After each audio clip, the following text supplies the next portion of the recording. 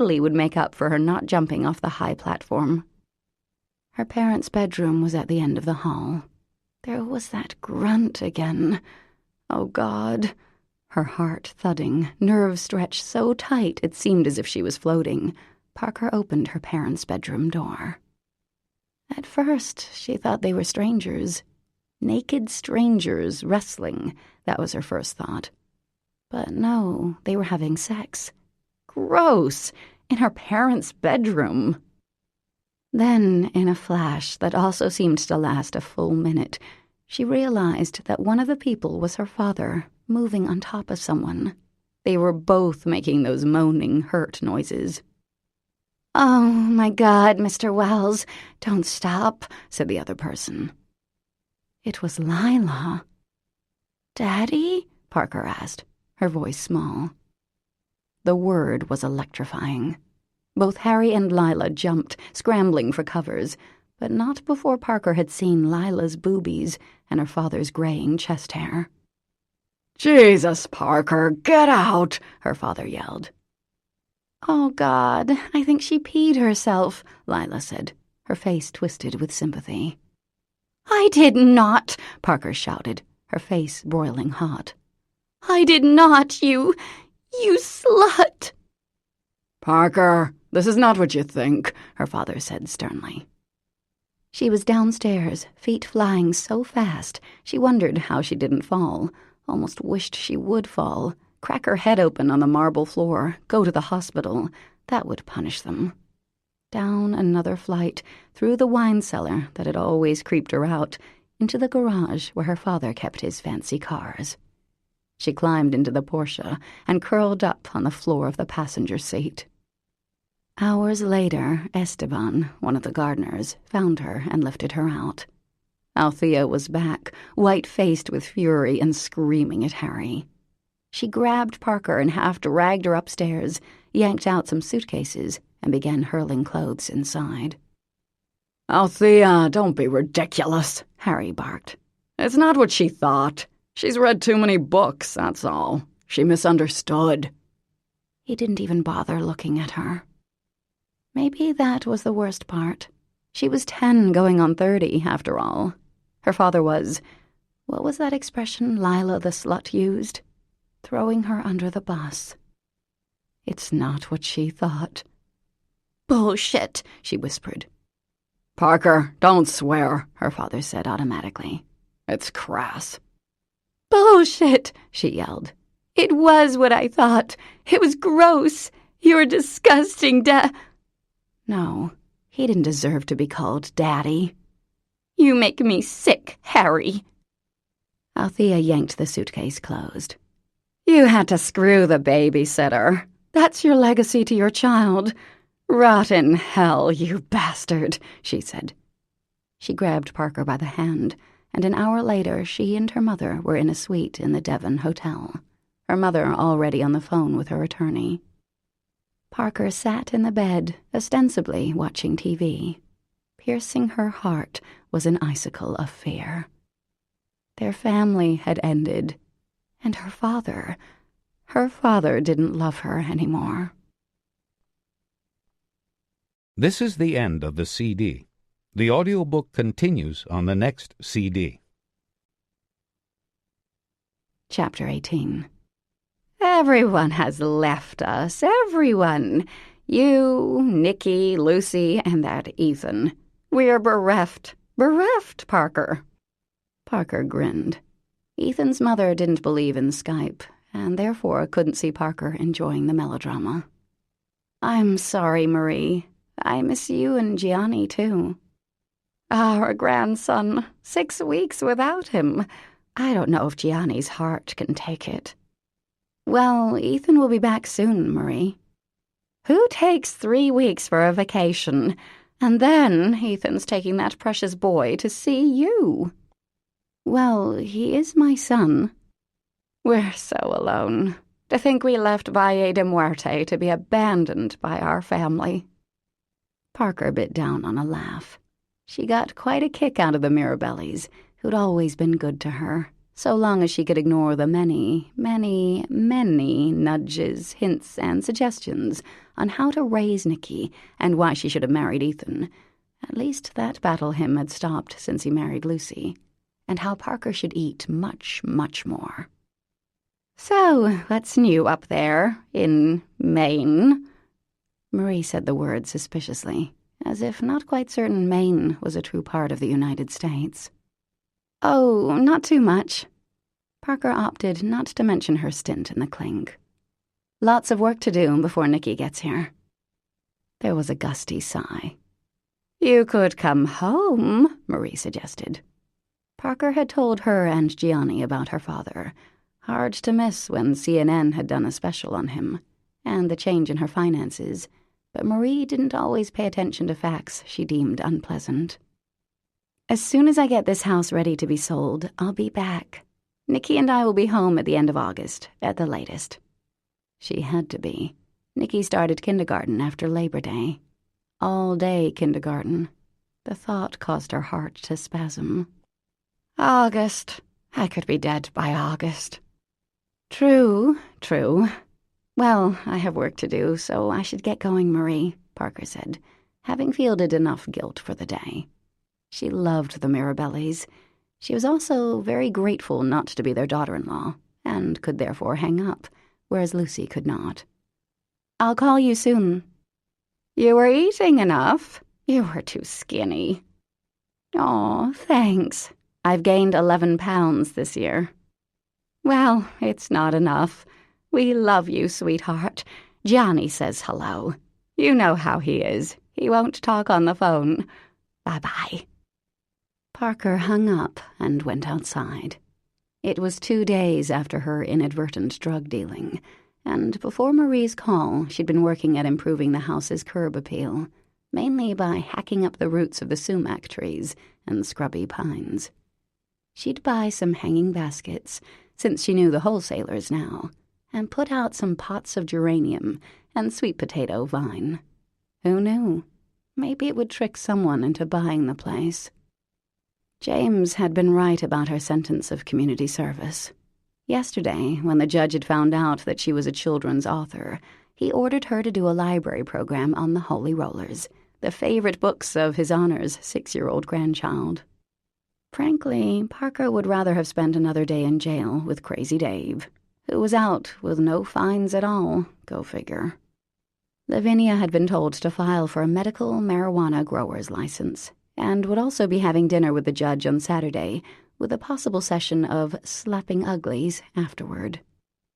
As for James, he was on the roof right now, doing God knew what. Looking beautiful, apparently. Killer tan, too, no matter that she'd bought him his own 100-factor sunscreen. His hair was curling from sweat, and the skin on his back glistened. She did love a sweaty man. "That's icky," said Golly. "You'll appreciate it when you're older," Parker muttered. Yes, she was 35 years old and hadn't been laid in 3 years. Time to look away. Time to focus. Funds were running low. A part-time job at the flower shop was not doing much other than covering groceries. To her own eyes, the cottage didn't look much better. In fact, it looked worse. The sides were stripped and covered in Tyvek, the shingles having yet to be delivered. The grass, which she'd hacked away at like some Amazon explorer, was uneven, rife with weeds and dry, thanks to a notable lack of rain this summer. "Don't worry so much," James called, reading her mind. "It's getting there. It looks worse before it gets better."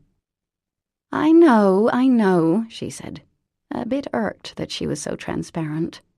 An electrician had put in a few more outlets and given them a discount, as he was an old schoolmate of Dewey's. The bathroom shower no longer leaked onto the floor. The 3 musketeers had come over to supervise her caulking. She couldn't change the fact that the tiles were pink, but she was working on how to make that look cute and retro, rather than hideous and dated.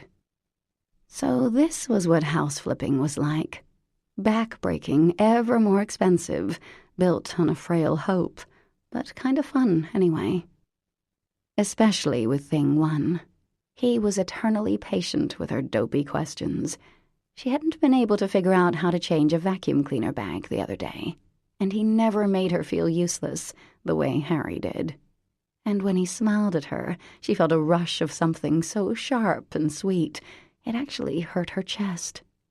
Add to this the fact that he walked around half-dressed all the time, and heck yeah. James knelt down to check something on the roof, then stood and crossed his beautiful arms over his beautiful chest. "Put up or shut up," he said with a wink. "Geez, thing one, such an ego." She paused. "But you are fun to look at." "You look nice, too," he said. "I'm on fire, stunned with lust." Her beige carpenter pants were grubby. The T-shirt from Gianni's Ristorante Italiano was torn, and her hair was stuffed under a Yankees baseball cap.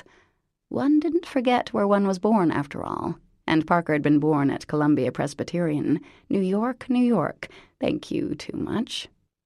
She was sweating like a racehorse, and could only imagine the shade of red her face had taken on. Beet or boiled lobster. Either way, she was not flushed a delicate pink. She knew that. The bathroom had a mirror, after all. Well, she'd cool off with a swim in another hour or so, and hopefully James would be the one ogling then. Seemed only fair. She knew he didn't like her swimming. He watched her like Nana watched the kids in Peter Pan when she was out there, but she also knew he couldn't take his eyes off her. 11 pounds be damned. So, mutual lusting, always fun. "Parker? Oh, dear God, tell me that isn't you, sweating like an Ecuadorian stonemason." Parker's eyes widened in shock at the sound of the voice. She turned. Oh, Lord, it was true. "Mom? What are you doing here?" Althea Harrington Wells Foster Brandheiser Levenstein was staring with open-mouthed horror at Parker, the house, the yard. She wore Jackie O-style sunglasses, a long silky scarf, and a white linen suit. The car was a red BMW with rental plates. "This," Althea said, "this is what Julia left you? Oh, the old shrew. I'd kill her if she wasn't already dead. She always made it sound like, oh, Parker, you poor, poor thing. And that father of yours, I'll kill him too. I hope he's someone's girlfriend in prison. I hope he's on a chain gang. I hope—" "Mom, wow, I can't believe you're here." Parker wiped her forehead with her sleeve and walked toward Althea. "Neither can I. I'm rather hoping this is a bad dream or hallucination. Tell me I'm wrong. Tell me you inherited the Pines, please." "This is it. It's all I have in the world, Mother dear." "Oh, my God. You may as well throw yourself off that dock and hope to drown quickly. The smell in this town. How can you bear it?" Actually, Parker had gotten used to the smell of baitfish. She gave her mother a robust hug, which Althea accepted, daintily patting Parker's shoulder. "It is what it is, Mom. But what are you doing here? Why didn't you call me?" Her mother removed her sunglasses and gave Parker a level look. "When one hears that one's daughter has been in prison, one hops on the next plane. Apparently, you're following your father into a life of crime." Parker sighed. "Yes, Mother, that's it exactly. I'm a drug dealer. It wasn't prison, by the way. It was just a holding cell, and the charges were dropped." "Just a holding cell? Dear Lord, what have we come to? Have you gained weight? You look beefy." Only Althea would call a size 10 beefy. She herself had the scrawny size 4 physique of the desperately middle-aged, those women who were liposuctioned and implanted, and had tans applied and paid a personal trainer to deny nature its due. "And calling me? Why was that a bad idea?" Althea stared.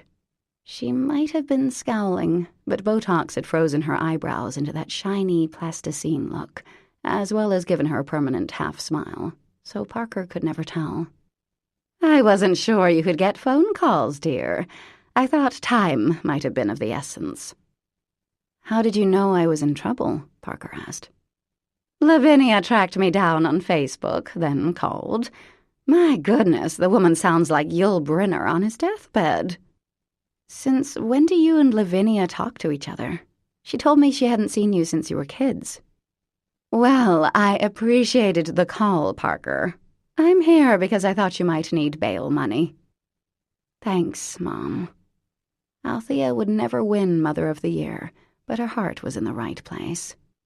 "What is that?" her mother asked, squinting as best she was able. Beauty stood on the steps, not quite ready to defend the place, not quite ready to back down from a stranger either. Progress, in other words. "Is that a dog?" "Shoot, I thought it was a pony." "No, you're right, it's a dog. Dang." Sarcasm is the lowest form of humor, Parker. Did Harvard teach you nothing? And who on earth is that? James was coming down the ladder. He walked over, all sweaty male glory, and extended his hand. "Hi, James Cahill. We've met a few times." Althea deigned to look at him. "Have we?" she asked. "Yes, at your grandson's christening, and again on his 3rd birthday." "He works for Harry, Mom. He's helping me out." "Is he? How fascinating. Put a shirt on, young man. If I wanted to see a naked man, I would have stopped at Chippendale's." James smiled that wonderful, achingly wide smile, causing Parker's ladyland to squeeze hot and hard. He gave Parker an amused glance and went off. He did not, she was pleased to see, put his shirt back on. Althea huffed. "Well, this ruins my plans. I thought we might spend some time together, do a little redecorating, but I see it's hopeless. I absolutely cannot stay here."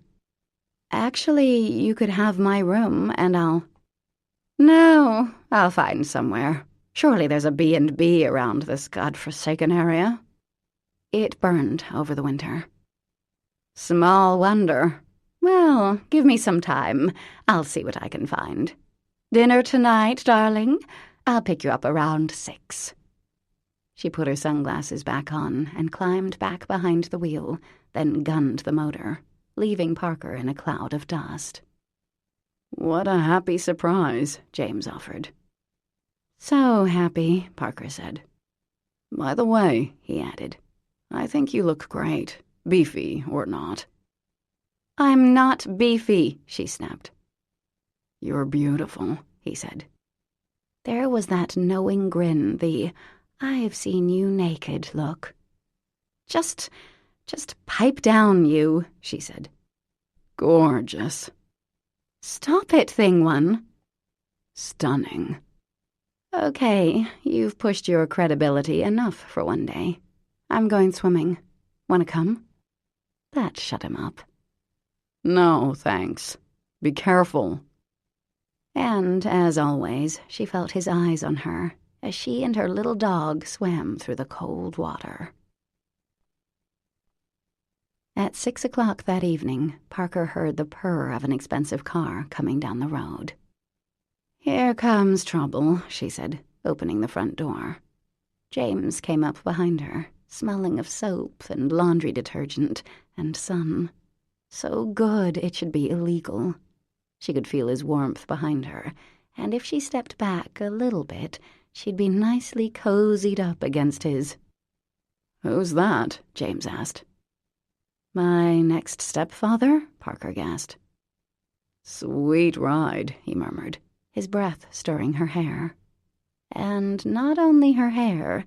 Lady Land perked right up. She cleared her throat and stepped forward a little bit. Her mother was sitting in the passenger seat of a chocolate-brown Porsche convertible. At least it wasn't black or red, so points to the driver for not living the total midlife crisis cliché. He was blonde, maybe 40 years old, and wore aviator sunglasses. "Hello, darling," her mother called, vaulting out of the car, her half-smile as unchanging and disturbing as Jack Nicholson's Joker. "Guess into whom I ran." "Into whom I ran?" James echoed. "That is some very impressive grammar." Althea hustled to the door and, ignoring James completely, whispered, "This is Collier Rhodes. He owns the Pines. He's loaded. Don't blow this. Husband material, Parker." "For you or for me?" Parker asked. "For you. Don't be ridiculous. I'm blissfully happy with Maury. Let's go. Hurry up. I don't want him to see this pig pen any more than he already has." She glanced back. "Collier will be 1 second. Oh, damn, he's coming in."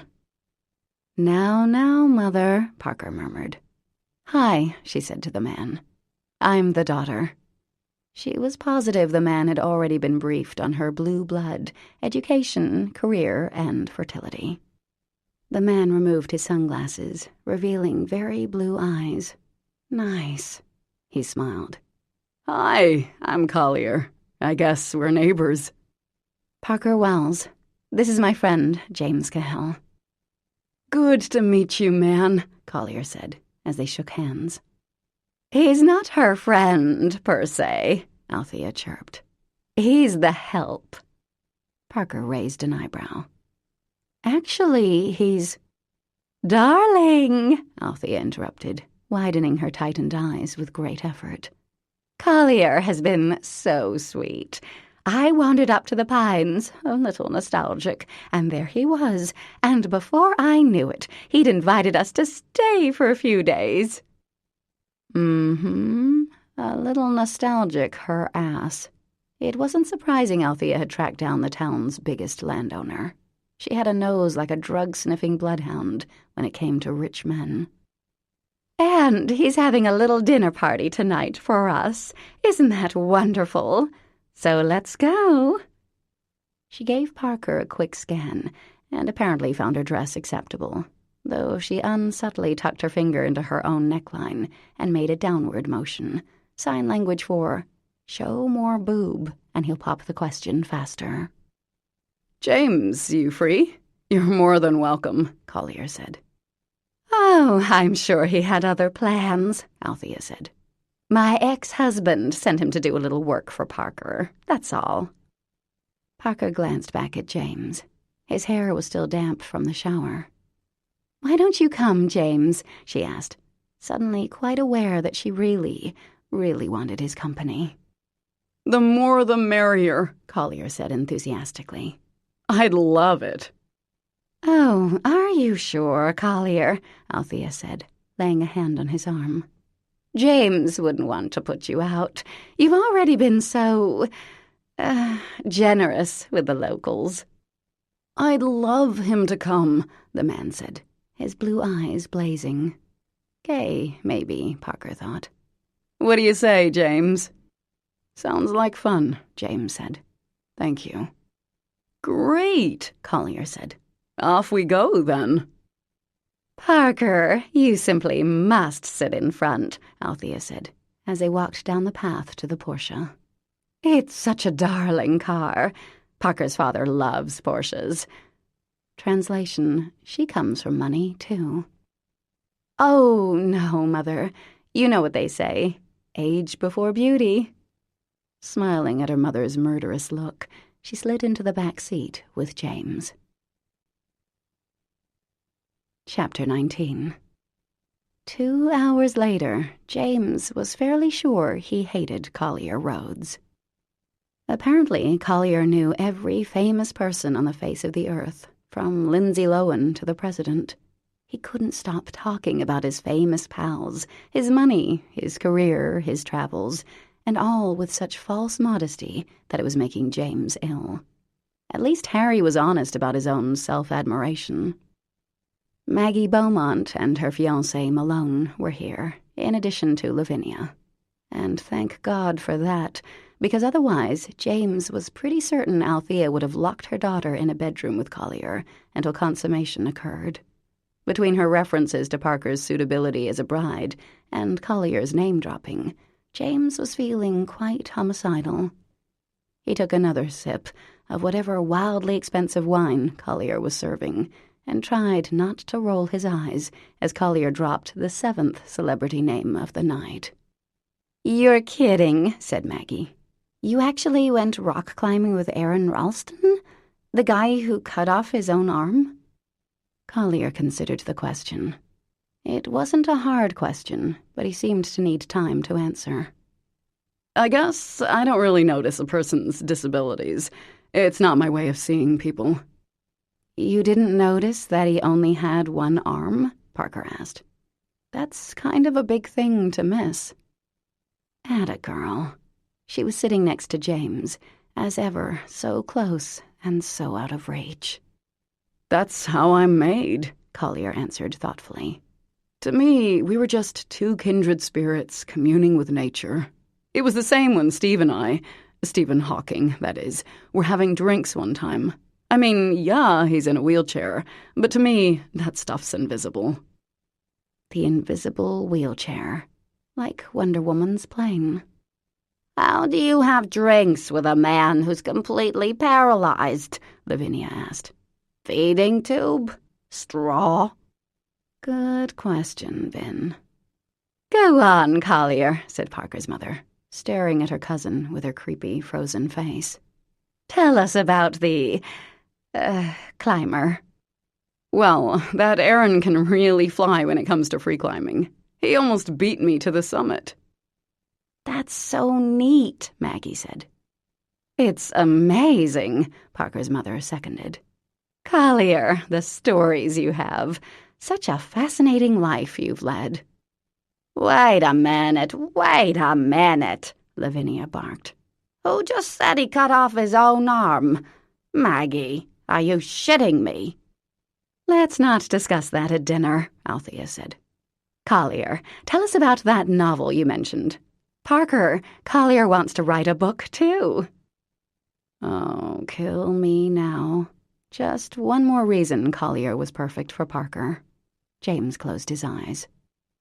"Another thing you have in common," Althea said brightly. "You don't really want to hear about my little idea," Collier said, gazing upon each guest in turn. "Most authors don't like discussing their work," James offered. "I've heard that too," Malone said, giving James a commiserating look. At least James wasn't the only one suffering. "I just read a book," Lavinia said, leaning back in her chair. "Pretty steamy stuff. Written by some Chinese chick. Very dirty. I enjoyed it." "Please tell us, Collier. I know I'm dying to hear about it," Althea said. "Well, Jim there has a point." That was another thing. Jim. "But if you insist." "We do," Althea chirped. Malone sighed. Okay, Collier said, holding his hands up in mock defeat. "It's about this retired Microsoft executive." "Like you?" Parker asked innocently. "Well, not really. But maybe. He's a little like me in that he retired young after making his fortune." Making his fortune? Did people talk that way?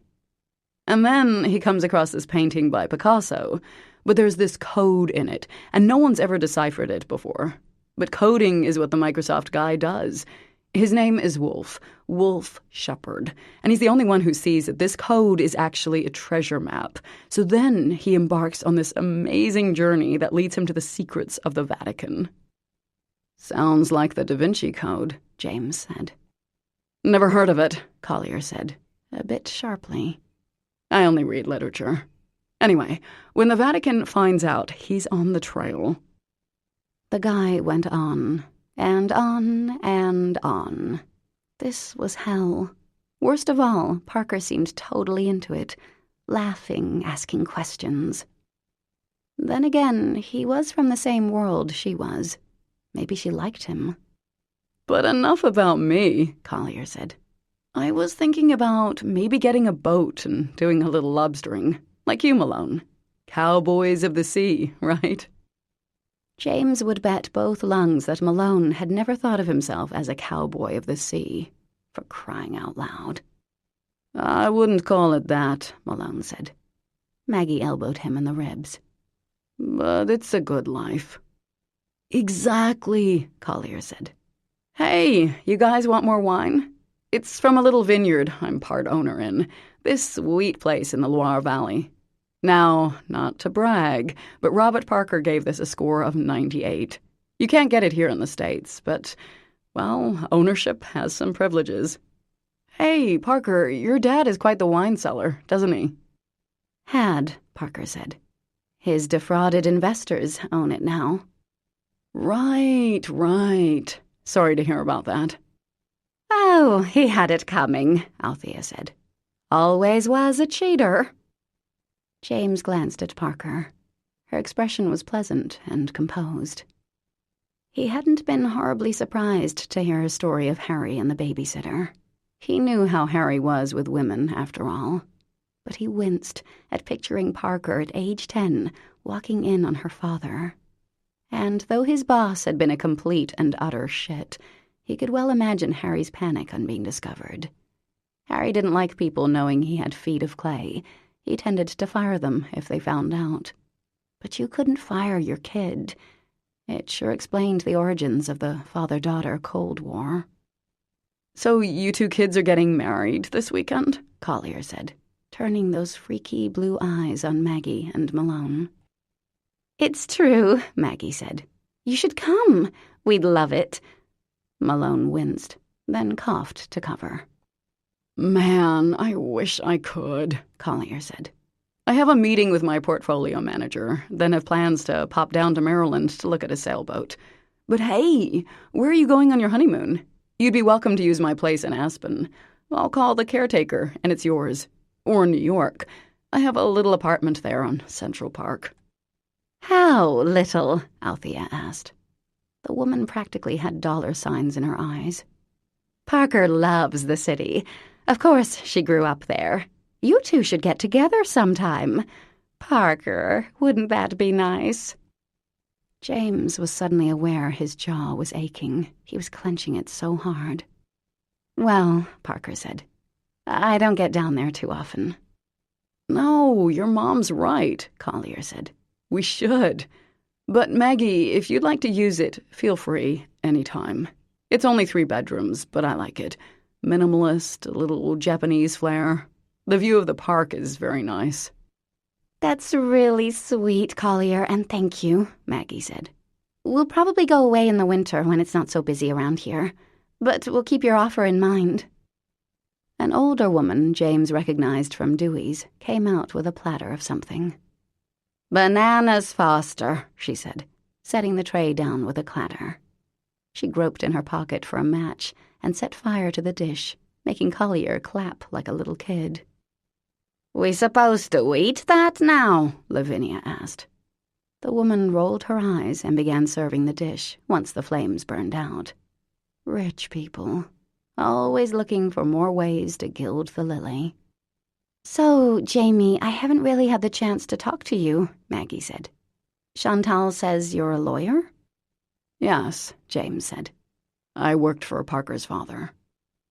May he rot in prison, Althea added, sucking down the last of her martini. The cook put a plate of slimy, burned bananas in front of him. Nasty. I thought you were a carpenter, Collier said. No, but I worked on a construction crew in college. He met Collier's eerie gaze. And are you and Parker dating? Collier asked. Heavens, no, Althea cried.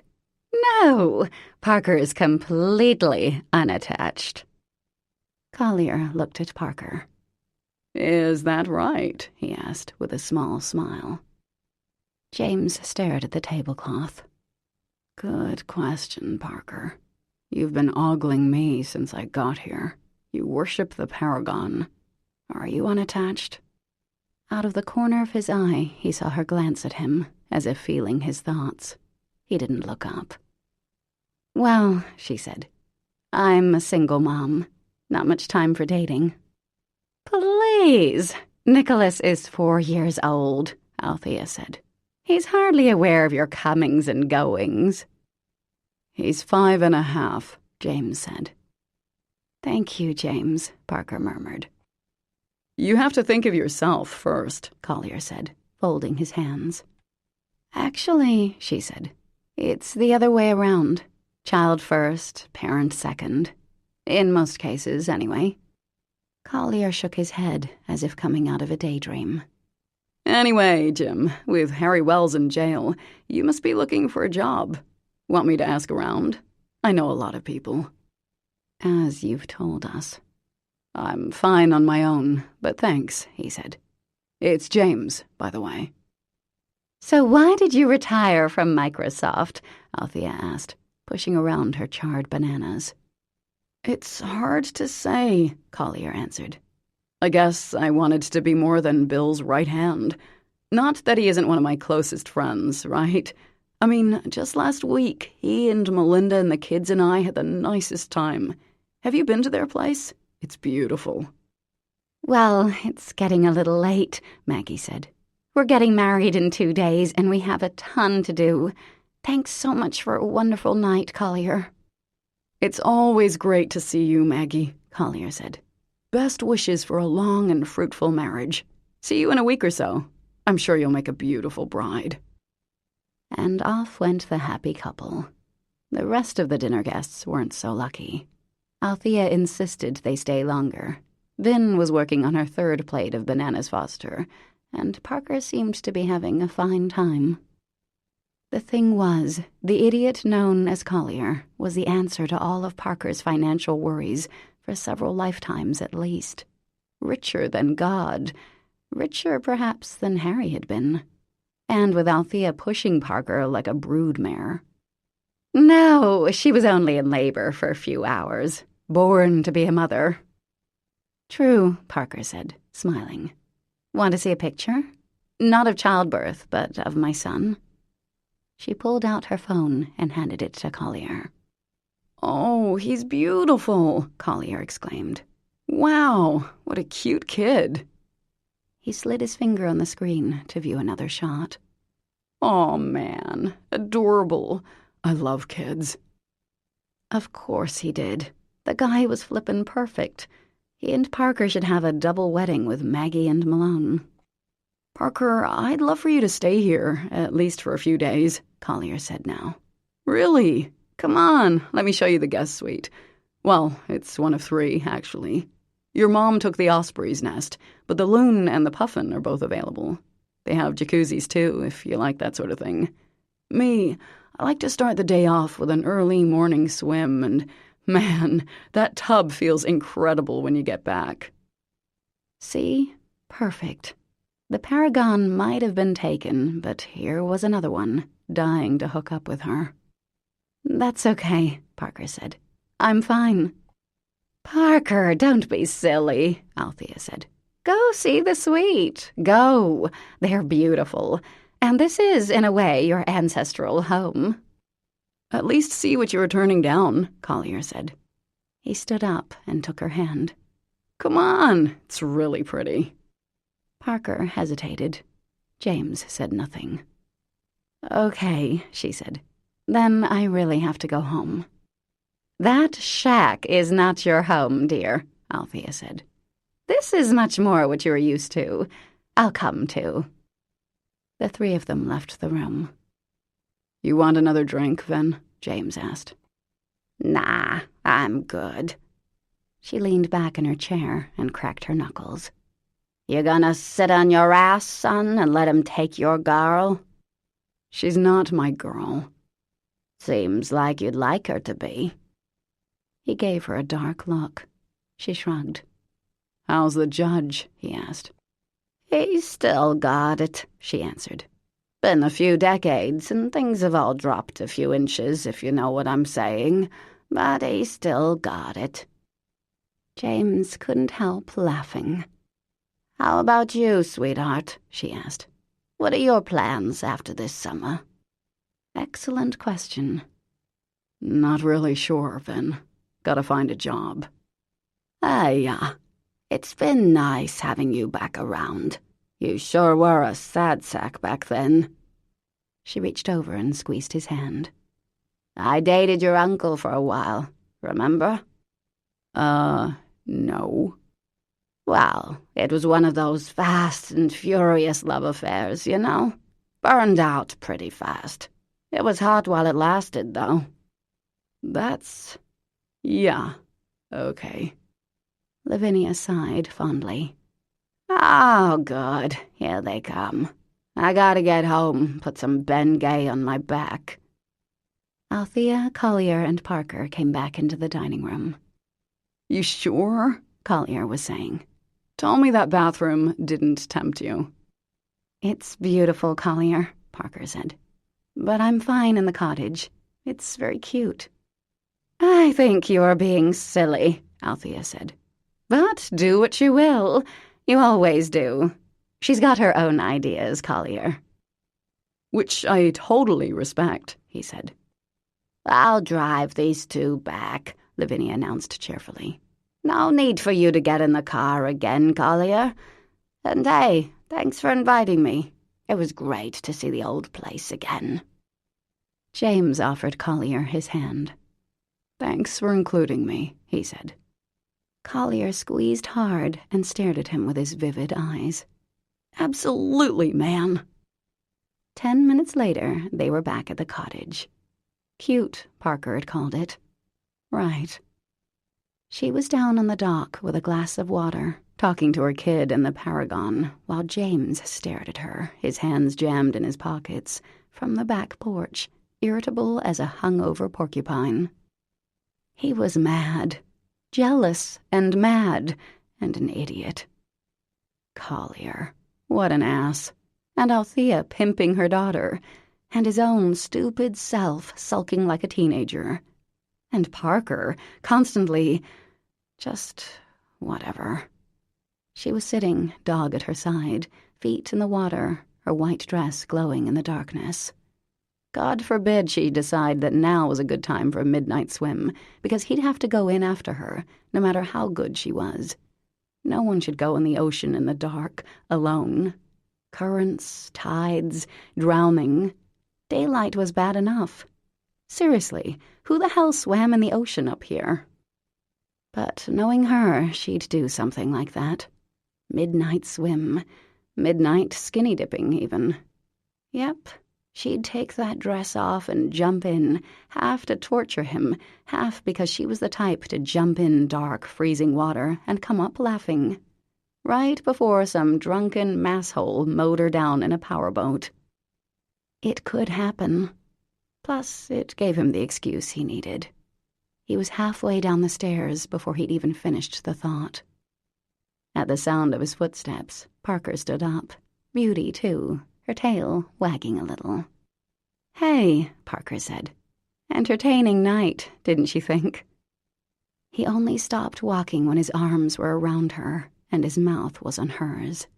She made a surprised little squeak, but oh God, her lips were so soft, and he kissed her hard. Too hard, maybe, one hand sliding through her silky, cool hair, gripping the back of her head, a kiss that reached right in and clamped his heart in a fist. The taste of her, the smell of her softness melded against him. The kind of kiss that ruined a man. Then he let her go, turned around, and left her standing on the dock, one hand over her lips, her dog standing at her side. Chapter 20. Parker was gone when James woke up at the late hour of 6:38 a.m. the next morning. There was a note next to the coffee pot. Early delivery at flower shop, library thing at 10. If you go out, make sure you shut Beauty in my room, okay? Nothing about last night, of course. Parker Harrington Wells was not the type to leave a note saying, "Thanks for the kiss. It changed my entire perception of you. Let's get it on, shall we?" Or, "Never kiss me again, thing one. Don't even look at me." Nope. He'd bet his left nut she'd never bring it up again. And look, he was stroking the words as if he was that idiot Romeo, the prince of poor planning, and little Miss Capulet had sent him a lock of hair. Totally whipped. With a hearty sigh, he started making breakfast. Parker's dog was watching him from the doorway of the bedroom. He had yet to convince the scared little thing he wasn't about to kick her. "Want some bacon?" he said. She didn't move. He dropped half a piece on the floor and glanced over at her. Beauty wagged her tail and licked her chops, but didn't move from her spot. Another female who wanted nothing to do with him. Yep, whipped. Well, nothing a little hard labor and some headbanger noise wouldn't cure. He went outside, flipped the radio on to the metal station. Dream On by Aerosmith. "Point taken," James said. The tin roof was on, the chimney repaired. Time for some deeply satisfying physical labor. Forget the nail gun for now. James picked up his hammer in one hand, a cedar shingle in the other, and got to work. Too bad his father couldn't see the tidy job James had done. Of all 4 boys, James had always been the one most interested in their father's work. The best at it, too. Tom was a general contractor like their dad. Matt worked at a factory that made Adirondack chairs, and Pete did finish carpentry. If he'd thought there'd been a chance in hell they'd have come up here, James would have asked for the help.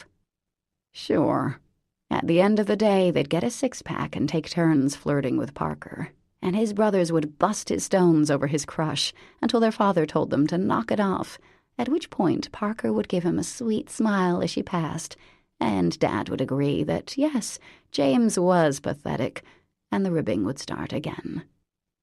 Dream On was right. What had his father called him the last time they'd spoken? A slick little bastard, which had not stopped dear old Dad from cashing any of the checks James had ever sent. Helping Parker was a way to do Harry a final favor, after all the man had done for him. Not just the healthy salary, either. He'd given James a place in the world when James had had none, given him a father figure, and when your own father hasn't looked you in the eye since you were 12 years old, that meant something.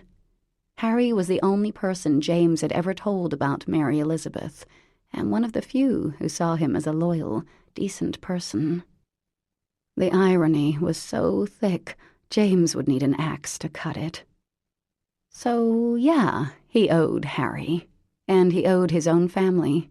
He sure as hell owed Mary Elizabeth, and Parker, and her son. But it got tiring owing everybody everything all the time, living in a debt of guilt, trying to look at yourself in the mirror. He felt a tickle at the back of his leg and looked down. It was Parker's dog, standing next to him, looking up at him with those big brown eyes. Her tail gave a tiny, non-committal wag. "Hey, Beauty," he said. She wagged again. "Are you a sweet girl?" She bent her head, seeming to acknowledge that, yes, in fact, she was. Very slowly, he knelt down. She didn't run. "Are you a pretty girl, Beauty?" The wagging grew more constant, though still tentative. "You got any pointers for me, dog?" When James was a kid, they'd had a dog. Brandy, a big old Irish setter. After what had happened, it seemed as if she was the only one left who still liked him. She died 2 years later, and the Cahills had never gotten another. Slowly, James reached out to pet Beauty's head, but just as he almost touched her, a car came roaring up to the house, and the dog bolted, disappearing around the front and down the stairs toward the dock. Collier Roads. Why not Jay Gatsby, right? Same overall message. The Porsche purred to a stop, and James threw his hammer down with more gusto than was perhaps necessary and walked over to the driveway. "Hi, Jim. How's it going here?" Collier. "So, is Parker around?" "Why don't you go step on a rusty nail, huh, pal?" "She's either at the flower shop or the library." "Awesome." Collier glanced around the cluttered little yard. "Think she'd be interested in having dinner on my boat tonight?" "Yep. Lockjaw would definitely improve you." "Better ask her." "I will." The guy looked at him for a second. So this buddy of mine and I were talking the other day. Sebastian Younger? No, though he and I did shoot the breeze at a fundraiser a few years ago. Why, you know him? No. Collier frowned. Anyway, this buddy of mine happens to work at the SEC. Oh. James gave him a long look, noting the smug gleam in the alien blue eyes. I have to get back to work, he said. He turned and walked back to the side of the house. Does she know? Collier called. James didn't answer, and a minute later he heard the snug thunk of the sports car door closing, then the expensive thrum of the motor as Collier left. Poor little kitten went through the pearly gates into heaven, where there were rainbows and butterflies and flowers and fields and so many friends. Poor little kitten was not poor anymore, nor was she squished from the tractor. It's beautiful here, she mewed happily. I know, said Spike. Now don't forget, you have to choose a heaven name. I choose Princess, said the sweet little cat, and all the other cats cheered. With that, Spike kissed the little kitten on her soft, fluffy head, then sped back to Earth on his magical roller skates. Her heaven name is Princess, he told the children, as their tears dried in the sunshine. And she's very, very happy. Now, who wants some angel food cake? And with that, Golly, Polly, and Molly, Ike, Mike, and Spike brought the mortal children to their special treehouse, ate cake, and everyone felt much, much happier. The end. Unfreaking believable that these books had made a fortune. Parker swallowed the familiar bile that had crept up her throat during the reading and looked at the assembled children. Collier and her mother stood together in the back, and Lord have mercy, Collier was wiping away tears. Grow a pair, pal, she thought, even as she nodded with a smile. James wasn't here. Just thinking his name made her heart speed up. But James was absent, despite her note telling him exactly where she'd be. So what was that about? A guy kisses the stuffing out of you. You'd think he'd accept a blatant invitation to come see you. But he hadn't, and it was a bit surprising how disappointing that was. Any questions? She asked. Did you write Harry Potter? Asked a cute little blonde girl. Judge Freeman's granddaughter, if she wasn't mistaken. No, honey, I didn't, but I sure love those books, don't you? Are you going to go to Hollywood and see the movie of your books? Asked another little girl. No, not to Hollywood, but my son and I will see the movie, sure. He's 5. Anybody else here 5? Several hands shot in the air, and for the next hour, Parker took questions. Which holy roller was her favorite? Why did Mike have blue eyes and Ike have brown? Did she draw the pictures? Why not? Was she rich? Why not? Had she ever met Harry Potter? Why not? Was she writing more books? The little bloodsuckers always asked the hard questions. I'm taking a little break this summer, Parker said. But I'm reading a lot. What are some of your favorite books? There, truth deferred. The truth was, Parker still had nothing. Every day she'd tried, and yet every idea had been so ridiculous that she couldn't bear to go on. Fairies, leprechauns, gnomes, dwarves, giants. Farm animals, wild animals, domestic animals. City kids, country kids. Kids from the future, kids from the past, kids on drugs. That was going to be a young adult novel, which had petered out after sentence number 4. Horses with wings, horses with horns, horses with psychic powers. Wild cats, domestic cats, long-haired cats, big cats, blind cats who formed a penal colony and ruled using their heightened sense of smell. Yeah. The only decent things she'd written this summer were the postcards to Nicky, so he'd have something from her every day. Well, kids, hasn't this been wonderful? The children's librarian said. Can everyone thank Miss Wells for coming in today?" "Thank you, Miss Wells," they chorused, and Parker gave out hugs and autographs. Being with the kids made the Nicky ache swell, but the hugs were so sweet, given with unhesitating affection. Maybe she could get her master's and teach. At the moment, though, she couldn't afford to go back to school. When the kids had left, Althea approached, her arm through Collier's. "Parker, I'm really, really moved," Collier said, his eyes still wet. "I'm so moved. Wow, that was beautiful. Such a statement of faith and simplicity. Truly touching, Parker. Where on earth did you get the inspiration?" "A pear. Grow one." "Oh, heck, you know how it is, right? I mean, you're a writer, too." Collier gave a pleased shrug. "I guess I do. Yes. Hard to put a finger on exactly where ideas are born. The muse strikes when she chooses. Well said. You were right." "Darling." Althea put a bejeweled hand on Parker's bare arm. "Let's have lunch, shall we? Collier knows a wonderful little place in Bar Harbor. He's friends with the owner." Of course he was. "Actually, Collier, do you mind if I steal my mom so we can have a little time alone?" she asked, smiling up at the guy. "I'm going on Skype with my son, and he'd love to see his Mimi's face." "Mimi, that's adorable. Of course, I understand completely. Your son comes first." He winked, as if showing her he'd truly been listening last night, then kissed Althea on the cheek. "See you later, beautiful ladies." "I really think you have a shot with him," Althea said, as they watched him leave. "I really don't want one," Parker said. "Come on, Mom. I was serious about Nicky. Over here." She waved to the librarian, who was used to Parker coming in every day, and sat in front of the computer. A few minutes later, she was looking at her son's beautiful face, his twinkling brown eyes, that adorable nose. "Hi, baby," she said, the sight of him filling her with a bubble of joy. "I have a loose tooth," he announced. "Look." He grabbed his top front tooth and leaned closer to the computer screen and wiggled.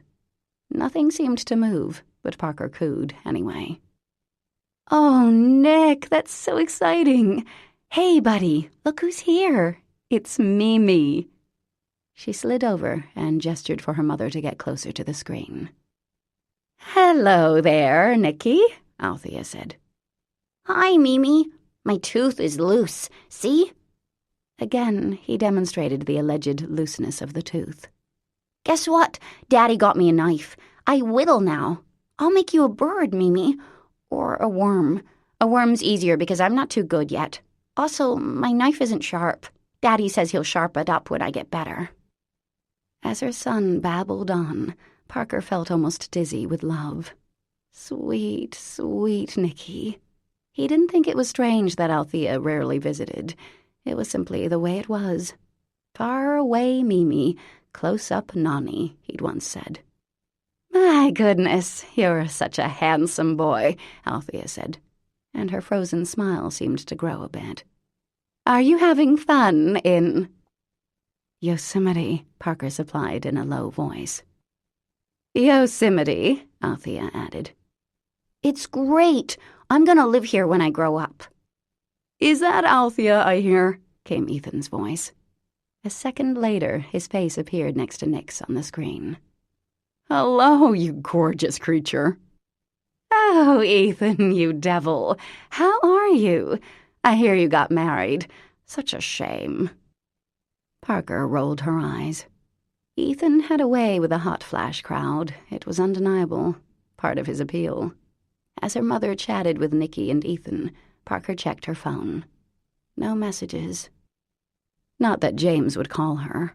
Not when they lived in the same house. Not when he was steaming mad. That kiss last night. She'd never been kissed like that, just grabbed and owned. She swallowed. Hot. It was hot in here. "Mommy, I found a rock this morning. Want to see?" Yes, hold it up, she said. Rocks were Nikki's thing.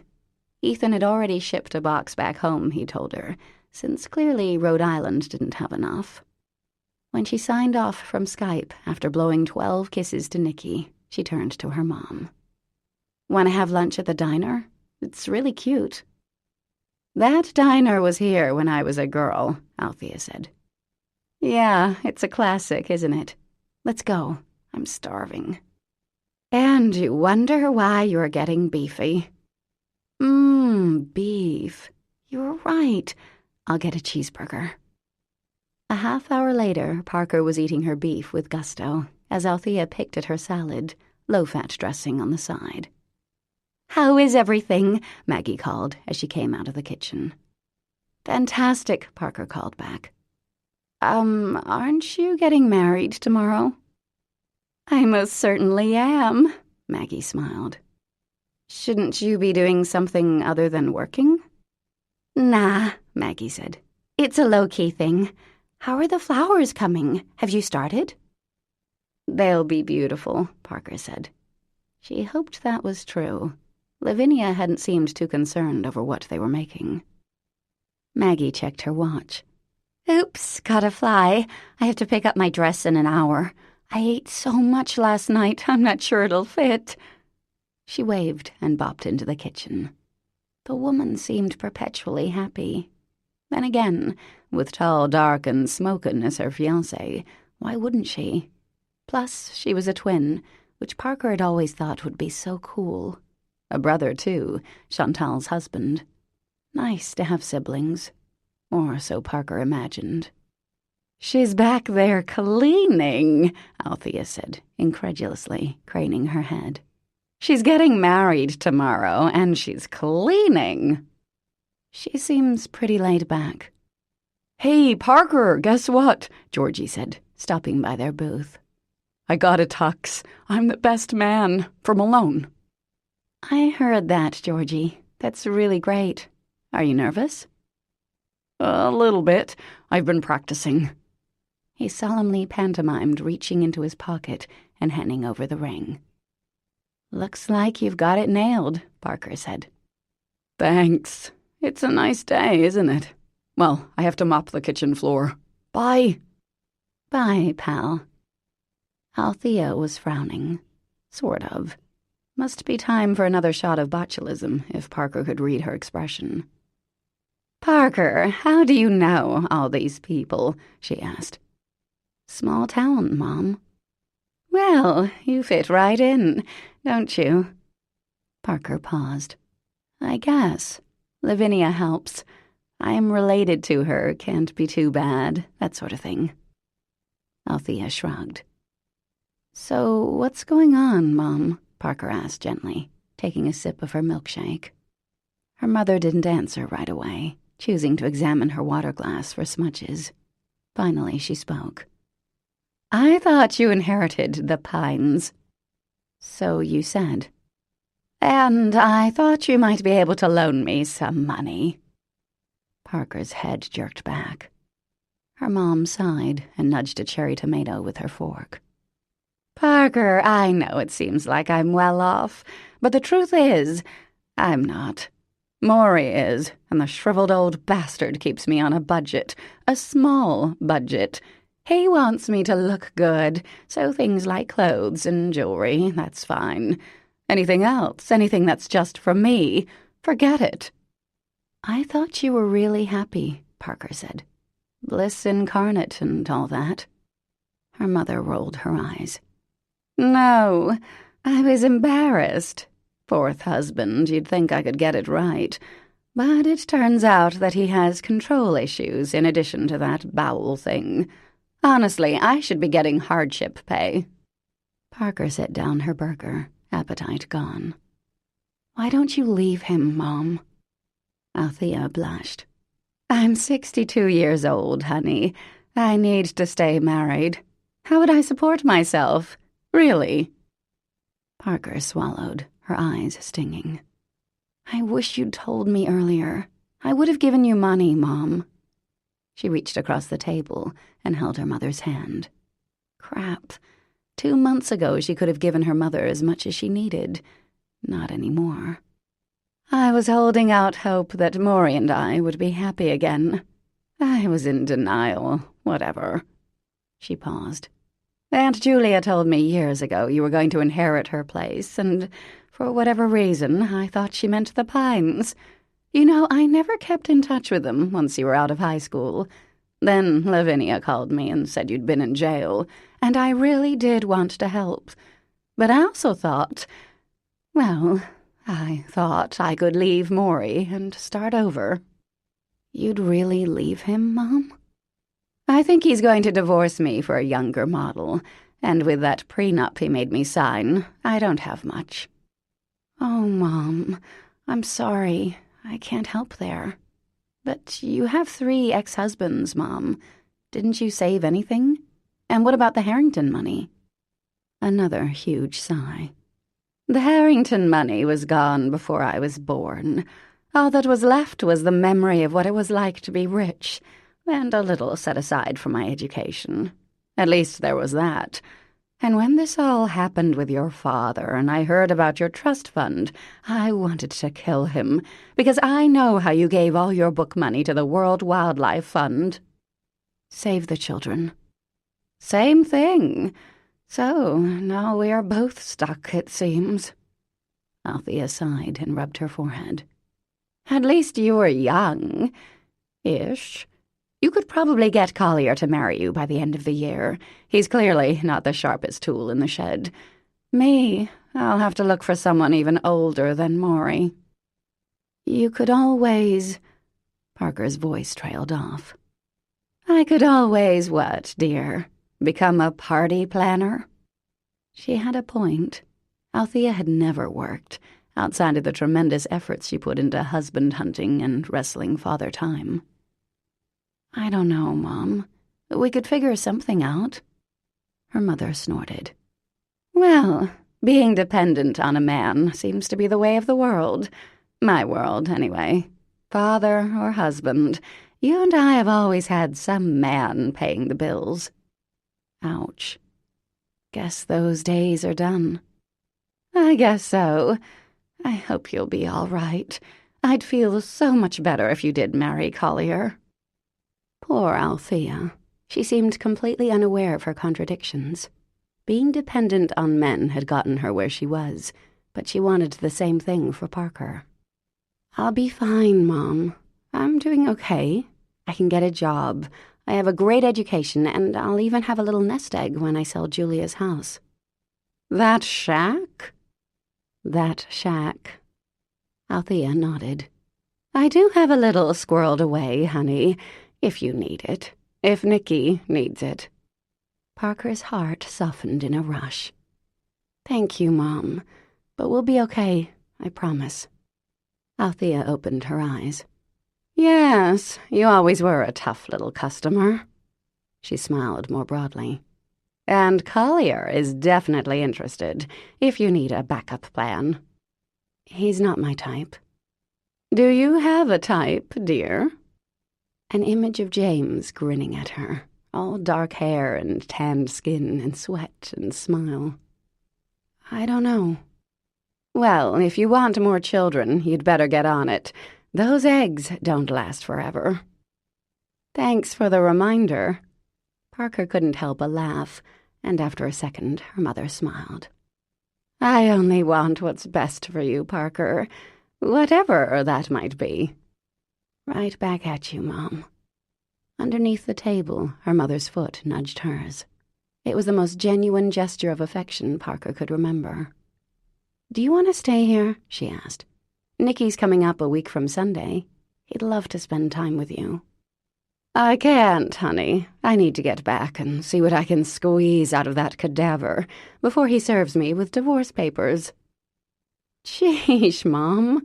Parker laughed. Anyway, I have a flight out of Bangor at 6. Tomorrow's our charity fashion show. I'm walking the runway. Can you believe it? Part of the tryouts for Real Housewives. I thought you were afraid Maury's divorcing you. What does that have to do with the show, sweetheart? Half those marriages are shams. More than half, I'm sure. Right. Well, good luck, Parker said, grimacing. What are you wearing? A gown. Feathers. It's a Christian Siriano. Cool. You don't even know who that is, do you? Nope. Yet I claim you as mine. Althea stood up. Lunch is on me, darling. Back to the coal mines. Don't marry an older man, Parker. I can't remember the last time I was properly laid. You should talk to Lavinia. The woman is a walking sex education. Althea smiled. She always was. Maybe I'll stop by her shop. Well, take care, darling. She air-kissed Parker on each side, but Parker pulled her bony little mother against her and hugged her properly, getting a little contact high on Chanel No. 5. Love you, Mommy. Althea squeezed her back. I love you too, honey. By the way, Pilates will do wonders for that little tummy of yours. And trust me, in 5 years, this, she pinched Parker's ass, will be 3 inches lower than it is now. Tempus fugit. Bye. I'll call soon. Bemused, Parker watched her mother leave, seemingly resigned to her fate with Maury. For the moment, anyway. Odd that she'd come to Parker for help. Odd, but nice. Chapter 21. Don't know why your panties are in such a twist, Lavinia said a few hours later. It's not your wedding. Well, I like Maggie and Malone. She wound a blue ribbon around the stem of a bouquet, fingers flying. So do I, Lavinia said. Just don't see what's so awful about them there. She gestured toward the Teleflora book, circa 1972, at the arrangements she told Parker they'd be reproducing. Orange chrysanthemums, Vin? We are not doing orange chrysanthemum centerpieces. Trust me, we can do gorgeous. Well, for $300, it's gonna be only so gorgeous. Lavinia did her trademark stub out, and while Parker's own hands had developed some calluses these past couple of weeks, the sight of Siggy against Palm still made her flinch. It'll be gorgeous. You'll see. Get here early, okay?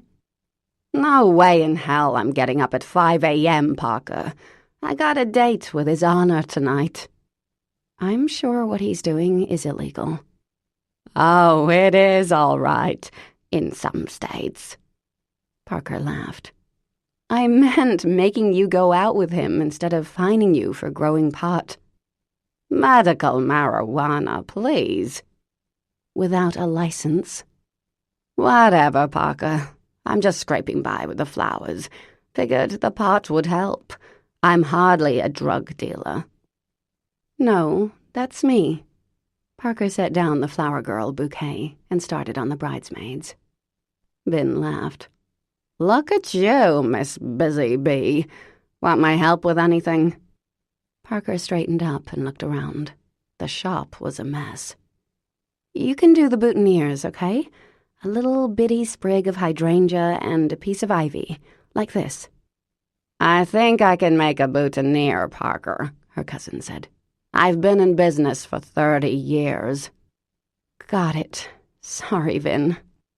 Lavinia gave her a grudging smile. Ah, well, I admit, you're not half bad at this. By 4 o'clock, Parker's back was aching, and they still had miles to go. But Lavinia was growling about the judge, and honestly, everything that could be done today was done. She'd take care of the rest in the morning. Then, you go ahead. You have a date. I'll clean up. It's more of a sex date. What do you kids call that these days? Booty call? Hey, don't get me wrong, my eyes are wide open. Men would fuck a fur-lined knothole, you know what I mean? I'm just glad to be getting a little sum-sum at my age. Parker grinned. I'm so glad we're related, she said honestly. You're a good cousin, Lavinia said. Not much like your mother, are you? Mom's not so bad.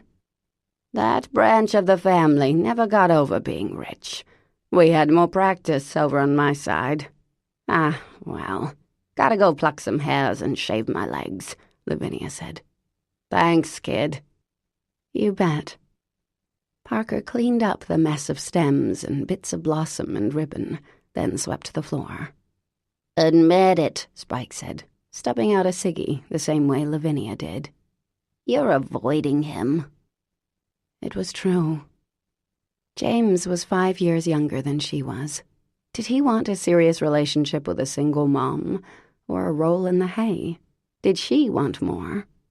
James always seemed so much like Harry, slick and sincere. Parker, always lovely to see you. She couldn't help feeling as if he was mocking her, that lifted eyebrow, that gleam in his eye. His compliments in her books always stung a little, as if she didn't already know they were nauseating and fake. And yet, James had spent the past 2 weeks working like a draft horse. There had been moments between them, sure, chemistry and all that. But the truth was, she really didn't know what kind of a man he was, and... She paused in her sweeping, a little surprised at the thought that was forming in her brain. And if James ever found out just how lonely she really was, it would be horrible. Because nobody knew that. She wanted a husband. She wanted more kids, maybe. And yes, she was 35. She wanted someone who loved her the way Ethan loved Lucy, who looked at her the way Malone looked at Maggie. And let's be honest, she'd never had anything even close. James was here under orders from her father. He wanted her, sure, but Nikki was coming in 9 days. Well, she couldn't avoid him forever. She locked up the shop and headed for home. The Volvo was comforting, the smell of goldfish crackers and old leather, the indentation in the back seat from Nikki's booster, reminding her who she really was. A mom. With a sigh, she pulled into the driveway. James was shirtless, sweaty, and doing stuff for her house. Parker's knees weakened. He's beautiful, said Golly. Preach it, sister, Parker muttered. She forced her attention to the house. Her purpose in being in Maine, after all. Flip the house, earn a little money for a place back home. She dragged her eyes off Thing One's arms, those lean, muscular, capable arms that had crushed her against him last night. A kiss so fierce and angry and hot that... House, Parker, house. James had reshingled the entire western side of the house. For now, the color was creamy cedar, but the salt winds and water would turn the shingles to gray. He didn't look up as she got out of the car, but Beauty came bounding over, her plumy tail wagging, her nose cool against Parker's leg. Wow, Thing One, you've been busy, Parker said, as she bent to pet her little dog. Yes, adopt a casual attitude. Definitely the way to go. It looks great. Thanks. He didn't look at her. You're welcome. Thank you. My pleasure. Still no eye contact. Beauty lay down in the grass and put her muzzle on her paws, watching the two humans avoid meaningful conversation. So, the library thing was kind of fun, as debts to society go, Parker said, reaching out to touch a shingle with one finger. Good. Bang! The sound of the air gun made her jump. James bent, his ass perfect, and picked up another shingle. Bang! Collier was there, Parker said. No comment. I reduced him to tears as the holy rollers helped bury the squashed kitten. He's a sensitive soul. Bang! Was James jealous? Please, she wasn't that desperate. Still, perhaps clarification would be in order. Yeah, well, he's very nice and all, but I don't think I could be friends with a man who took those books seriously. No comment. His neck glistened with sweat. So, James, you kissed me last night. Yes. Bang. Parker reached out and put a hand on his warm, hard shoulder. Would you please stop for a second and talk to me? He put down the nail gun and folded his arms across his chest, and looked at her with those dark, dark eyes. No smile. It was a little intimidating, in a very hot way, in a smoldering, brooding, alpha way. Heck yeah. Put a shirt on, thing one. Cover up all that male beauty and stop distracting me. He smiled at that, and crap, it was worse than ever, because that smile melted her, and the idea that she could make him look that happy had her heart swelling. It felt good, earning that smile. James obeyed, getting his t-shirt from the railing of the porch and pulling it over his head. "There, can you think straight now?" he asked. "Better," she said. So, I kissed you." he stared at her, the wind ruffling his thick hair. "Yes." She cleared her throat. "And while it had a certain effect, I don't think it should happen again." "I think it should." Bang! No nail gun this time, just her rabbity heart. 9 days till her son came back. "Well, things are uncertain in my life, as you're aware, and even though you're very cute and, yes, we've done the deed before, it's a bad idea." "Why?" "Not sure, actually. It just is." A smile began at the corner of his mouth and spread slowly. Parker's skin actually broke out into goosebumps. "Get a grip, Parker," she told herself. "Fling, fling, fling," chanted Ladyland. "You're scared," he said. "Could be, thing one. Or it could be that I'm smart. Either way, not gonna happen again, okay? I'm flattered, and, as I said, you're quite cute. But no, thank you. Now, I'm going inside to start painting your bedroom. Can I get you a drink of water?" The smile was full-blown now. Devastating smile. 2 more seconds of that smile, and James would find himself flat on his back with her on top of him. "That'd be great, Parker. Thank you." She stood there another second. How could she have thought he looked sulky and brooding when he had the most wonderful, open, generous, happy, genuine smile in the whole world? Crikey. 1 ice water coming up for my hard-working boy. She smiled, too. See? We can get along just great. And went inside, stuck her head in the freezer, and told Lady Land to pipe down. An hour later, Parker paused outside James's bedroom, which would soon be Nicky's bedroom. His was the last room to be painted. She'd discovered that she loved painting rooms. Painting was good for the soul. It was soothing and exciting both.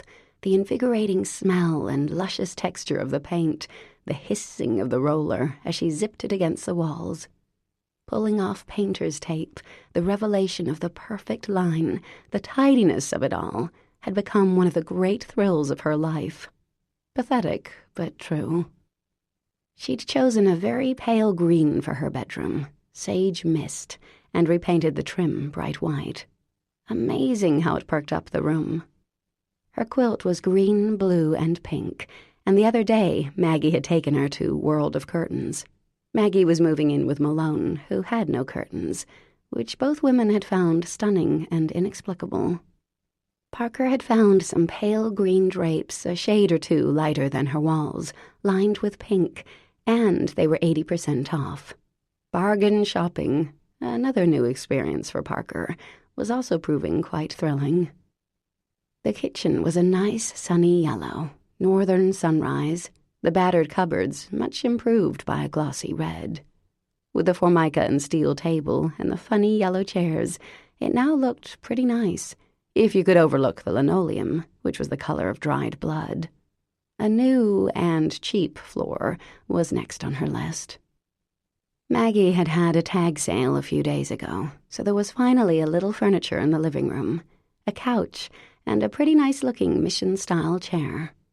One day, while out walking Beauty, Parker had come across a great hunk of bleached driftwood and hefted it home as the dog tried to chew on it. Ordered a piece of beveled glass from the boys at the hardware store, and voila, a coffee table was born. The shack was becoming pretty cute and completely unrecognizable from the hoarder's hell she'd first seen. It was almost too bad she had to sell it. At any rate, it was time to paint James's room. It felt extraordinarily intimate for some reason, opening his door. Also, her father's snake was in there. She paused, then went back to the kitchen, where she could see him through the open window. "I'm going to start painting your room now," she said. "Want to move your porno stash first?" "It's all up here," James said, tapping his temple. "Okay. Hope your diary's not open. I'd hate to see how you yearn for me." "That's hardly a secret," he said, his tone cheery, his smile killer. "Is Apollo's cage locked?" "Sure is." Then he hefted the ladder, his biceps bulging most attractively, and moved past the window. Lady Land was getting downright hostile. She sighed, then went back down the hallway. She hadn't been in here since day one. It contained almost nothing. Bed, night table, battered old bureau, the glass tank containing her father's beloved. Had she mentioned the bed? A sudden image of James's tanned skin against the white sheets made her mouth dry. Down, girl. On the night table was a battered paperback by Harlan Coben, a clock. The room was as neat as a pin, neater than her room, which always seemed to have a towel or pair of shoes lying around somewhere, no matter how she tried to keep it tidy. His room was like a monk's quarters. No porno stash anywhere that she could see. She got a towel from the bathroom and draped it over Apollo's tank so she wouldn't have to see the creature. There was a single framed photo on the bureau. Parker went over and picked it up. It was of James hugging a woman with dark hair. The woman's face was buried in his shoulder, but Parker could see enough of her face to tell that the woman was laughing. James was smiling, his chin resting on the woman's head, his eyes crinkling. A happy, happy picture. Had James ever been married? The thought lanced Parker with an abrupt arrow of shame. She'd never asked. Was he divorced, a widower, or was this laughing woman his sister? He had mentioned a sister, as well as 3 brothers, but Parker couldn't see enough of her face to tell if they looked like each other. But she could see that the woman had curly hair, beautiful skin, and that she loved James. And he loved her back. Very carefully, she put the picture back and started on the taping. When she was done with that, she pulled the bed away from the wall. There was hardly enough room to get past, as James's room was significantly smaller than her own. A thought occurred to her. "Hey, James," she called, going back into the hallway. He was right there, and she jumped back. "Oh, you're in. I thought you were, still outside." "I'm gonna shower and head for Dewey's," he said. "Oh." "It's Malone's bachelor party," he added. "Right, I knew that. Too bad they couldn't shower together. Save time and all. Wet, naked, soapy James, and her own wet, naked self. Holy halos, Batman." Her knees softened, then thunked into place, locked. Great. She was staggering without even taking a step. "Well, have fun, Thing One." Her voice was brisk. "Don't drink and drive, of course." "I never do." He leaned against the wall and looked at her. He hadn't shaved today. He was still fairly baby-faced, in fact, not one of those men who could grow a beard in a couple of days, like Malone, or, what's his name? Ethan. "What did you need?" he murmured. What indeed? She felt her cheeks warm. God, this was just not her, all this swooniness and blushing. "Well, if I start painting tonight, the fumes might bother you. So maybe you should sleep at your uncle's house, or on the couch, or something." "Your bed is pretty big, Parker," the Holy Rollers pointed out. Great. Now her angels were becoming pimps. "Okay. Want me to move Apollo while you're painting?" Sure, your call. Whatever, it's all good. You babble when you're nervous, the HRs noted. Thanks, Parker added, then closed her eyes. So, who's the woman in the picture? She inclined her head toward his bureau. My sister. Oh, goody. Sister, not wife. You guys are close? Yes. His mouth pulled up on one side, and her knees wobbled again. Well, you have fun tonight, James. He smiled and went past her, and the brush of his arm against hers was enough to make her entire side tingle. Fling. Chapter 22. James was possibly a little bit drunk. The thing was, he never really could hold his liquor. His father and brothers, man, those guys could pound beers like coal miners or teamsters, or some other group who drank a lot of beers. And these lobstermen, damn, they were drinkers too. But James had been working in the hot sun all day. He hadn't slept much the night before because of that kiss, and he might have been pretty dehydrated and fairly exhausted before those beers hit his system. 3 beers, 1 cheeseburger, a very loud bachelor party with guys making toast to things like not being a priest and Maggie's desserts and stuff like that. Jonah, the brother of the bride and Chantal's husband, lucky bastard, was sitting next to him, talking about nothing, the way men do. Why Boston could beat the Yankees in practically every game this season, yet still be in 3rd place. Guy stuff. Same sort of nothing James talked about with his buddies in Providence. All in all, James felt slightly dizzy, pretty foggy, and generally happy. I got a question for you, Jonah, he said, watching as Malone won another game of pool. How'd you get Chantal to marry you? Got her pregnant, he said. Then I kept bugging her till she said yes. Why? Oh, hang on a sec. Georgie's calling me. Here's the deal, James said, possibly slurring a little. I have a thing for this woman, right? A big thing. But it's like her heart is, I don't know, made out of plexiglass. Stuff bounces off plexiglass, right? And that shit's hard to break. Know what I mean? Dude, you are whipped, a female voice said. James blinked. He thought he'd been talking to Jonah, but this was not Jonah next to him. No, it was a woman. A very, very, very, very, very beautiful woman who could even give Perfect Parker a run for her money. If you liked black-haired, blue-eyed, Liv Tyler type of princesses, that was. Which guys did. And you know what? He was a guy who probably should look for a woman whose heart wasn't made out of plexiglass. She looked like, what was that thing that turned into a seal? Mary Elizabeth loved that book.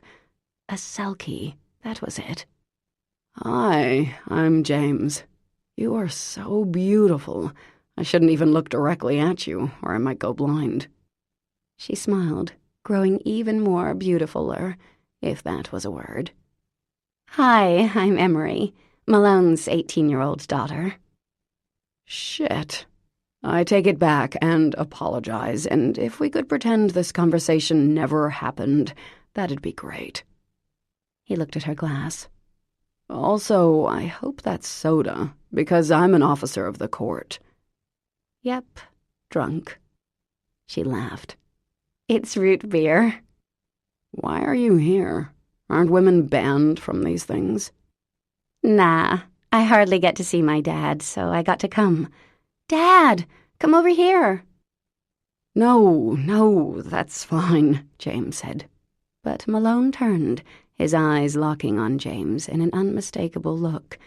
If you touch my daughter, I will kill you, cut up your body, and use it as bait. James shoved his chair a little farther away from the Liv Tyler sulky thing as Malone approached. Is he bothering you? Malone growled. No, James said. No, I'm not. Absolutely not. I barely even know her. Besides, I like someone else. Father, dear, James was telling me his romantic woes. He's in love with someone who doesn't love him back. It's really tragic. Malone's face creased a little. I know. You do? James asked. Malone here was psychic or something. Cool. Yeah? Parker, right? Right, Parker, James said, nodding. Nodding made him feel a little sick, so he stopped. You guessed? Is it really obvious? Yeah? Okay, here was a guy who'd spoken maybe 3 sentences that James could remember, but he was marrying the cutest woman in town. There was Jonah, who wasn't even as old as James, and he dated and mated Chantal the Delicious. So how'd you do it, man? James asked. 'Cause I'm trying my best, and she doesn't seem to even notice. Her heart is like plexiglass, or cement, something really hard, whatever. Cheese him, Crow, Emery said, taking a sip of her soda. It's like watching a puppy being put to sleep. Help him out, Malone. Yeah, help me out, Malone, James said. 'Cause you got Maggie, who's so cute. Another glare from scary lobsterman guy. Sorry, she's not. I mean, she is. I'll stop now. Good job, is what I meant to say. Emery laughed. Yeah, well, it wasn't that easy, James. My dad was as pathetic as you are. Right, Dad? Malone took a sip of his beer. Yeah.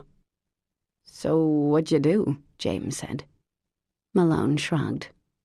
Waited her out, I guess. Emery shoved his shoulder. He didn't wait. He kissed her. And according to her, he's a great kisser, which made me throw up in my mouth. I mean, ew. We have to have a talk about boundaries, since she's going to be my stepmother and all. And why anyone would want to kiss that ugly mug. Malone slid his arm around his sulky shoulders and smiled. I tried the kissing, James said. Didn't work. Malone grinned. Try again. James leaned back in his chair and pretended to fire a pistol at Malone. Good advice, partner, he said, just before the chair tipped over. An hour or so later, James followed his uncle upstairs to the little apartment. You have fun, kid? Dewey asked. Definitely, James answered. Thanks for letting me crash here. He'd switched to water after beer number 3 and was feeling much improved. Your mom called today, Dewey said, pulling a blanket out of the closet and handing it to James. So much for feeling improved. How's she doing? Good. Worried about you. She saw something on the news about your boss and whatnot. Figured out you're unemployed. James nodded. I paid Beckham for the next few years. She doesn't have to worry. Dewey folded his arms across his massive belly. I think she was worried about you, Jamie. When was the last time you saw them? It's been a while. Well, they're your parents. Yep. His uncle sighed. I know it's tough, kid. And for whatever it's worth, you're welcome to stay here as long as you need. Wouldn't mind having you around more. You're always my favorite nephew. James gave a half-hearted smile. Staying was a nice thought. Find a sweet, easygoing girl, do some blue-collar job. Carpentry, maybe. Those options, however, had died when he was much younger. Thanks, Unc, but I can't. Gotta make the big bucks, or at least as big as I can manage. Dewey nodded. Right. Well, you're a good kid, you know that? Sure. All right. Sleep well. He probably wouldn't. The clock was ticking on getting a real job, taking care of his responsibilities. He couldn't play house with Parker forever, and the thought of leaving her, of not seeing her anymore, ever, maybe, made his chest hurt. Tomorrow, he'd be helping Dewey set up for the wedding, basically transporting the bar over to the town green, serving drinks, cleaning up. Parker would be doing the flowers and whatnot. It occurred to James that the last time he'd been at a wedding with Parker, they'd ended up in bed. A guy had to wonder if he might get that lucky again. As he lay there on Dewey's lumpy couch, James felt the beginning of a smile. Weddings had always been good to him. Maybe there was reason to hope tomorrow's would be, too. Chapter 23. Parker woke up at 5. The curse of a parent. Nicky had always been an early-to-bed, early-to-rise kind of kid. He could sleep through fireworks, thunderstorms, and alien invasions, but he was bright-eyed and bushy-tailed long before the sun came up. Well, the one small benefit of having him with Lucy and Ethan for 3 weeks was that at least she didn't have to answer his endless stream of questions before having 2 cups of coffee. She stretched, and her little dog did the same. "Sleep well," Parker whispered, petting the dog's silky head. She'd have to make sure Nicky understood how shy Beauty was, as the little guy tended to charge toward whatever caught his fancy. "You'll be sweet to Nicky, right?" Parker asked the dog, and Beauty's tail gave a slight wag. Today was the wedding, and she had a ton to do. She got out of bed, pulled on jeans and a Joe's Diner sweatshirt, because prior to this month she hadn't owned a sweatshirt, for heaven's sake. James wasn't on the couch. Parker figured he must have opted for his uncle's place instead. Or maybe he'd found some cute woman who didn't have so many hang-ups and suspicions. That was a definite possibility. Sure, he'd kissed her the other night, and she told him not to do it again. "You really need to figure out what you want," Spike advised sagely. "Shush," she told him. When the coffee was finished brewing, Parker filled a travel mug, clipped a leash on Beauty, and got into her car. She drove through the silent town, past the lovely brick town hall, the more modern and uglier police station where she'd been a guest. Across the diner was a paper banner. "Congratulations, Maggie and Malone." The couple was getting married by a justice of the peace right on the town green, in the little gazebo next to the flagpole and war memorial. A potluck reception, Parker had never been to one of those, would be held under the white tent. The tables and chairs were already there, Parker could see, though not yet set up. They might not have much in the way of a flower budget, and Maggie was definitely a casual bride, but there was something really touching about the two of them. Lovely, outgoing Maggie and the quiet, honorable Malone, and Parker wanted to make their day beautiful. Going to all those wildly expensive, over-the-top weddings of her cousins and family friends and college mates, well, she knew something about floral arrangements. A short way out of town, she pulled off the road. A field, rich with lupin, was just past the scrubby pines that lined the road. Parker had never seen the cone-shaped wildflowers in bloom before, but last week she'd nearly driven off the road at first glimpse. She pulled over, got a few buckets out of the back of the Volvo, and started cutting. By 3 o'clock that afternoon, Parker was finally satisfied. Everything looked, well, stunning. She really had to give herself credit here. The gazebo was twined with garlands of ivy and hydrangea blossoms, most of which she'd appropriated from a lush bank at the edge of the Pines property. Collier wasn't around, but Parker figured that he wouldn't mind, or even notice. On the wide steps leading into the gazebo were 2 huge arrangements of pine, lupin, twigs, and more ivy and phlox, a riot of color and deep, dark green. Parker had filled 8 tin buckets with smaller versions of the arrangements and set them out at intervals along the makeshift aisle. Inside the tent, she'd strung up fairy lights. Vin had had some in a closet, and last week, Parker had emptied a going-out-of-business craft store of its cash. All the supports and poles were lit up like the old tavern on the green in Central Park, and twined with more blossoms of hydrangea, wild roses, baby's breath, and lupin. For the centerpieces, Raleigh had helped her drill holes into split white birch logs, into which Parker had put tall white candles, then set that into a bed of pine, roses, and fern. It was magical and lush and uniquely Maine, and she couldn't wait to see the look on Maggie's face. Lavinia was delivering the bouquets and boutonnieres to the bride and groom, so Parker was free to go. She took one more smug look around the tent. Time to go home, shower, and change. Good thing Lucy had convinced her to bring a really nice dress in case of a fling. And speaking of flings and weddings, it was hard not to remember Esme's big day, when Parker had ended up with James. He'd been little more than a stranger back then. This time, she had reason to like him. The thought made her knees wobble a bit. Like most men, James wasn't crazy about most weddings. Ceremonies were mostly the same, give or take. Brides looked pretty. Food was mediocre and took too long to be served. The expense always seemed a little grotesque.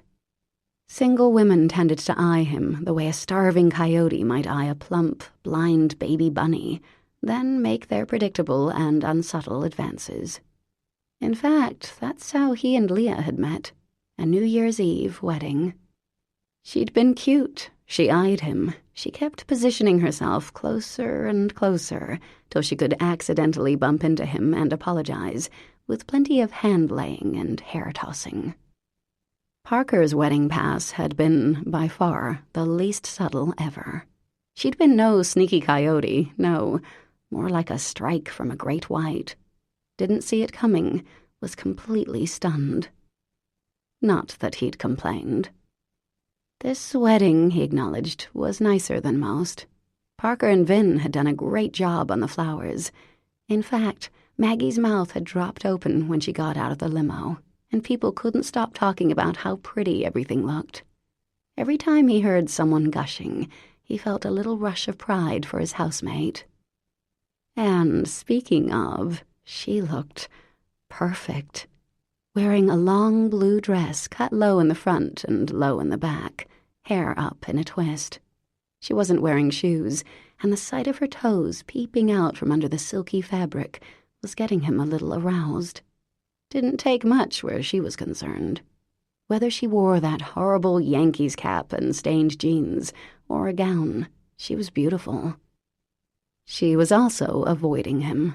She'd waved, he'd waved back. She seemed to be arming herself with babies. First Chantal's fat little package, then a smaller baby, then one that could walk. The bride herself appeared. "Jamie, you don't have to stay glued behind the bar," she said, her cheeks flushed with happiness. "Eat something. We can pour our own wine." "You sure look pretty, Maggie," he said. She smiled, and for a second she looked exactly like the cute waitress he'd had a crush on way back when. "Thanks," she answered. "But go. I'm the boss of today, right?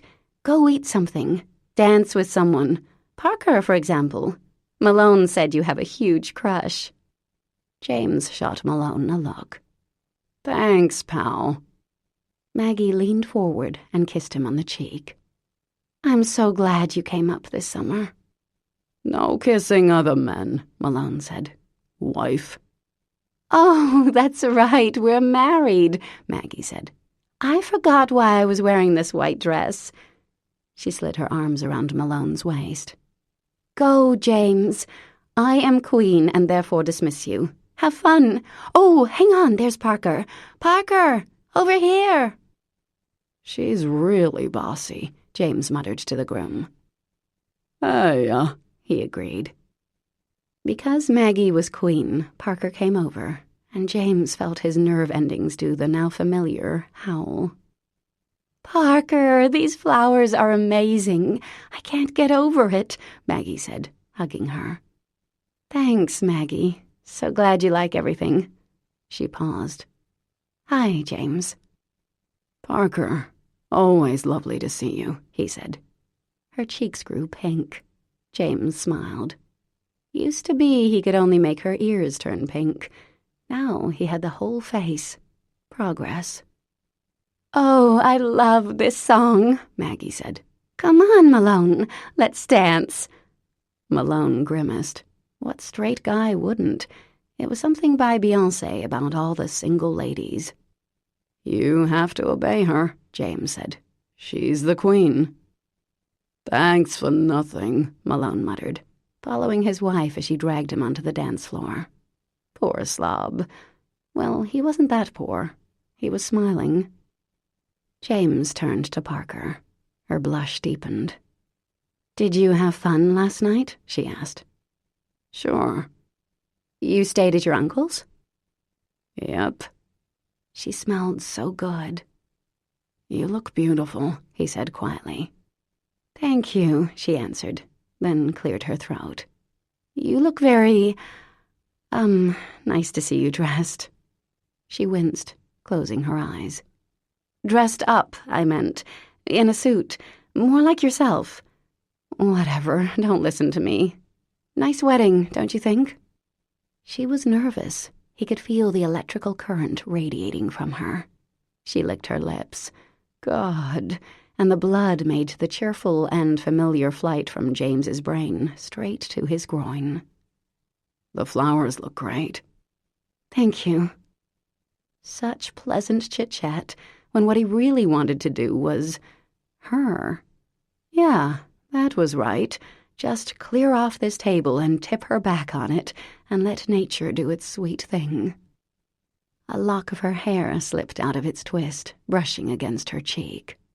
James reached out and slowly tucked it behind her ear, his fingertips brushing her silken skin, touching her earlobe. Her lips parted. He looked in those green eyes, which had grown soft and unguarded, and felt his heart slow to thick, solid beats. The Beyoncé song ended, and something slow came on. Want to dance? He murmured. Excuse me? She whispered. Would you like to dance, Parker? She blinked and seemed to come out of the trance that had wrapped around them both. Oh, I have to check something. Rain check? Okay. With that, she turned and fled, like a scared little horse or something, stopped and fussed with an arrangement, and glanced back at him, then looked quickly away. James felt a smile begin in his chest. Parker was afraid of dancing with him. Had to be a good sign. He looked over the guests. There were a couple of age-appropriate women there, giving him the coyote stare. Not today, ladies, he thought, and approached a tiny, ancient old lady who was looking at the group on the dance floor with a bit of longing on her face. Bingo, his date for the evening. Would you do me a favor and dance with me? He asked. Oh, my word, she exclaimed. I can barely stand, let alone dance, sweetheart. I'm extremely handsome and strong, he said. You sure you want to turn me down? Fine, you've convinced me, she said, standing with the help of her cane. She came up to his chest. What's your name, young man? James Francis Xavier Cahill. Oh, what a lovely name. I always did love the name James. I was so sorry when they shortened James Stewart to Jimmy. She patted his shoulder fondly. You can call me Bess. Do you know it's been at least a dozen years since I danced? I think you're lying, he said, maneuvering very carefully among the other dancers. You're too pretty to be on the sidelines. You must have at least 3 boyfriends. He grinned as she laughed. Parker had made herself scarce. Well, they happened to live together, so she couldn't hide forever. James also danced with Lavinia, danced with Maggie's mother, dodged a pass from a woman he didn't know, and made his way back behind the bar and stayed there, watching the crowd. Parker stayed on the sidelines, though she did dance with one of the 3 musketeers, the guy whose wife died earlier this year. She didn't come his way again. A while later, his uncle approached, sweaty from having danced with Maggie's twin. He sat down in front of the bar, and eyed James. "Why don't you go home, kid?" he said, wiping his forehead. "We're all set here." "No, I'll stay, Unc. Help you pack things in later on." "Nah, you did all the setup. Don't worry. The McConnell kid will do it. He needs a little money. Going off to Dartmouth this fall." James hesitated. "Okay." He started to walk off, then stopped. "Dewey," he said, "I wanted to thank you." "What for?" "For letting me come stay with you when I was a kid, when things were tough." Dewey's expression changed. "Sure, kid. Now go home. Go. Get. I'm gonna see if Chantal would dance with me for old time's sake." Little Monkey watched the other monkeys swinging through the vines. Gosh, it looked like fun. But what if she missed the vine? She might fall, breaking her bones as she crashed through the branches, possibly rupturing some organs as she fell to the jungle floor, where hungry Jaguar was waiting to gobble her up.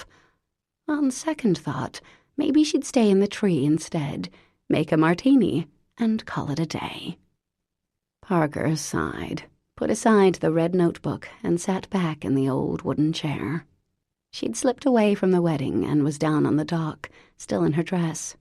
Beauty lay at her feet, contentedly staring out at the water, which was a purplish blue under the darkening sky. Lovely wedding. Just lovely, all that happiness so palpable. She'd laughed and eaten, and truly enjoyed sitting with Lavinia and watching the bride and groom. Little Violet Jones fell asleep on her lap, an achingly wonderful moment, the sweet smell of the little girl's head, her limp, warm weight so welcome. But mostly she'd felt James, felt his every smile, directed at her or not. When he'd touched her face, his eyes so dark, she'd been unable to even breathe. Thought he might kiss her for a second. So, in typical fashion, she bolted, but from that moment on she'd felt him. His laugh hit her in the stomach in a warm, aching squeeze, and each time those smiley dark eyes met hers, well, hell, there it was again, that strong, tingling pull she'd only ever felt around him. Music from the reception drifted down from the green and out over the water, the thump of bass and occasional roll of laughter easily heard from the dock. The music changed from fast to slow, something by Norah Jones, the words just out of reach. The tingling pull started again. She turned her head, and there he was, the sleeves of his dress shirt rolled up, his tie loosened, standing at the foot of the dock, watching her. Beauty's tail swished. "Hey, James," she said mildly. Mildly, right. Her heart was shuddering, it was beating so fast. "Jump him," Spike advised. "He's a guy. He'll love it." In her mind, the former child angel wore a black leather jacket and squinted through a haze of cigarette smoke. She should look into medication for this. James came over to her, the dock rocking gently. He stood in front of her and held out his hand. "Come on, coward," he murmured. "You owe me a dance."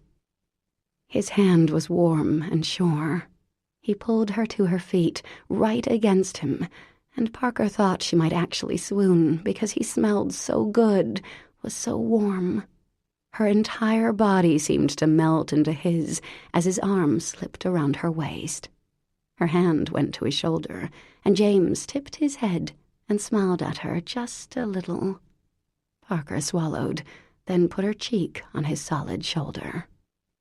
Norah Jones's smoky voice floated across the water, and the waves lapped against the dock, and she and James stood there, barely moving. "Do something, James," she thought. "Help me out here."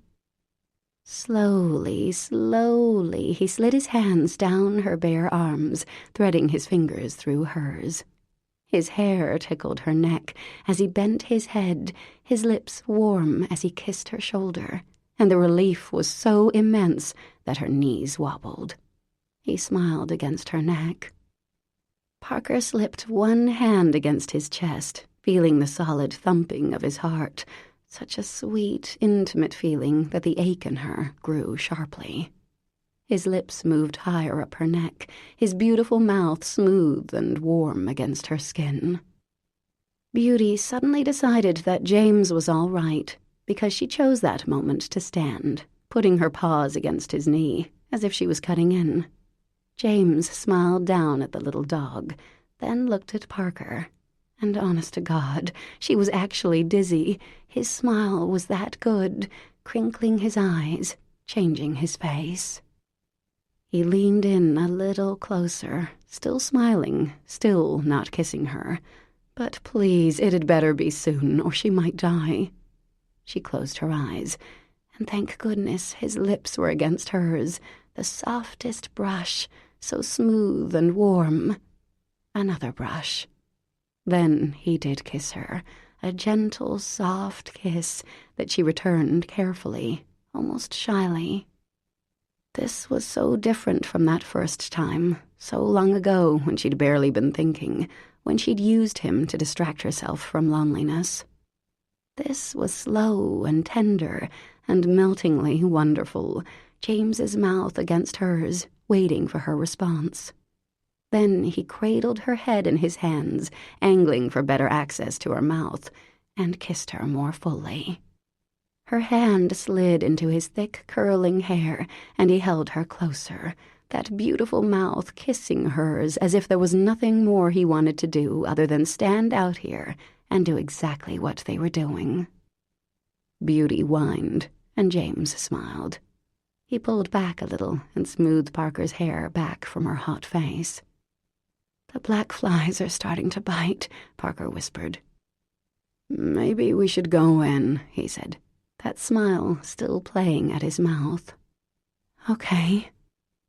Then he took her hand and led her off the dock, up the stairs and into the house, and Parker went with him as if it was normal, not as if her legs were watery and her whole body was pulsing with a warm, honeyed glow, as if this was old hat, no big deal, when the truth was she felt something akin to terror here, all that warm, glowing stuff aside. Beauty leaped neatly onto the couch, ditching them, the good dog. James led her down the hall past his room. There was her bedroom. Yep, terror. James stopped outside her door, tilted her chin up, and kissed her again. He stopped almost immediately this time, pulling back to look at her. "You okay?" His voice was gentle, which made sense. He was a gentle man. The thought somehow made her more scared than ever. "Yeah. No. It's just, I'm a little nervous," she heard herself say. Yes, the woman who'd given birth to an 8-pound, 9-ounce bouncing baby boy in a total of 3 hours. No drugs either. Not really virgin bride material. His eyes were dark. "We don't have to do anything, Parker," he murmured, and his voice alone made Lady Land croon. "Right. No, I know that. Which, thank you, by the way." She took a shaky breath. "No, James, it's just, the last guy I was with was—" She felt her head wiggling around like a bobblehead figurine and managed to stop. She looked at his chest, which seemed like a safe place to park her eyes. You were the last guy I was with." He didn't answer. She continued looking at his chest. Fascinating shirt, all white and, cottony. Then he cupped her face so she really did have to look at him. His eyes were soft, and he was smiling. He looked so relaxed. How could he be relaxed when she was about to jump out of her skin? "And that was... but this," she said. It feels different." Her voice was a whisper now. Very slowly, as if she were a skittish fawn. Why a fawn? Why not a skittish mule or ferret? Oh, Lord, her brain was going to explode. James kissed her, just a soft brush on the lips. "Maybe because we're friends now," he murmured. And that was it exactly. Whether it was good or bad, she didn't know. It was probably good. He leaned in, so slowly, and kissed her again, and without quite realizing she'd moved, she found her hands were sliding against his lean ribcage, up to his chest. "Is that a yes?" he whispered, pulling back the slightest bit. "It's a yes," she breathed. "Good." "Yes." He reached behind her and opened the door, his mouth finding her again, hot and slow and sweet, backed her into the room, one hand undoing her hair clip, sliding his fingers through her hair, down her back. Her dress was suddenly looser. He'd unzipped it, clever lad, and his tongue brushed hers, and suddenly her hands remembered what they were for. They were for unbuttoning his shirt, even if they were shaking a little. His skin was hot and smooth, and she jerked his shirt open, exposing that beautiful torso, and pulled him down on the bed, suddenly desperate to get him on her, in her. He captured her hands in his and pinned them gently above her head, his fingers twining with hers. "Not this time," he whispered, kissing just below her ear. "This time, we take things slow." Then, his mouth hot and sure as he tasted her neck, his hands releasing hers to slip her dress off her shoulders, James proceeded to show her why some things in life shouldn't be rushed. And you know what? The guy had a point. Chapter 24. When James woke up, the sun was at an odd angle, shining right into his face. The bed felt different. He bolted upright. Reality or really, really excellent dream? Nope, this was her room. Clock said 8:13 a.m. The latest he'd slept in months. He turned his head, and sure enough, a gorgeous female was looking at him. Just not the one he expected. "Hey, beauty," he said, and the dog wriggled closer and rolled on her back, offering her stomach, which he rubbed obligingly. Man, best night of his life. Parker Harrington Wells with him, all night. For a few seconds there, when they'd come up from the dock, he'd thought she might bolt and they'd have to start all over again. Or never. Nope. The fates smiled on him. And if she wasn't the most beautiful, softest, the way she'd said his name with a little gasp of surprise as she came, and the sweet, soft sinking afterward, as if her bones had dissolved and all she could do was curl against him, her hair cool and smooth against his shoulder. Shocking. It was shocking how good it had felt. Maybe it was years of unrequited imagining, but James could honestly say that there was sex, which was always a good thing. And then there was last night, which was unbelievable. Where was she, anyway? He didn't hear anything going on in the rest of the house. No shower running, no noise from the kitchen. He got out of bed and pulled on some clothes, an image of Parker on top of him, actually making him stop in his tracks. Best night ever. She wasn't in the kitchen, wasn't on the dock, wasn't painting in his room, wasn't outside in the little yard, wasn't swimming, thank God. No note either.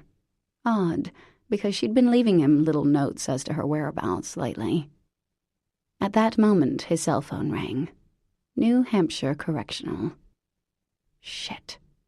"Hey, Harry," he said. "James, how are you?" "Great, Harry. Just shagged your daughter. A few times, actually." I'm good. How are you?" "Not bad." There was a pause. "How's Parker?" So good." James grimaced. She's excellent. I mean, very good. She's fine. I mean, she's looking forward to seeing her son next weekend. He closed his eyes. Good. How's the house coming along? Pretty well. She hasn't been to see me. You think you could get her to come down? James paused. Well, I think you should ask her yourself, Harry. It'd probably mean more coming from you. Is that right? And now you know my daughter better than I do? Oh, most definitely, boss. Something wrong? It would be pleasant, James, if my only child decided she could get her ass in the car and visit me. Okay, I'll pass that message on. Thank you. Harry's voice was curt. So, how's sobriety? James asked. There was a long pause. It's harder than I thought, Harry acknowledged. Sorry if I'm being a prick. No, Harry, you're fine. You're in prison. You're supposed to be in a bad mood. Maybe you should join a gang, make some friends. Harry laughed. You're the only friend I have, kid. There was an unfamiliar note of sincerity in his voice. All right, James. Take care. You too, Harry. Bringing up Harry was not really on James's list of top 10 things to talk about with Parker, especially now when she'd apparently bolted. Her car wasn't in the driveway, so she must be either at the diner or the flower shop, or on the interstate. A note would have been nice. Parker, warm and sleepy in bed next to him, would have been even better. With a sigh, James took a shower, fed the dog, and walked into town. She wasn't at the diner, which was packed with pretty much the same folks he'd seen at the wedding yesterday. He said hello to a dozen or so people, got 2 coffees to go, and headed for Lavinia's. As he walked in front of the open window of the shop, he heard Parker curse. "Tell him I'm on a delivery," she hissed, completely audible. James rolled his eyes and went in. "Hey, Lavinia," he said, setting 1 cup of coffee on the counter and taking a sip of his own. "Brought you a coffee. Didn't think you were open so early, on a Sunday. And look at you, here all by your lonesome." Lavinia stubbed out her cigarette on her palm, looking somewhat like a creased and grumpy badger. "I don't usually open so early on a Sunday morning, you're right. But as you might know, I live upstairs, and some crazed idiot was unlocking the door at 6:30 to clean up the shop," she said. Lavinia picked up the coffee and took a sip. "Thanks for this, by the way." "You're welcome. So, this crazed idiot, I guess she's on a delivery, huh?" Yeah, something to that effect." James nodded. "Well, I'd like to send her flowers." "Sure, your money." "Okay, here's what I want the card to say. You ready?" Lavinia picked up a pen and grinned. Go for it, kid. Dear Parker, thank you for the best sex I've ever had, even counting the last time you did me, which was also fantastic. Still, last night was even better. I'd love to have these encounters more than once every few years, and as we are currently living together. The door to the back room opened. Okay, fine, I'm here. Stop embarrassing yourself. Parker, hi. What a shock. I thought you were on a delivery. He grinned at the sight of her flushed face. I'll leave you two lovers alone, Lavinia said with a rusty chuckle. Eavesdropping the whole time, of course. Parker waited till Lavinia went into the back room. James, I'm sorry I had to leave so early. I, had to clean up. No, you didn't. You're avoiding me. Okay, yes, I'm avoiding you. She shoved a piece of hair behind her ear, pinched her pinky, then folded her arms over her chest and looked at the floor. Princess agitation. I wasn't sure what to say. I missed you, he said. She pinched her pinky again, biting her lip as well. Very agitated indeed. Can we... She stopped herself, looked down for a second, sighed, then raised her eyes back to him. Last night might have been a huge mistake. I don't know. I'm not really sure what I want here, or what you want, or what... Anyway, I need to think a little bit, and I'm not ready for conversation yet. He was not going to let her shovel some wrong-headed story again. Well, for what it's worth, last night wasn't a huge mistake, as far as I'm concerned. And I don't believe you think it was, either. Well, you might be right. I don't know. Yes, you do, he said, his voice containing a hard edge. God. You blew me off the last time, Parker. You really gonna do that again? She looked at the floor again. No, she whispered. I'm just thinking, okay? I'm not blowing you off. And I'm sorry that I bolted this morning. As you might be aware, I'm not really good at relationships. She looked so miserable that he wanted to leap over the counter and kiss her stupid. Give me a few hours, okay? She asked. Well, shit. He couldn't really say no, could he? Still, he couldn't suppress a sigh either. Fine. Thank you for finding me, she whispered. It was very sweet. That was the thing with Parker. Made him crazy on one hand, made him crazy on the other, but for two entirely different reasons. Plexiglass heart versus gooey caramel center. I'll be at home, he said, and I'll be thinking of you the whole time. My God, that's wicked romantic, Lavinia called. Nice one, Jamie. Thanks, Vin, he called, not looking away from Parker. Then, what else could a guy do? He went home. 5 years? Please. Jonah's 13 years younger than I am. Jamie's what, 29, 30? That's totally legal. So he's your beautiful boy toy. Run with it. Beats the electronic solution, Lavinia added. Parker sighed. Advice from Chantal and Lavinia. Probably not the best role models. There doesn't seem to be a good ending here, she said, trying yet again to explain. When I thought about a summer fling, it was with someone I barely knew.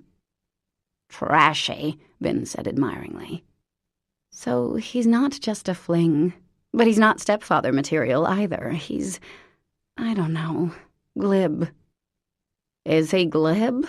What does glib mean, exactly? Lavinia said, scratching her head. It means insincere and shallow, Chantal answered.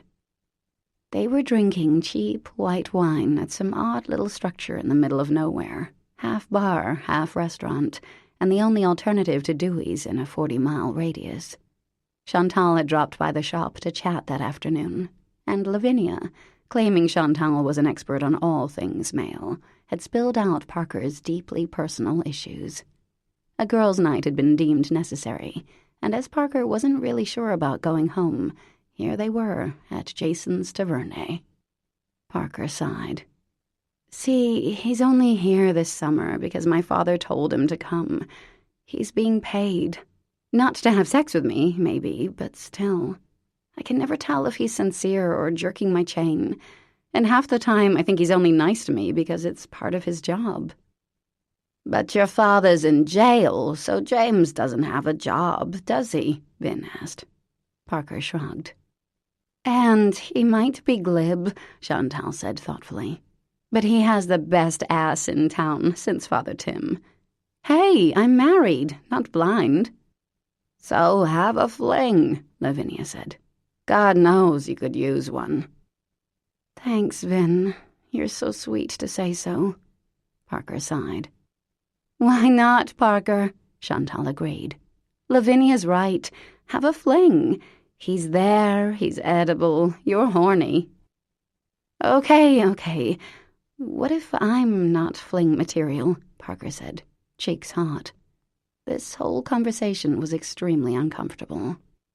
Don't sell yourself short, Chantal said, eating some popcorn and waving to some guy at the bar who was eyeballing her. Sorry, she called. Happily married. She refocused on Parker. Call it a summer romance. What are you afraid of? If James was good at 17, I can only imagine. And again, I'm so uncomfortable talking about this, Parker said, leaning her forehead against her fist. The cheap wine was doing its trick. What if I break his heart or something? What if he breaks mine? Lavinia drained her 7 and 7. Then you'll both be older and wiser and write a song about it or something. I don't know, sweetheart. He seems like a guy who's been around a bit. Looking like that, hell, he probably has to hold women off with a Bowie knife. Where Lavinia came up with her expressions was a mystery. When does your son come up? Chantal asked. Sunday, a week from today, Parker said. Thank God, Nikki would be back in her life, her little rock. So have a fling for a week, Parker. Enjoy yourself. Live a little. Chantal patted her hand. Just then her phone rang. Speaking of boy toys, she said, clicking on. Hi, babe. Don't bother me, I'm out with the girls. Oh, really? Her expression changed to a sex kitten purr. Is that right? Uh-huh. Go on. You did not. You did? Oh, the whole thing? Well, I love you too. I'll be home in 20 minutes. She hung up the phone. Baby's asleep? Jonah did the dishes and washed the kitchen floor. She stood up and smoothed her dress over her lush hips. My husband is about to get laid. Parker, my advice is go for it. See you girls. Lavinia drove Parker back to Gideon's Cove.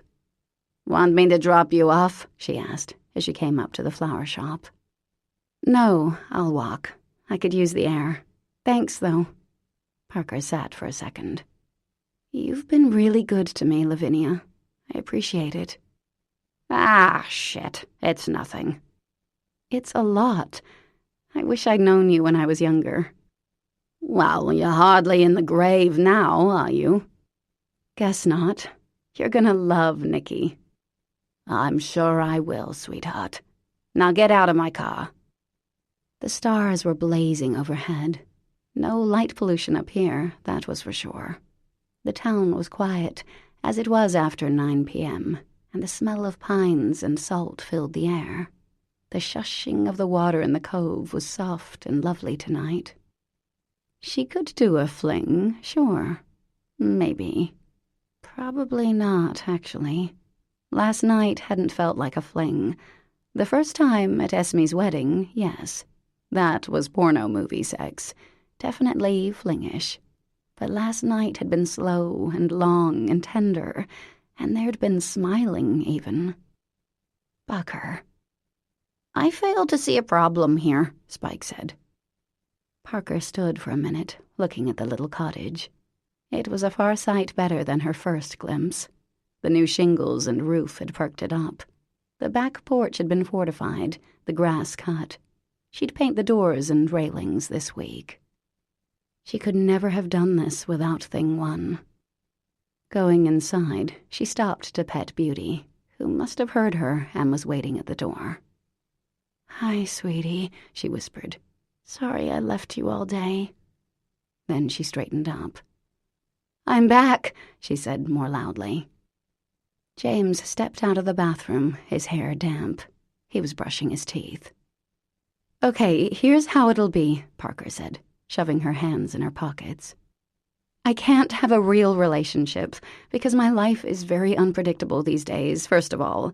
And more importantly, I don't think that would be fair to Nikki, since Ethan and Lucy got married 6 months ago, and with a move out of Greyhurst and starting kindergarten in September, he's got a lot of change going on. So me having a, boyfriend, it's not gonna happen. And I can't have you here when Nikki is here, so you're going to have to either go back to Rhode Island or find somewhere else, because I'm really sorry, but you can't stay. It's not the example I want to set.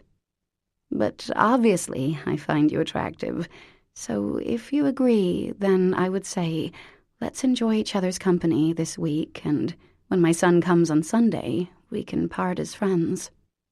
Crap. That was long. Palms sweaty, face burning. But yeah, she thought she covered everything.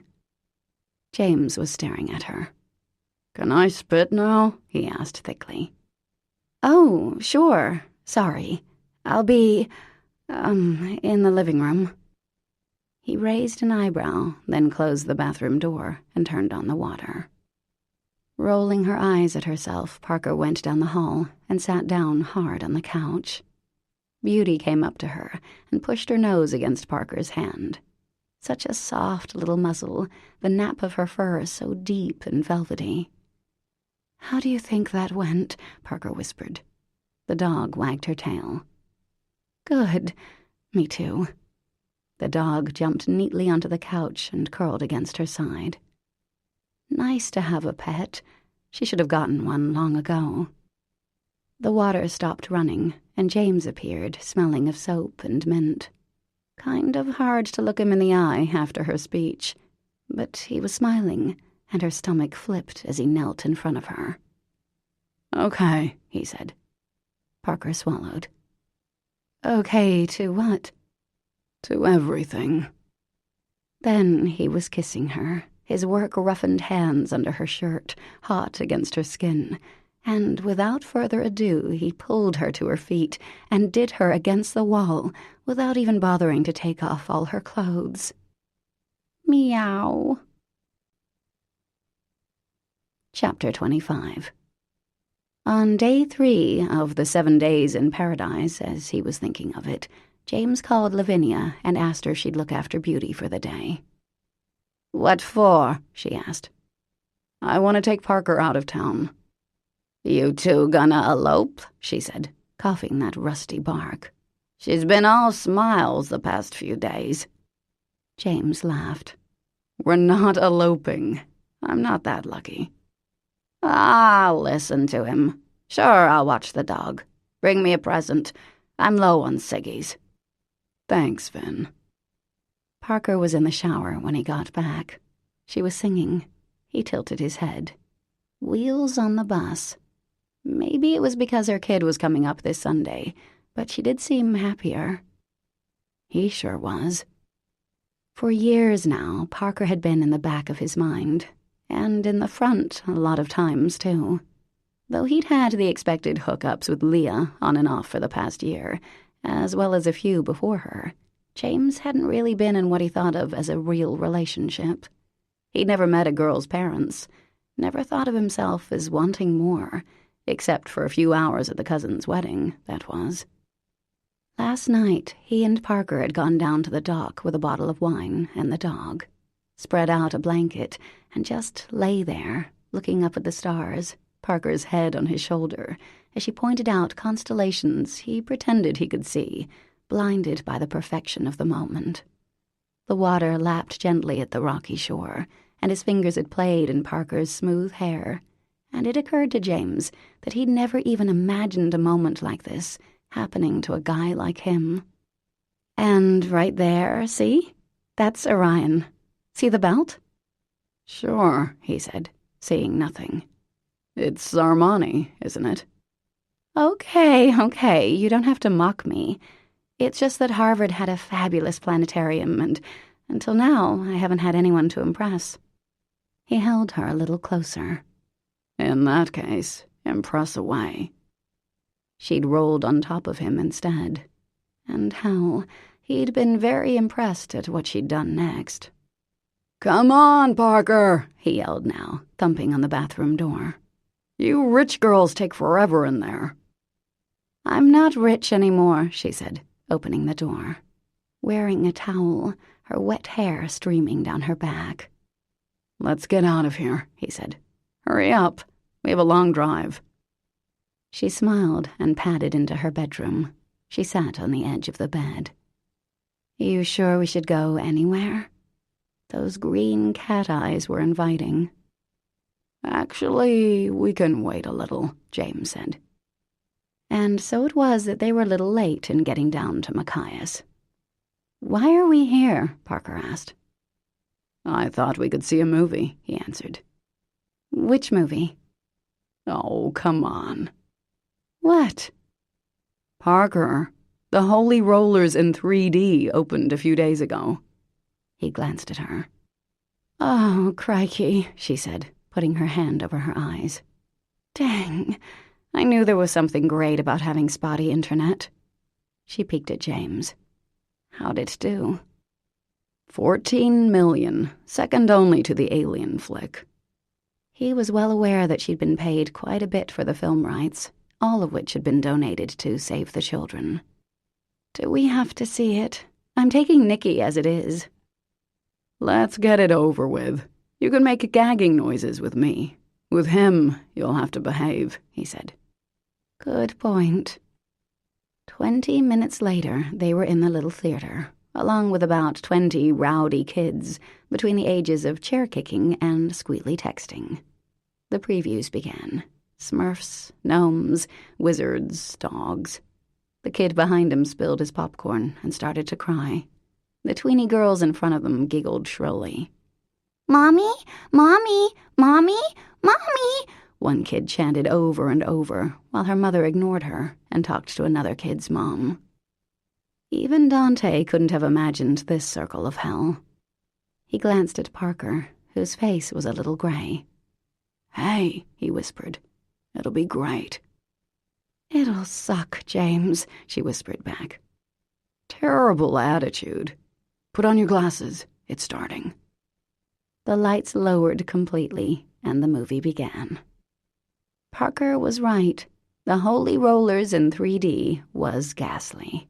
Obvious, blatant, manipulative, and all wrapped up in more sugary coating than Lucky Charms cereal. Could there be any more shades of pink in the Holy Rollers treehouse?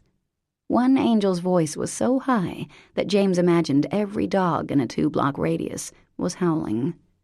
Rainbow-colored butterflies floated out at them in 3D effect, as did bubbles, bluebirds, and the glittery rush of angelic roller skates. James glanced at his watch. 15 minutes had passed. This felt longer than a problematic colonoscopy. He sighed and put his arm around Parker, who was staring, horrified, at the screen. He kissed her temple, but she was mesmerized. "I can't believe people paid money to see this," she whispered. Golly, Polly, and Molly, Ike, Mike, and Spike whooshed in and out of regular kids' lives, ate angel food cake, and soothed the mortal children. A cat died and went to heaven. A dog learned that his limp wasn't so bad. A bat, previously thought to have rabies, was accepted by the owl family, and through it all, the Holy Rollers delivered squeaky messages of mercy and good cheer. A lifetime later, the sappy 6 had earned their sparkly wings, which seemed to flutter right into the audience. A few kids clapped. The tweeny girls pronounced the movie, "So, like, totally stupid," and the audience filed out. Parker and James sat there, watching the credits. There, based on the best-selling children's book series by Parker Wells. James looked over at her. Even wearing 3D glasses, she was beautiful. She was also crying. "Hey, it wasn't that bad," he said, taking her in his arms. "No, it was," she said unevenly. "And the thing is, I hate the Holy Rollers, James, but somehow they're the best thing I ever did, and how rotten does that make me feel? I can't write anything else. I'm completely tapped out for ideas, and this is my legacy." She tucked her face against his shoulder, her back heaving in little spasms. "Meanwhile, Nicky's having the best summer of his life. Lucy's the world's greatest stepmother. She bakes cookies every day, James. Every day. They have this cute little family. Ethan is perfect, and you know they'll have kids of their own pretty soon, and Nicky will have siblings. He'd probably miss me if I died, for a couple weeks anyway, but Lucy would be a great mom, and the only thing I'm good at is being fake. Those squeaky little bastards were the best I could do, and now even that's done." She pulled back, her face wet and blotchy, and looked at him. "Wow," he murmured. "So much self-pity in one big sloppy breath. I can't believe I slept with you." Then he grinned, and she gave a little surprised snort of laughter and smacked him on the shoulder, hard. "You're no help. I shouldn't have said anything. You're just my boy toy." She swallowed and wiped her eyes with a napkin. James looked at her for a long minute. "Come on, princess. I want you to meet someone." It took 2 hours to get from Machias to wherever James was taking her. They didn't talk too much on the way. They did hold hands, though. Parker couldn't remember the last time she'd held hands with someone other than Nicky, who always grabbed on without thinking.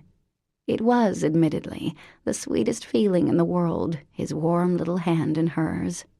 But James holding her hand so firmly, so naturally, this was pretty great, too. Around 4, they slowed down in front of a long, solid-looking rock wall. The sign said Beckham Institute in brass letters. James pulled up to the guardhouse, which sat in front of an iron gate. "Hey, Bert," he said. "Hey, James, how's it going?" The guard looked into the window. "Hello there," he said, smiling. "Hi," Parker answered, feeling suddenly shy. Bert punched a code, the gate swung open, and James drove in. The grounds were lush and beautiful, carefully landscaped, dotted with robust beds of red and white impatiens, well-placed trees and brick pathways. It looked like a college campus, the old brick buildings in good repair, window boxes overflowing with ivy and geraniums. But it wasn't a college. There were a lot of staff members identified by the red shirts they wore, Beckham written in white letters across the back. There were also quite a few people in wheelchairs. Parker saw one man on a bench, wearing a helmet, rocking, as a staffer chatted with another client, this one on the type of metal crutches that bespoke lifelong use. Some of the clients were older, with white hair and spines bent from osteoporosis. Others were heartbreakingly young. Someone was kicking a ball. Parker could hear snatches of music. There was a large playground with wider-than-usual swings and pathways to accommodate wheelchairs, Parker guessed. She'd seen one such playground before. James parked in front of a more modern building and got out. "Come on," he said, extending his hand. Parker would have asked who was here, but the lump in her throat was too big. She had a good idea, anyway. "Hi, Carol," James said to the woman at the front desk. "Hi, honey," she said. "How are you?" "I'm great. This is my friend, Parker." He bent to sign a book, writing Parker's name as well, she noted. "Hello," the woman said. "Nice to meet you," Parker said. "I think she's in her room," Carol said. "They just got out of music therapy. She'll be thrilled to see you." "Thanks." James went down the hallway, and Parker followed. How had she never known? Then James stopped in front of room 111, knocked once, and opened the door to a dorm-style room. A twin bed, posters on the wall, stuffed animals. Parker hovered half in the doorway, half in the hall. "Hi, sis," he said, smiling. "James!" the woman exclaimed. "Hi, James, hi!" She launched herself into James's arms, laughing with joy. "You're here!" It was the woman from the photo on James's bureau, the blue-eyed, dark-haired woman. She had her brother's smile. "How have you been?" he asked, kissing her on the forehead. "I had art. I made a bird.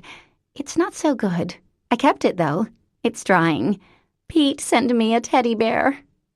She picked up a bear from her bed and handed it to James, then twisted her fingers together.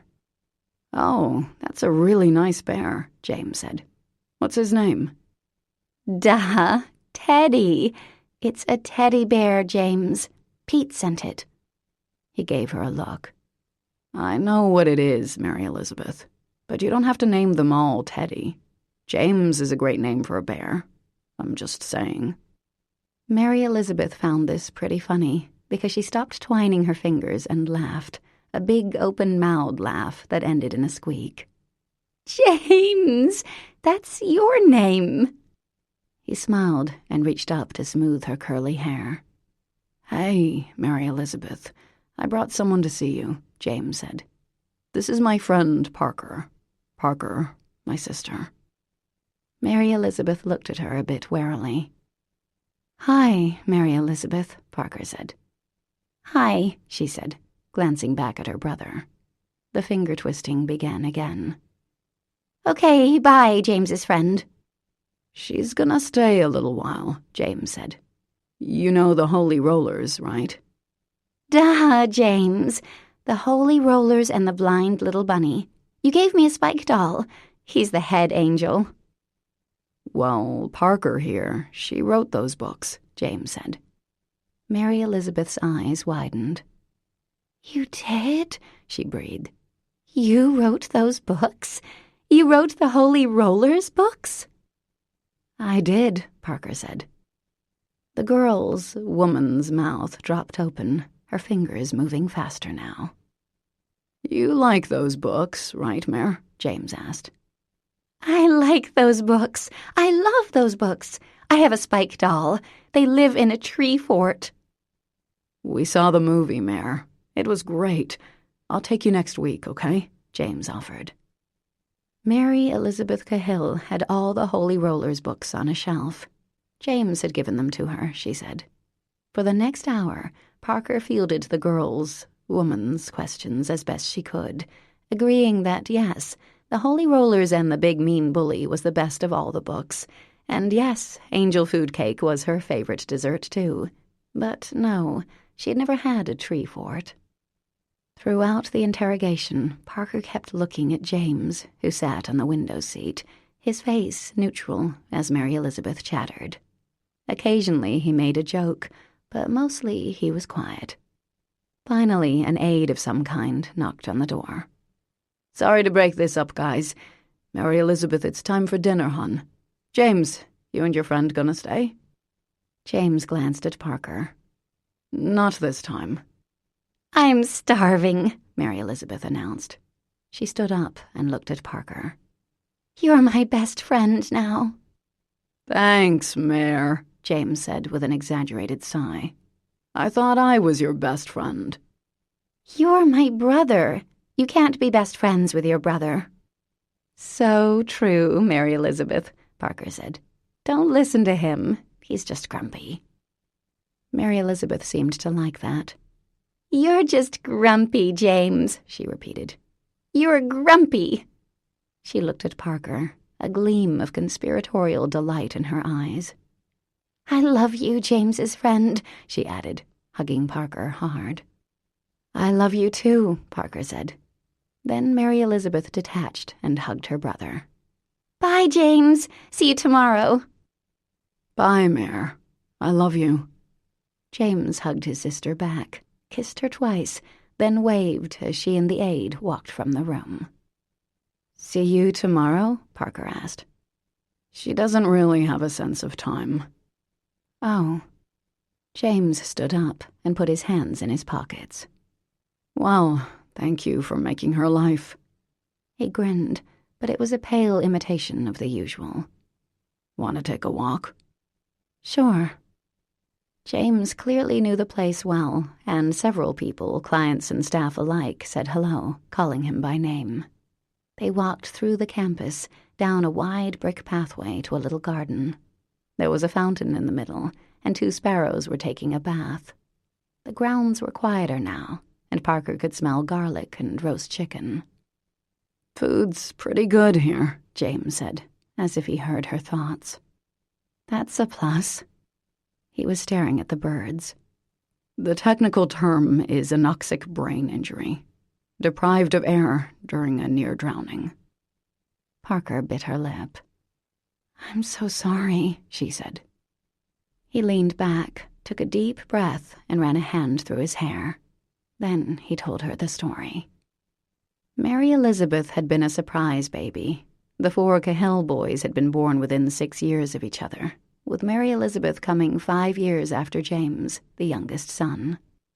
She'd been as spoiled as a little girl could be. If one brother failed to obey her command, surely another would. She had them all wrapped, James said, especially their father, who viewed Mary Elizabeth as a reward for enduring 4 boys. Her brothers would give her piggybacks, ride her on the handlebars of their bikes, even play Princess Tea Party with her. She was the light of the family, everyone's favorite. Then, when James was 12 and Mary Elizabeth was 7, Tommy graduated from high school. The school gave out only 4 tickets per family, so James volunteered to stay home and babysit. The Terminator was on, and his mother hadn't let him see it when it was in the theaters. The rest of the family went off to the high school. Mary Elizabeth asked to go swimming. The Cahills lived on a lake, and the kids swam almost every day. James said no, gave her some popcorn, made her a fort out of blankets in her bedroom, left her there, playing with her dolls. Then he went into the living room and sat in front of the TV. By the time he realized she was in the lake, she was already way too far out. He yelled for her to come in, and she turned and headed for shore. All the Cahills were excellent swimmers, but she was tired. When her head slipped beneath the surface, it took him a second to realize what was happening. There was no splashing, no yelling, no flailing. She just disappeared. I remembered what my dad always told us. Row, throw, go. Row out, throw them something, or go for help. James's voice was horribly quiet and calm. We had a little dinghy, and I don't even remember getting in it. I was pulling the oars as hard as I could, and I could hear myself screaming her name. He jumped in where he thought she'd gone under, but the lake was murky, and it was hard to see anything. He swam around, eyes burning, chest aching, resurfaced for air, and went under again. And then he saw his sister's hand, floating there, white against the green murkiness. He grabbed and pulled, kicking for all he was worth. They made it look so easy in the movies, he said. We were barely moving. She was a chubby little thing, weighed almost as much as I did back then. Then we broke the surface, and I held her face up, but the boat had drifted off in the wind, and I couldn't make it. But I couldn't let her go, either. Oh, honey, Parker whispered, wiping her eyes. We both went down, and I thought that was it. We were dying. I could see the light getting farther and farther away, and I felt so bad for my parents to have to find us in the pond. But at least Mare and I would die together. Parker pressed her hand against her mouth, but a sob slipped out. He gave her an oddly wry look. I know. It's a horrible story, isn't it?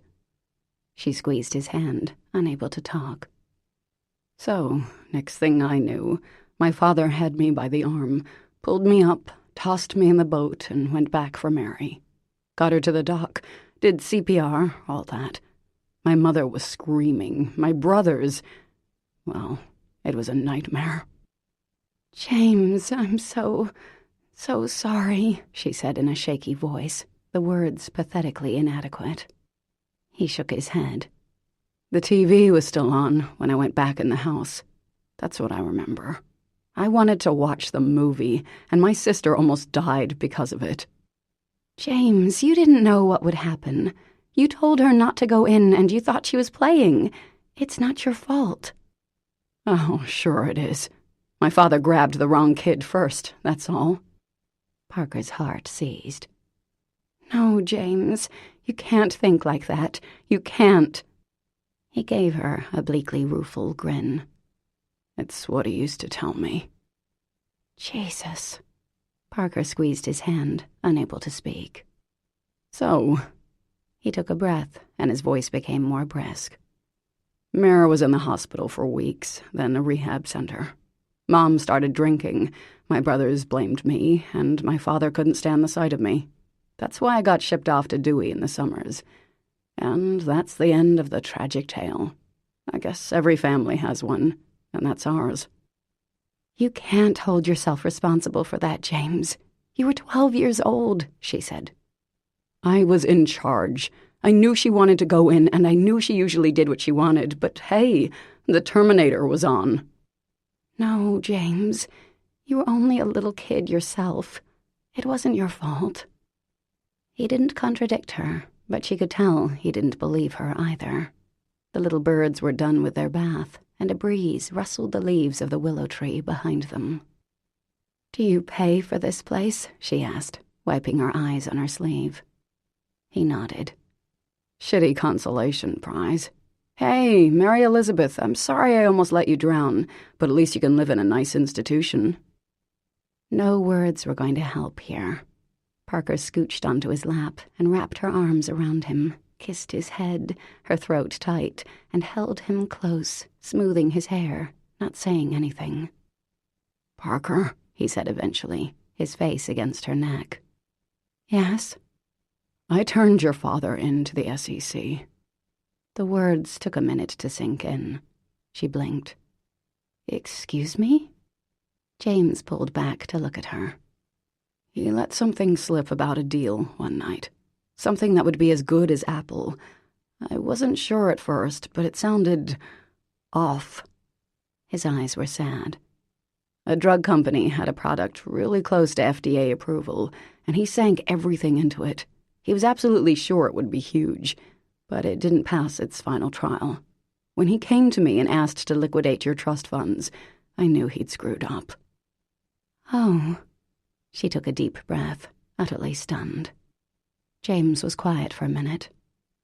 The law says if an attorney suspects a client is committing fraud that results in financial loss for other people, he has to turn him in. And even though I owed Harry everything, because I could never afford this place without him, I had to do it. I called the SEC, and they took it from there. Parker blinked. A sparrow landed on the back of the bench, then flew off. Does he know? She asked. He might. He probably does. He's not an idiot, but he's never said anything. He knows about my sister and how I pay for this place. His dark eyes were full of so much guilt, sorrow, regret. I'm sorry, Parker. I knew you and Nikki would be collateral damage, but I couldn't say anything without breaking the law. If I lost my license or got indicted with Harry, I wouldn't be able to take care of Mary Elizabeth. Parker looked at him for a long, long moment, then put her hand over his heart. Oh, James, she whispered. I would have done the exact same thing. It was not great timing, falling for someone 4 days before a relationship was scheduled to end. Parker admitted that. But that night, James asleep on one side of her, Beauty on the other, both of them sound asleep, she had to acknowledge that it was true. She was in love. She studied him as he slept. Cheekbones of an angel, perfect, smooth skin. They would make beautiful babies, that was for sure. Oh, holy halos, where had that thought come from? Now was not the time to be thinking babies. She had a child. That child and reality were returning in 4 days. And James had never said anything about wanting kids or a future or anything other than getting exactly what he was getting now. The L word had not been exchanged. Given the horror he'd lived through, having kids was probably not on his list of things to do. But hearing about James's past, seeing him with his sister, it changed things in her heart, if not in the world. James stirred, frowned, then opened his eyes. Hi, he muttered. Hi. He looked at her, his eyes softening. Everything okay? Yes. Then she leaned over and kissed him on the cheek, on the chin, on the temple, until he was smiling, and then she kissed him on the mouth, and the feeling was so overwhelming, so right and wonderful, she thought her heart might come right out of her chest. 4 days, 4 more days of this. It didn't feel like enough. Chapter 26.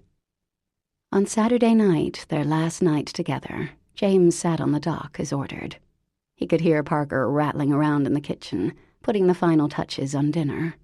She'd already brought down a bottle of wine, the last one from Harry's wine cellar, she'd said, and it was sitting in a bucket of ice next to him. The picnic blanket was spread and set. She'd even put a little vase of flowers in the middle.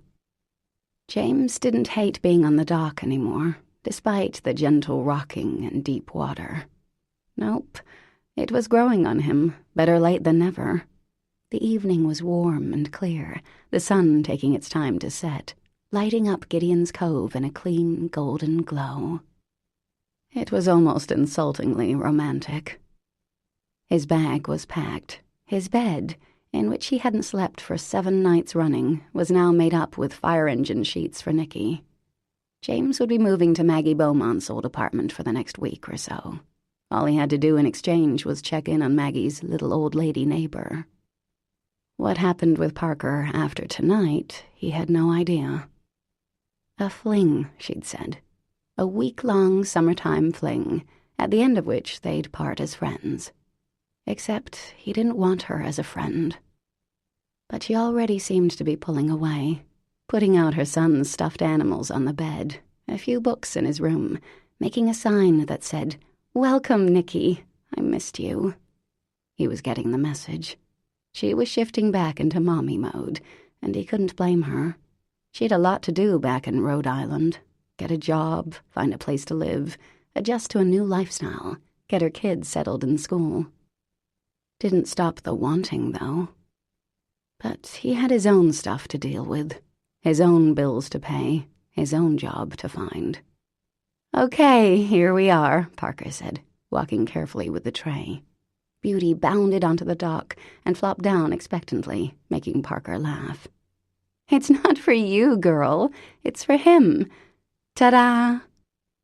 Lobster, drawn butter, mashed potatoes, green beans. "There's peach cobbler for dessert, but it was too hot to bring down just yet," she added. "Wow," he said. "This is really nice, Parker. Thanks." "Well, I owe you for all you've done." Ah, he was being relegated back to the help. Got it. The food was fantastic. Hard to really love your kiss-off meal, though.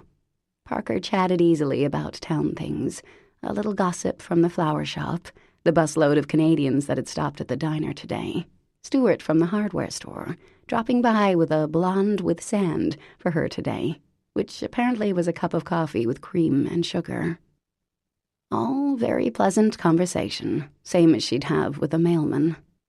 "Why wouldn't you go out with me back then?" he asked, setting down his fork. "After your cousin's wedding." His question surprised James nearly as much as it surprised Parker. Her mouth opened, then closed, and she began stacking the plates neatly onto the tray, where Beauty surreptitiously gave them a few licks. Then, finally, she looked at him. "Well, at the time, I didn't want to date you, James. You were thing one, my father's minion." "But you were okay with using me for sex." She flinched a little. "I guess so. It wasn't like I'd planned anything." She looked out over the water. "I figured you slept with me because my last name is Wells." "I slept with you because you dragged me into a bedroom and mauled me, Parker. And no straight, single guy in his right mind would say no to that." He smiled a little to soften the words. Her ears grew pink. "Right, I did drag and maul, it's true. But then you went off with my father, and it seemed very convenient. You were already in my father's back pocket. Now you had his daughter, too." His smile dropped. "So you really thought I was complete scum, in other words?" "You were my father's favorite person. My father is complete scum. You were scum by association." She studied her hands. "I was wrong, if it helps." He said nothing. "I figured if you really wanted to date me," she added quietly, "you would have tried harder." "Women, honestly." James leaned back in his chair. "I brought you flowers. I came to your house and you squashed me like a bug. You weren't going to date me, Parker. I was the help, No, it wasn't that. It was more like... She sighed. I don't know. I didn't think you were sincere. I figured you came over to see Harry's daughter, not me. Her cheeks were flushed now, so at least there was that, a little shame thrown in. If you really wanted something with me, I thought you'd try again. But you didn't. She was pinching her pinky finger. I guess it was a test or something. See, to me, it didn't seem like a test. I came over with flowers, and you were armed and ready with a paragon and your kid, and told me I was a drunken mistake. Kinda hard to feel the urge to call you again. That was a rotten thing to say. I'm sorry for that. Well, shit, Parker. I'm sorry I assumed you knew that you were an adult who knew what you wanted. I'm sorry I didn't read your mind. She blinked. Then she swallowed. You've made your point, James, she said, her voice husky. And for the record, I wasn't drunk. I knew what I was doing. There it was again, her way of saying something abruptly honest. She was so careful all the time, so vigilant about what she'd tell him, and then, bam, she'd say something like that, and it was a sucker punch to the heart. Also, her eyes were wet. Their last night together, and he was making her cry. Shit. Don't cry, he said, his voice soft. I'm not, she lied. I'm sorry for how I acted back then. I really am. It's just that I thought about you. A lot. He reached for her hand, ran his fingers over the back of it. She didn't look at him. For years, if I'm being honest. That made her glance up. Really? Yes, many thoughts. He grinned a little. What kind of thoughts? She asked, a smile of her own starting. Dirty. Really? Filthy. How filthy? She was smiling in full now. Extremely. Any interest in pursuing those now? She asked, raising an eyebrow. He stood up. Race you to the house. Later, after sex and peach cobbler and another, and possibly last round of lovemaking, James was still awake, Parker's head on his shoulder, his fingers in her hair. She was asleep, her breathing soft and slow. This was it, he guessed. Tomorrow her son would be here, and she was a great mom. She'd focus on him, make Nikki's transitions easier and all that. The kid didn't need his mother's boyfriend in the mix. He couldn't argue with her there. It was time to let her go.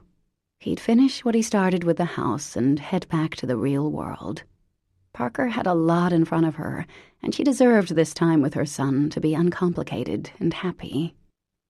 And if that meant being thing one again, so be it. The last thing he wanted was to make her life more difficult, any more than he had already. He just hadn't imagined it would be this hard. Chapter 27. Nothing felt as good as having her son back in her arms. Nothing. I missed you, Mommy, he said, wrapping both his arms and legs around her. Oh, sweetie, I missed you too. Felt like I was going to pop without you. Nikki laughed at that, and Parker breathed in his good Nicky smell, kissed his sweet little neck again. He'd gained 2 pounds in the 3 weeks they'd been apart. She could tell. Let me see your beautiful face, she said, pulling back. Oh my gosh, the handsomest boy in the universe. Am I right, Ethan? The image of his father, he agreed with a grin. There's a dog. You have a dog. Hi, doggy. He wriggled out of her arms to investigate, and Beauty, who was crouched in the corner, trembled at his approach. She's a surprise for you, honey, but she's really shy, Parker said. Just hold out your hand and let her sniff it. Nick obeyed, and, wonder of wonders, Beauty's tail wagged.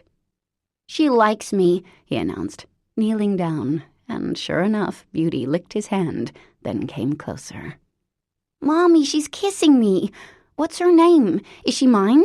Can I keep her? Her name's Beauty, Parker said. And yes, we're keeping her. Hi, Beauty. You're licking me. Do you think I'm lunch? He petted her on the head as the little dog licked his face. Ew, she licked my mouth. Mommy, when can I go swimming? We can go later on. Do you have to go to the bathroom? Nick thought about that, then bolted, slamming the door of the loo behind him. Sorry, he called. Parker and Ethan shared a smile of child adoration.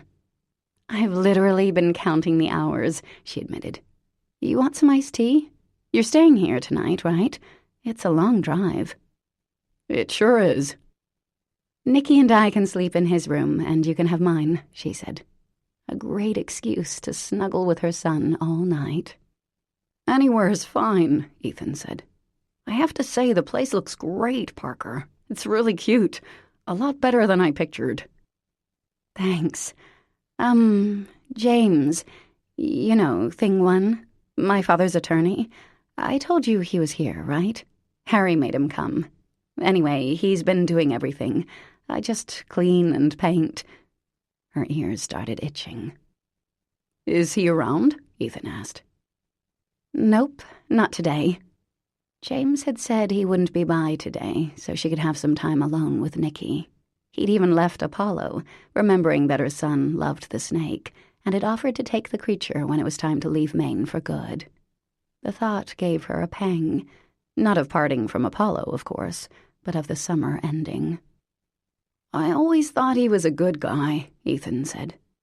She was spared from having to comment with Nicky's return. Mommy, Elephant loves it here. He already found a fort. Elephant, you are so good at finding forts. She kissed Nicky's favorite stuffed animal on the nose. So who's hungry? I have enough food for an army. Or in the case of the Mirabelli men, 2 people. Ethan had pictures of the big trip on his iPad, and Parker admired them, as well as Nicky's collection of rocks which he'd brought with him. This one's quartz, he told her. And this one is, I don't know what. And this one's shale, right, Daddy?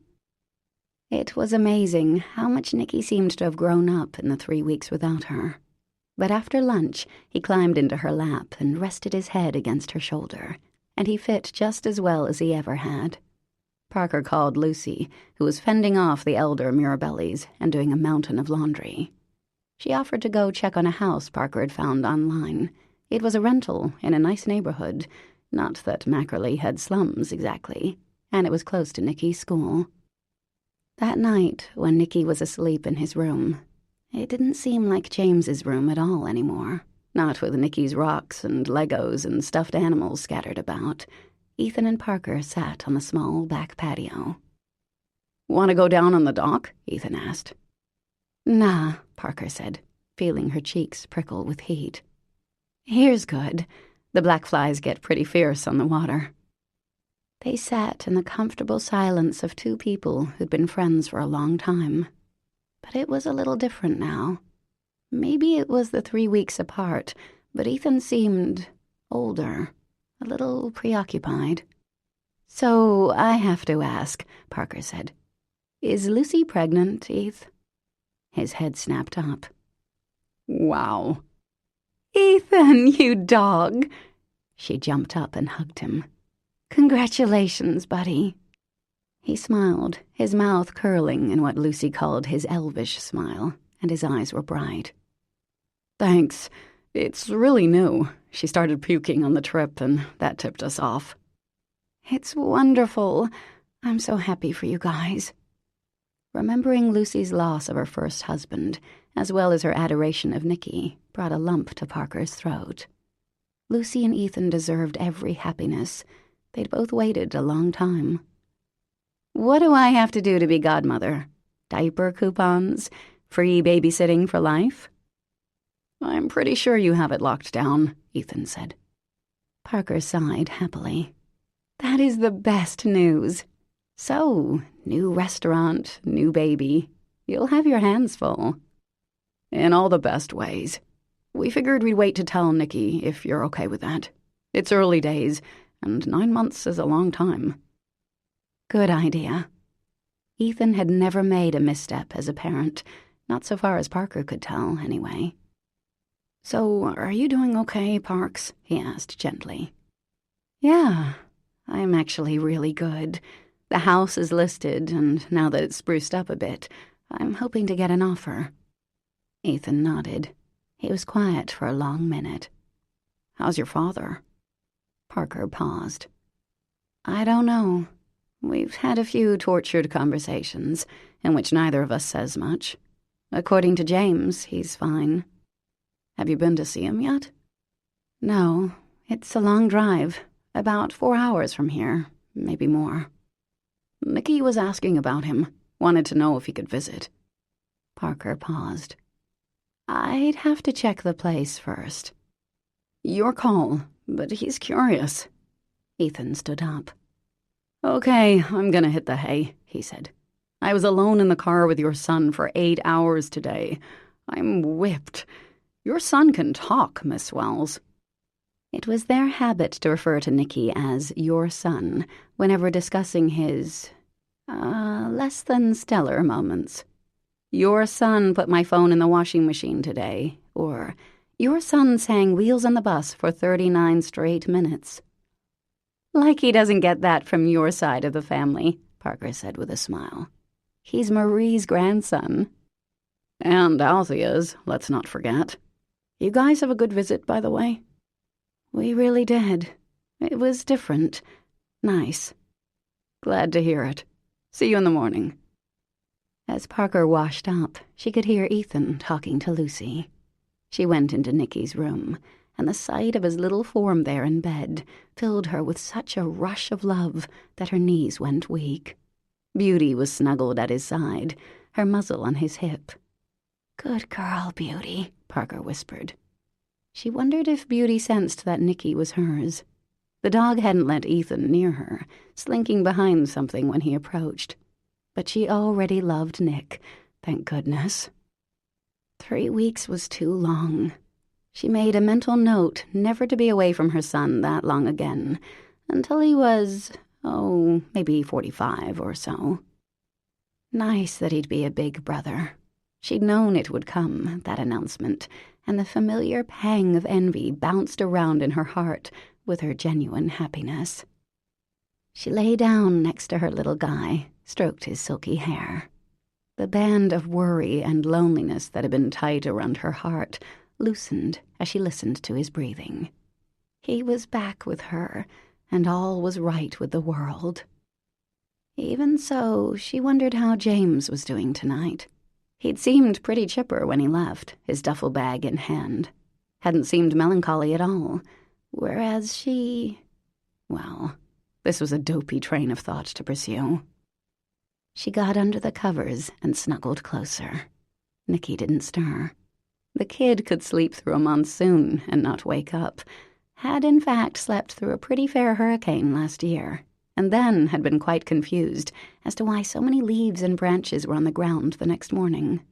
She kissed his neck, breathing in the smell of baby shampoo and boy. They were back together, mother and child. She shouldn't want more.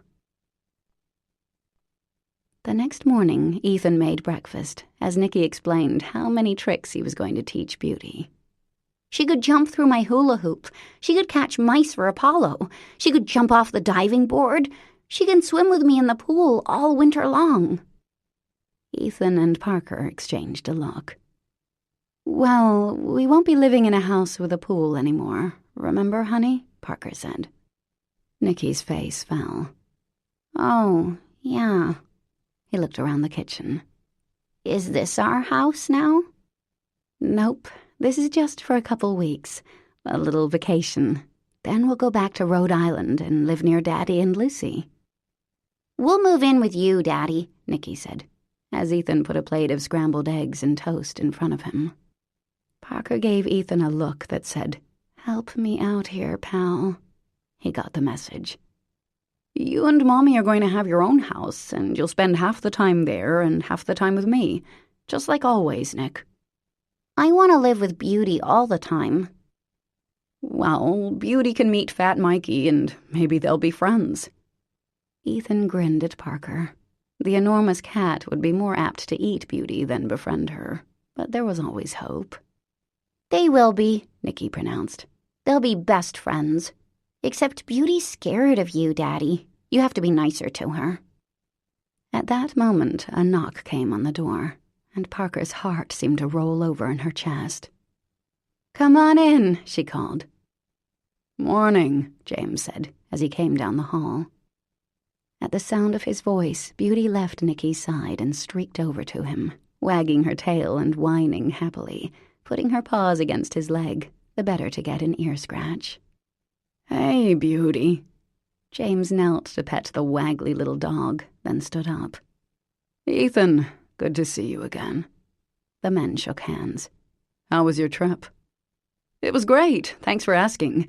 How are you?" "No complaints." James's gaze dropped to Nicky. "Hi." Nicky stared back solemnly. "Honey, you remember James, right?" Parker asked. "Mr. Cahill? Grandpa's friend?" "Yes," Nicky said suspiciously. "I remember." "Can you also remember your manners?" she prodded. "Hi, Mr. Cahill." "Did you have fun on your vacation?" James asked, rather solemnly. Nick nodded. Not his usual chatty self. Of course.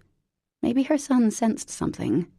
Ethan did, apparently, as he was gazing steadily at Parker. James cleared his throat. "Well, I figured I'd get to work on the stairs to the dock." "Oh, okay. Would you like some coffee?" She was abruptly aware of the little tableau she, Nicky, and Ethan made. "No, thanks.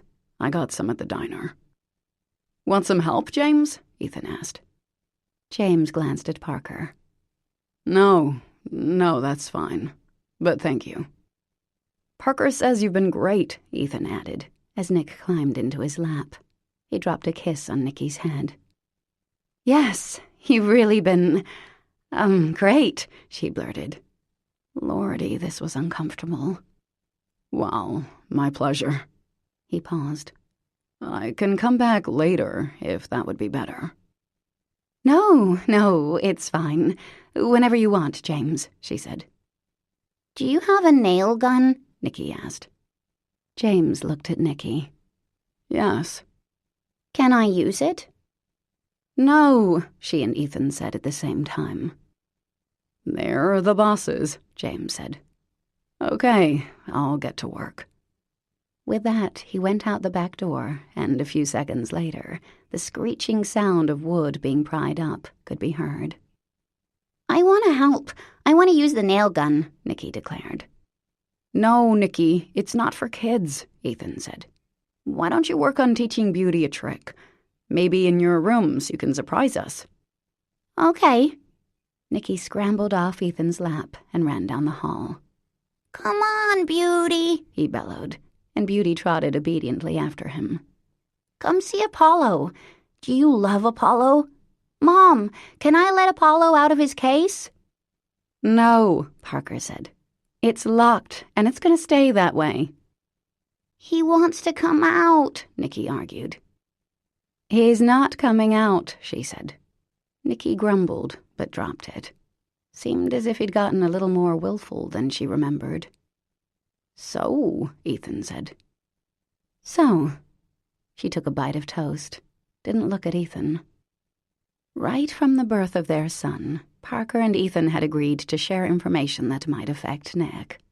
Dating was one of those topics.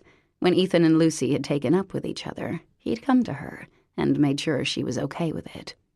Things like vacations and work schedules, family events, any kind of change that might impact Nick had always been discussed.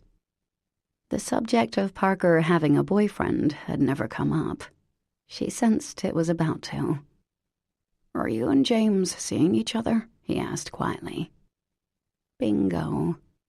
"Not really," she whispered. She was actually more afraid that James would hear, Nick was chanting the word jump over and over in his room. We had jump, jump. He was staying here. Jump, jump, jump, beauty, jump. It made more sense with all the work we had to do. We hung out a little bit, but it's done now. Ouch. Saying the words out loud, it hurt. She cleared her throat. I didn't want Nicky to be overloaded. Ethan sighed, then looked at the ceiling and scratched his chin. He was quiet for a minute. James always struck me as a decent guy. Yeah, no, he is. Very decent. She paused. I didn't always think so, but I do now. Jump, jump, jump, beauty. So nothing. We had a little summer fling, at the recommendation of your wife, I might add, and it was fun. It's also finished. Why wouldn't you want it to be more than a fling? She took a sharp breath, an unexpected flare of anger arrowing through her. Well, Ethan, I guess because Nicky's got a lot on his plate right now. Grandpa in prison, new house, new school, new stepmother, new sibling on the way. His mother having a boyfriend doesn't seem fair. Ethan didn't say anything for a minute. You have a point. It's a lot. But I'd hate for you to think that your job was to just serve Nicky.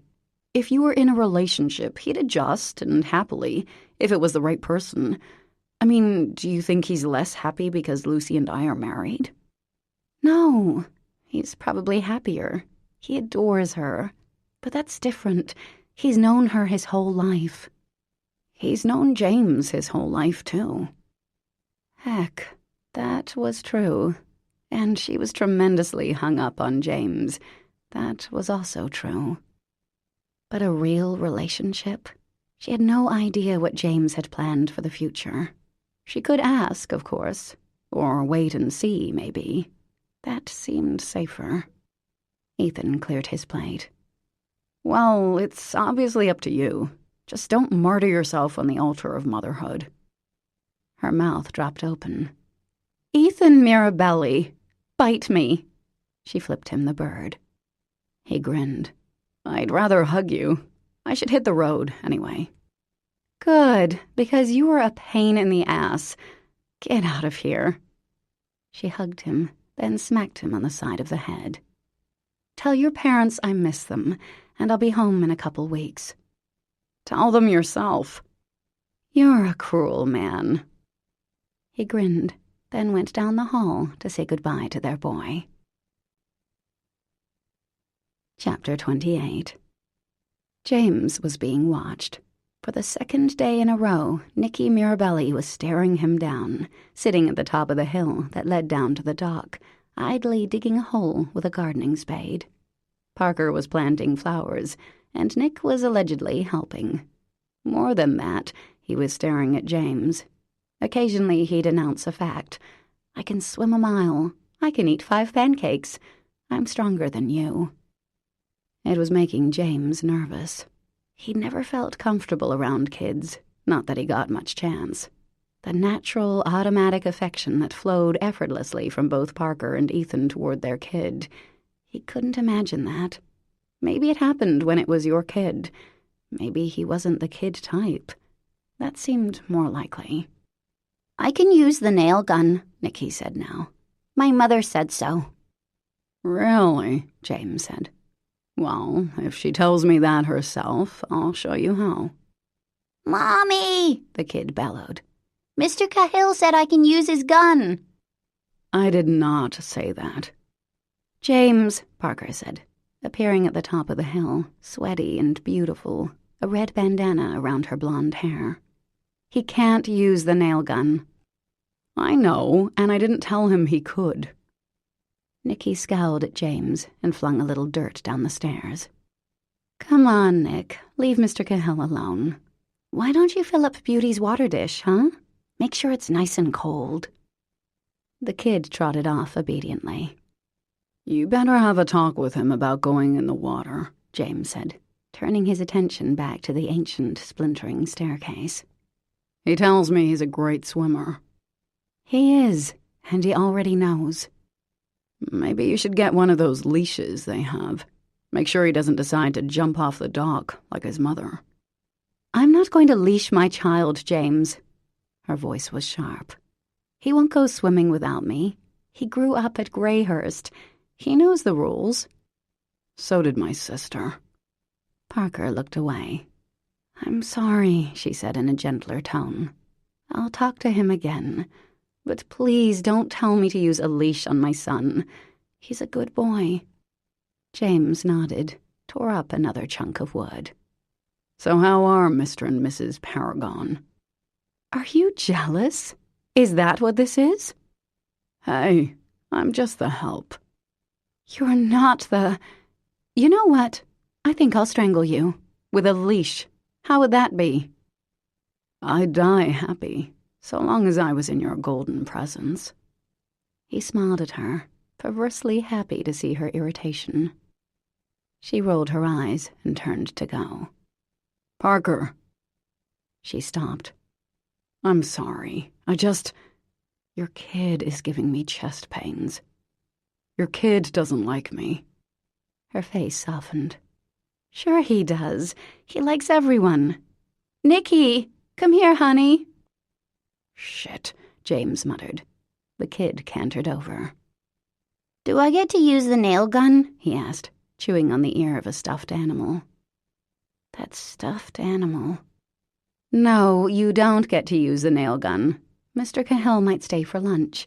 We can have a picnic on the dock and maybe go swimming after that. How would that be?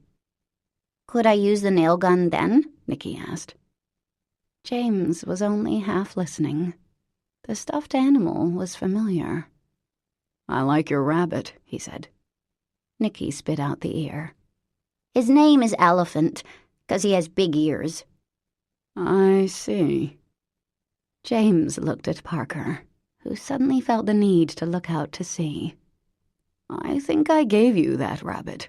When you were born, he said. No, you didn't. I'm pretty sure I did.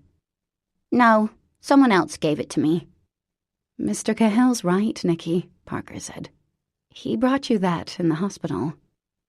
So she remembered. You brought me Elephant? Nicky repeated. Yep. Can I use your nail gun then? Parker laughed, but Nicky was serious. Sorry, pal, James said. Come on, Nicky. Let's finish the flowers. Parker turned and walked back toward the house. I don't like you, Nicky said. Sorry to hear that, James answered. It was more mature, he was almost sure, than saying, I'm not sure I like you, either. How's that, Mrs. K? James asked, wiping sweat from his forehead. Maggie Beaumont's ancient tenant was a tyrant. This was the 4th time James had rearranged her bulky living room furniture in 3 days. It's wonderful, honey, she chirped. I'm finally getting the hang of feng shui. Or James was, as the muscle of the operation. Great, he said. Can I do anything else for you? No, you've been an angel. It's true. Besides, I'm having dinner with Maggie and that nice husband of hers tonight. Do you know him? Mahoney? Malone. I was at their wedding, remember? Of course I do, dear. You're quite a good dancer. Malone, you're right, that's his name. For some reason I can never remember. James smiled. Mrs. K was a sweetheart, even if she was a despot. And a spy. Still, it was kind of nice to have someone caring when he came and went. He went upstairs to the tiny apartment, got a beer from the fridge, and sat on the floor. The only furniture left was a bed, a little kitchen table, and 2 chairs. But he'd be leaving soon, so it didn't really matter. The kid had been here for 5 days. Parker's stairs were nearly finished. And that was a problem, because James was running out of things to do. He'd gone to see Mary Elizabeth yesterday, and sat through the Holy Rollers in 3D for the second time, which definitely registered him for sainthood. Had a near miss with his father, but luckily he'd caught a glimpse of his father's battered truck from Mary Elizabeth's window and said his goodbyes before dear old Dad had appeared. He'd told Dewey he'd help with a few things at the bar. The door to the men's room stuck. A windstorm had blown the gutter off. A faucet leaked in the kitchen.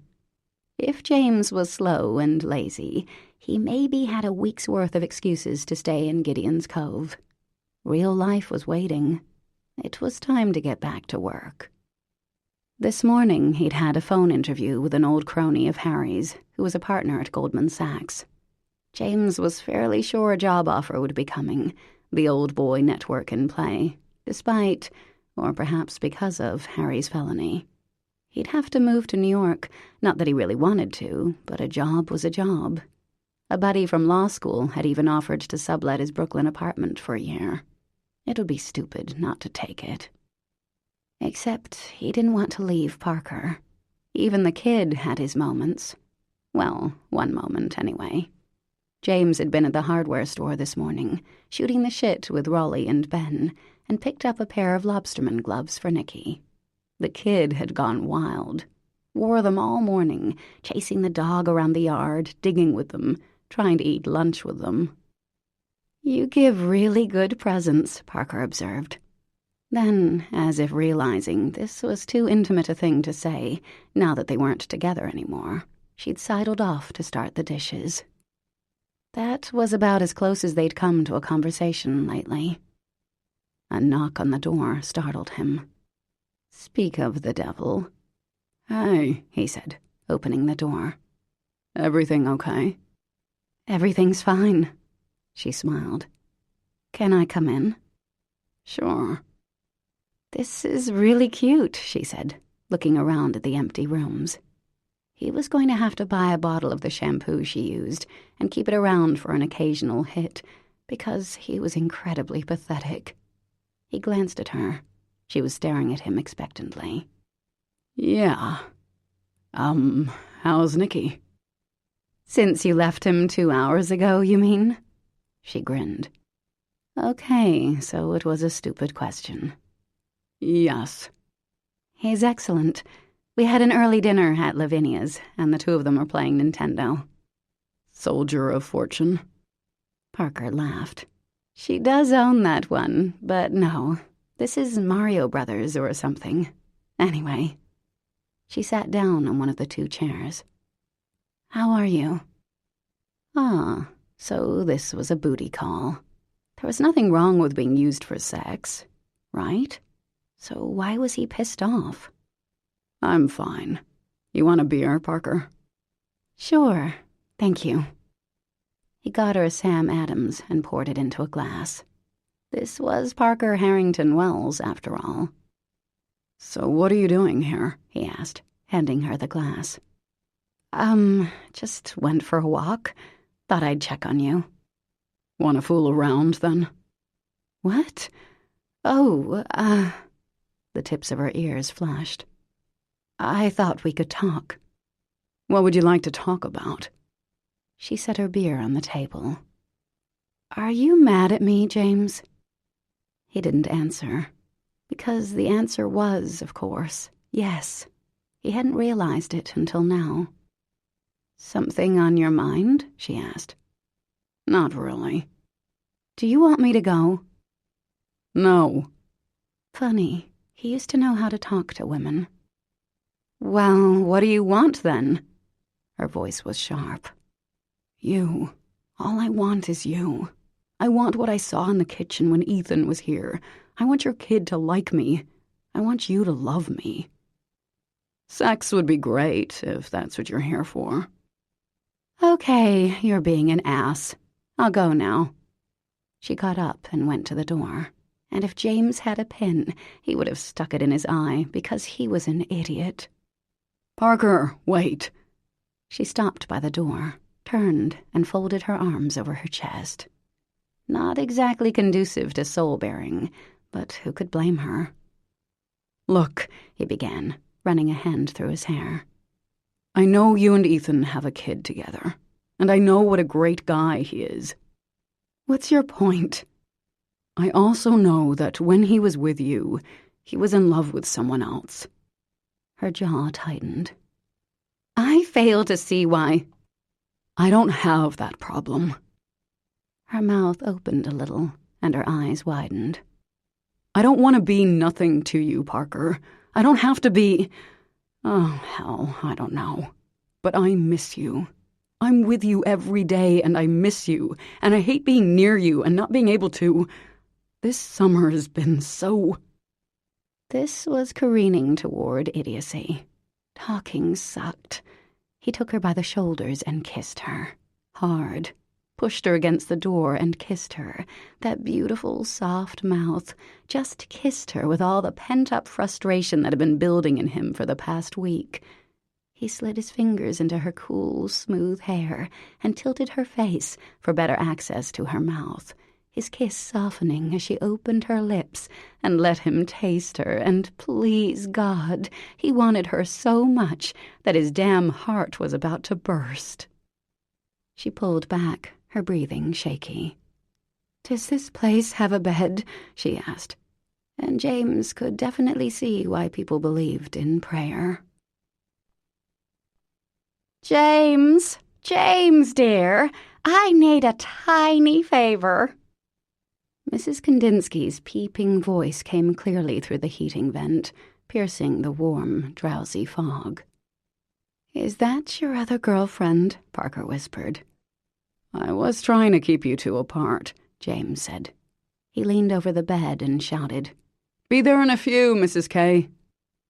"Thank you, dear. You're an angel," she chirped. "I should get back anyway." Parker propped her head on her hand and looked at him a long moment, her face serious. "You're not nothing to me, James," she said gently, and the words felt like a gift. "Glad to hear it," he murmured, pushing a strand of hair behind her ear. "I do want something with you," she said.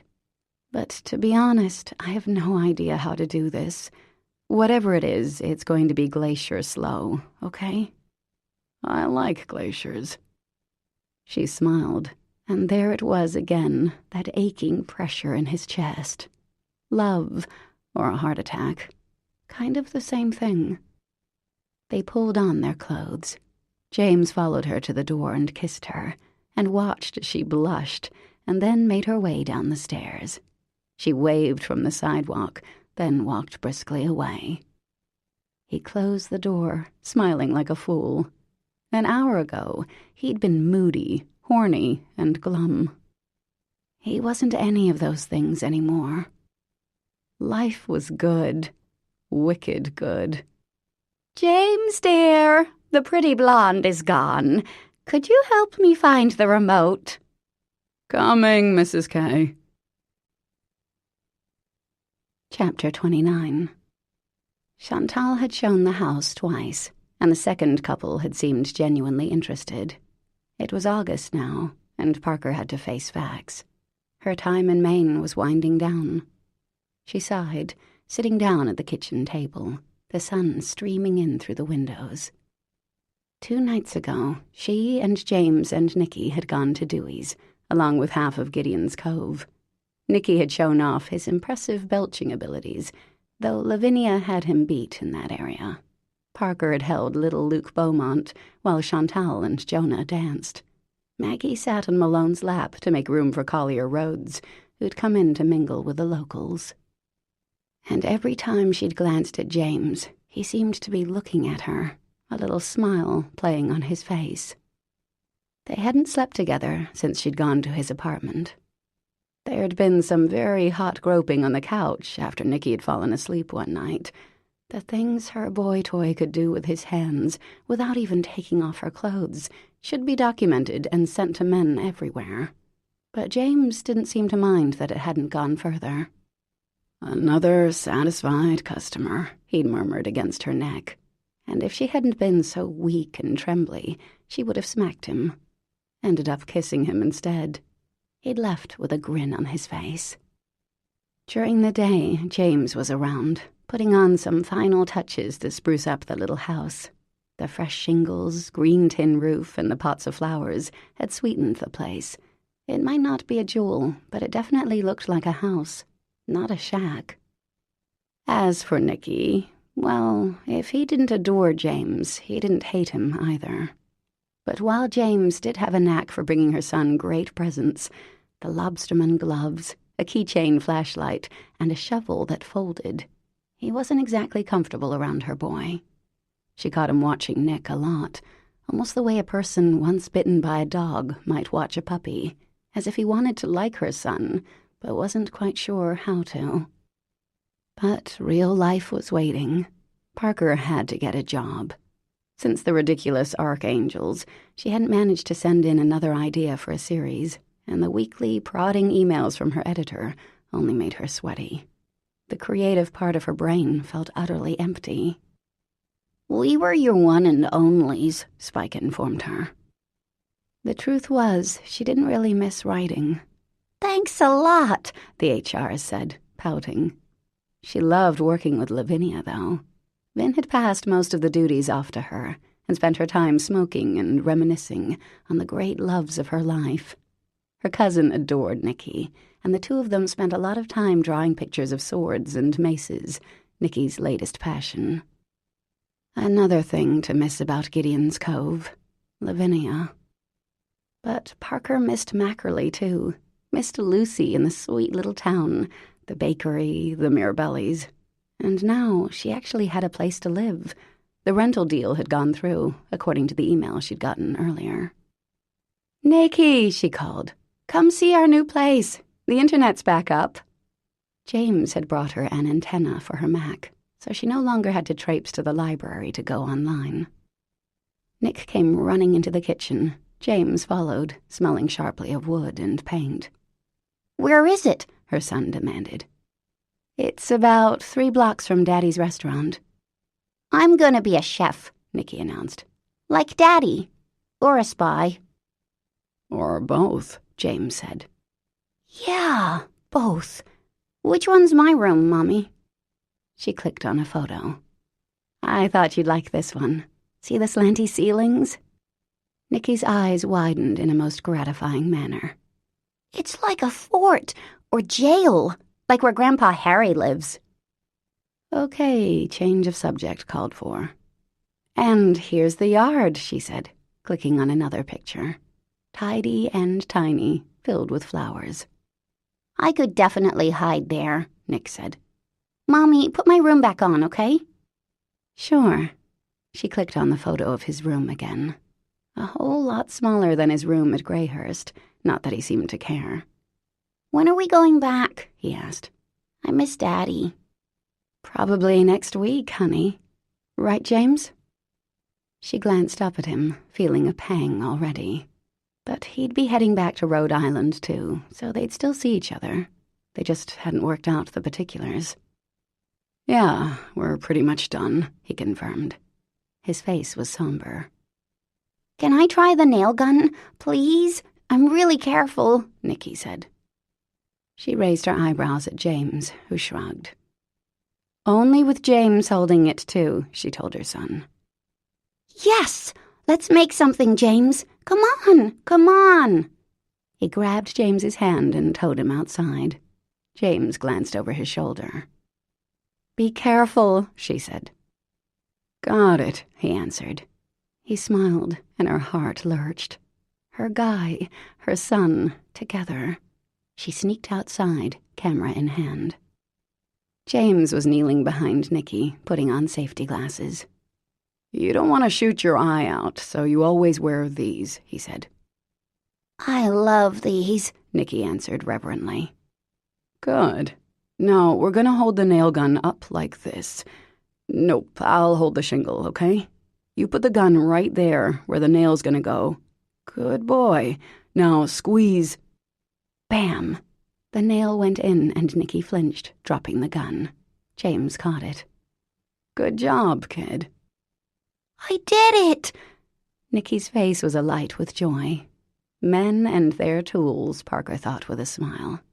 She raised her camera and took a stealth picture. Can I do more? Nicky asked James. Sure. Nice and careful now, and try not to drop the gun. It makes a loud noise. It does. You're right. Parker went back inside, feeling a wicked case of the warm fuzzles. Nauseating term. Excellent feeling. Her menfolk bonding. It'd be good for them both. The photo of Nicky's attic room was still on the computer screen. A jail, like where Grandpa Harry lives. A bit hesitantly, Parker picked up her phone. James hadn't mentioned Harry lately. She herself hadn't talked to her father for a while. Well, being a minimum security place, inmates were allowed to get phone calls pretty liberally. She figured she'd give it a shot. Harry Wells, please. This is his daughter speaking. A few minutes later, her father's commanding voice came on the line. Parker, is anything wrong? Hi, Harry. No, everything's fine.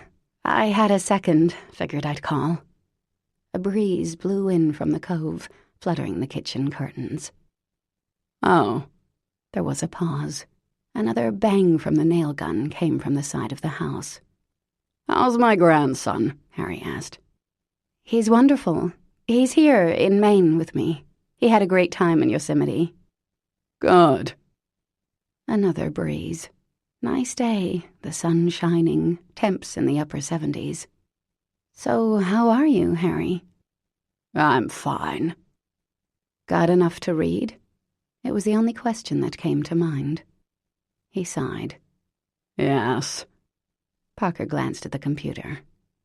Nicky and I found a place to live, in Mackerley. We'll be heading back next week. I see. He's starting school? Yes, after Labor Day. Wish him luck for me. I will. There didn't seem to be anything else to say. She waited to see if her father would offer any other subject, but there was only silence. Well, take care, Harry. You too. He hung up. A memory of her father, picking her up from Stanhope Academy on the Upper West Side, came to her. She'd been in 2nd grade, wore a white shirt and green plaid skirt as a uniform. Her father rarely came to get her from school, and the sight of him there, so unexpected and so impressive, had practically lifted her off the pavement. "Daddy," she'd said, running to him, and she remembered how small her hand felt in his, how safe Harry had made her feel. Back then, her father had been her favorite person in the world. She swallowed the unexpected lump in her throat. Parker went back outside. "Boys," she said, "I think we should go on a picnic." 2 hours later, Parker, James, Nicky, and Lavinia were at a lake somewhere west of Gideon's Cove. Beauty and Nicky were already wet, having dashed in the second they'd gotten there. Nick hurled sticks as far as his little arm would let him, which wasn't terribly far, but Beauty charged in each time. James and Vin were sitting on a blanket, laughing. Those two were BFFs, practically. Pine trees surrounded the lake in a dense wall, broken only by the occasional boulder. There was a dock about 30 yards out, and 3 teenage boys had canoed out there. They were shoving each other and laughing, falling in occasionally, diving like otters, constantly in motion. She snapped a few photos. Maybe this could be her new job, photographer. Or, given her actual skill set, cashier at Walmart, if Walmart would kindly hire her. "Mom! Mommy! Watch me!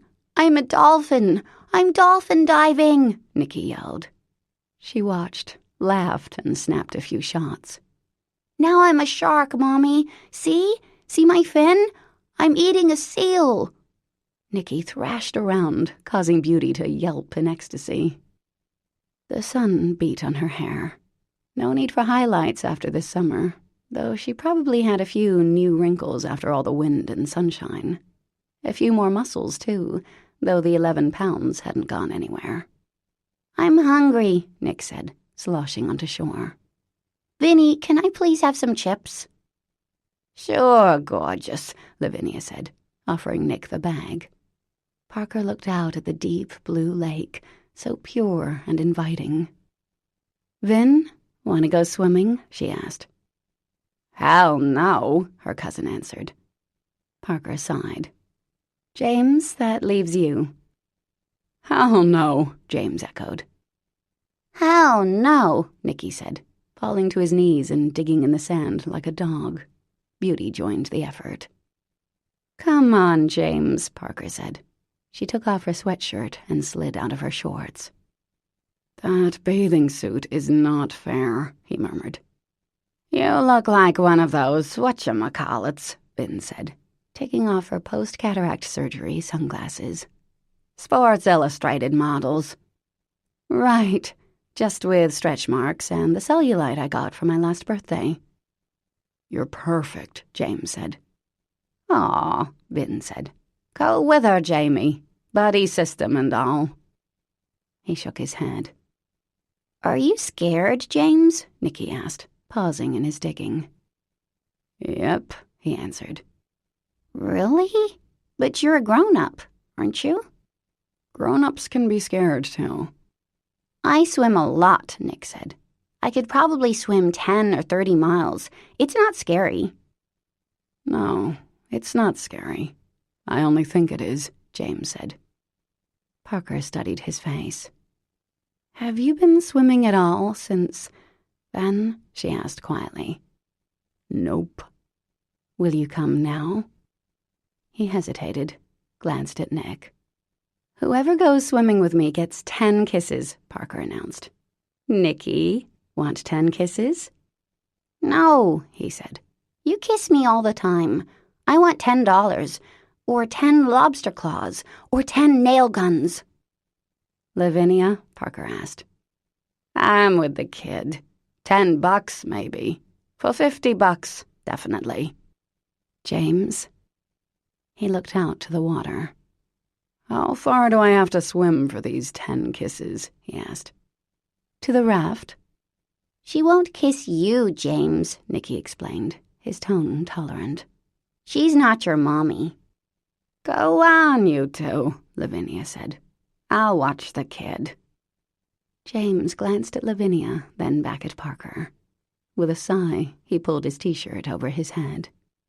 "Now we're talking perfect," Lavinia said, lighting up a cigarette and squinting appreciatively. "Very nice, Jamie." Parker took his hand and towed him to the water's edge, where he stopped. "Come on, James. You can do it." "I hate the water." "I know." She went in up to her knees, still holding his hand. "Come on." His jaw was tight, and no smile lightened his face at the moment.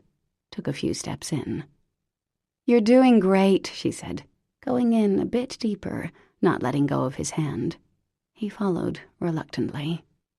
When they were waist-deep, Parker stopped to let him get acclimated. His face was a little pale under his tan. She swam out a few feet, then turned to look at him. "Harvard varsity swim team, James. 3rd Olympic alternate. Red Cross certified in lifeguarding." "Very impressive," he murmured, his eyes on the raft. The 3 boys had gotten back in their canoe and were now fishing in the middle of the lake. "You can do it," she said. "You have to, someday." "Do I?" "Yep." Parker swam out a little farther and started to tread water. "Swim to me, beautiful man," she said. "I'll take care of you." His eyes were dark and a little tormented. "Not fair," he said, and with that he dived under the water. He surfaced just past her and swam steadily, if a little desperately. 1 yard, 4, 10. Parker kept pace easily off his right, her eyes never leaving him. When he reached the raft, he grabbed onto the ladder and waited for her to get up first, then followed, water streaming, his hair nearly black with the wetness, drops of moisture sliding down the planes of his face. He didn't look at her, just sat, breathing hard. Parker slipped her hand in his. He was shaking. Probably not from cold. "You did it," she whispered. "Hated every second." "And you did it," she repeated. He still didn't look at her, just stared back at the shore. Nicky waved. "See? It's not scary," he yelled, and James waved back.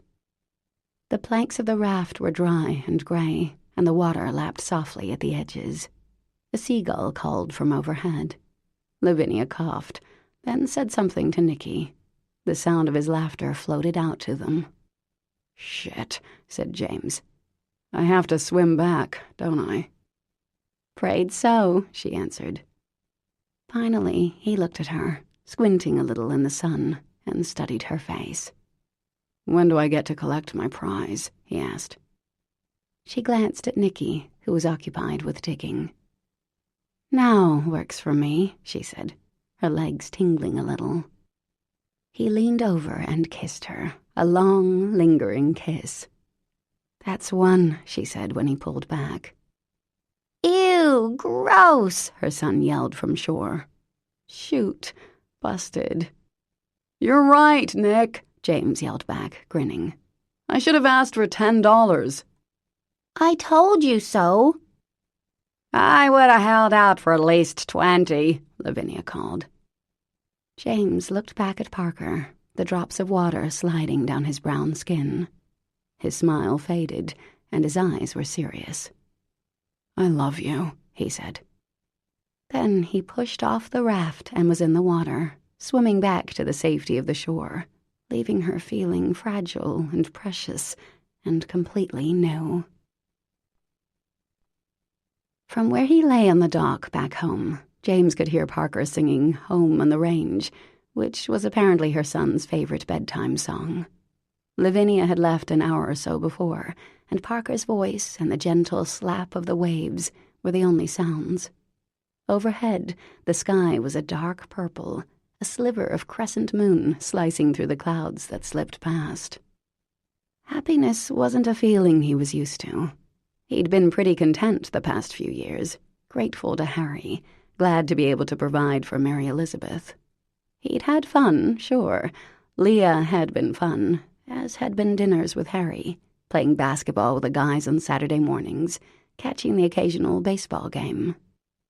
But that was nothing compared with this. Today, he'd been part of something. A family. The kid wasn't his, but the little guy's wriggling delight at finally being able to use the nail gun, the way he'd grabbed James's hand, it had touched some part of James he'd thought had been erased 18 years ago. But now, the time before the tragedy kept running through his head. Christmas mornings, fishing trips, running for the school bus with his 3 brothers, telling Mary Elizabeth stories well past her bedtime. He'd been part of a family once, and when that family fell apart because of him, he'd assumed that was it.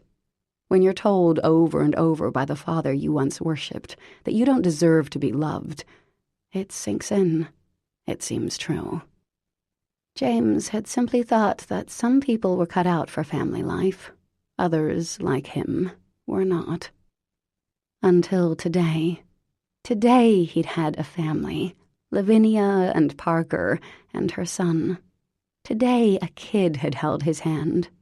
By the time they'd gotten back from the lake, Nicky had been sound asleep in his booster seat, and James had lifted him out, cradling the little guy's sweaty head, shifting his limp weight onto his shoulder and carrying him inside as Parker held the door. The 4 of them had had hot dogs and salad for dinner, and he and Vin had done the dishes, while Parker and Nicky fished off the dock. It felt better than he could have ever imagined. Maybe, he thought, maybe it was time to let the past go and stop blaming himself for Mary Elizabeth. Maybe being an irresponsible 12-year-old kid didn't warrant a life sentence. Earlier today, he'd gotten the call from New York. The job offer had been finalized. The package details had come through today. The pay was close to what Harry paid him. Signing bonus, sweet benefits, all thanks to Harry's recommendation.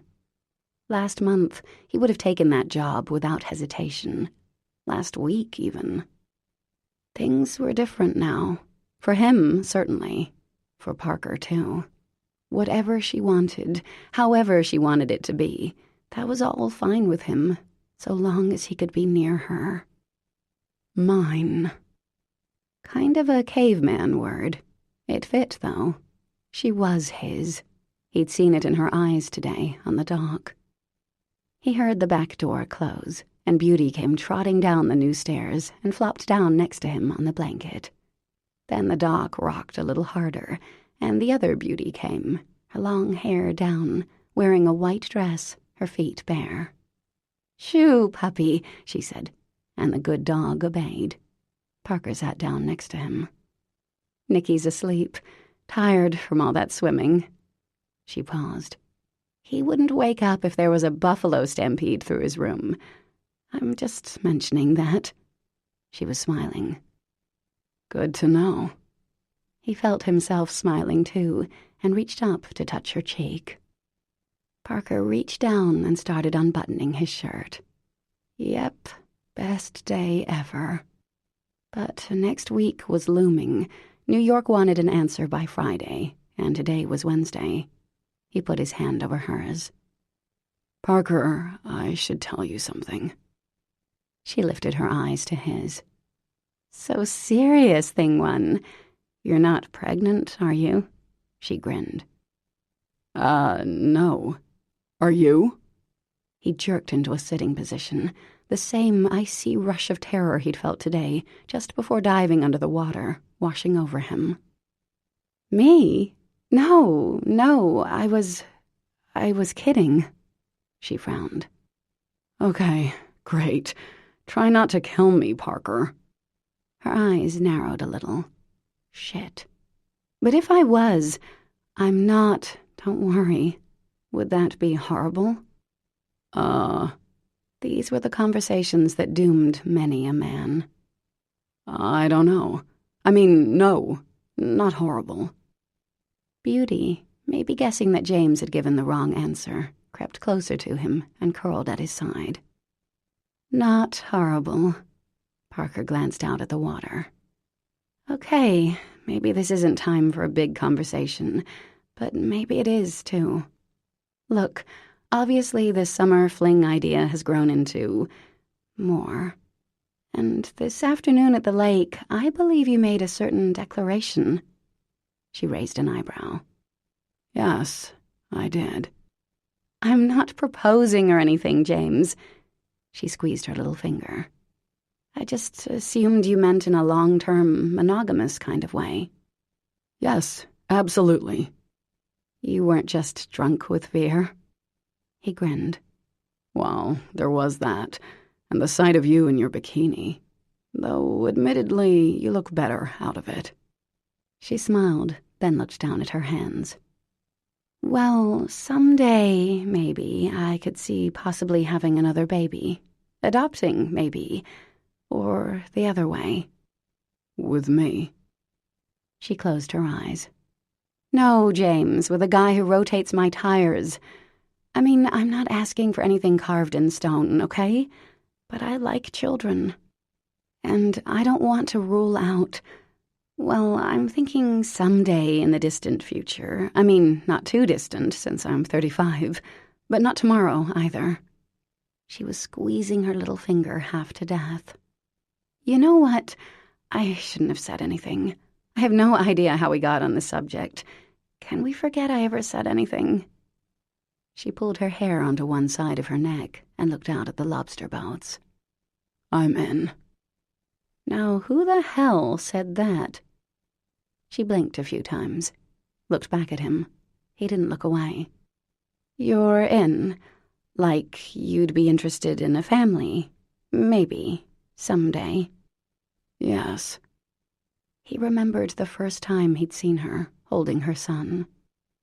Pictured the scene again. This time, though, the baby was his, too, and he was the one at her side. Mine. He took her hand and kissed it, then looked at her face. I want to ask you something. Okay, she breathed. You wearing anything under that dress? She burst out laughing, the sound bouncing out over the water. Why don't you find out, Thing One? Chapter 30. The rumble of a truck in the driveway the next morning made Parker's heart lift. The sight of James, clad in jeans and a Joe's Diner t-shirt, had her break into a little trot. "Hey," she said, ruffling his hair. "Hey," he echoed, grinning the "I've seen you naked" look. "Heck yeah." Nicky was in the yard with Beauty.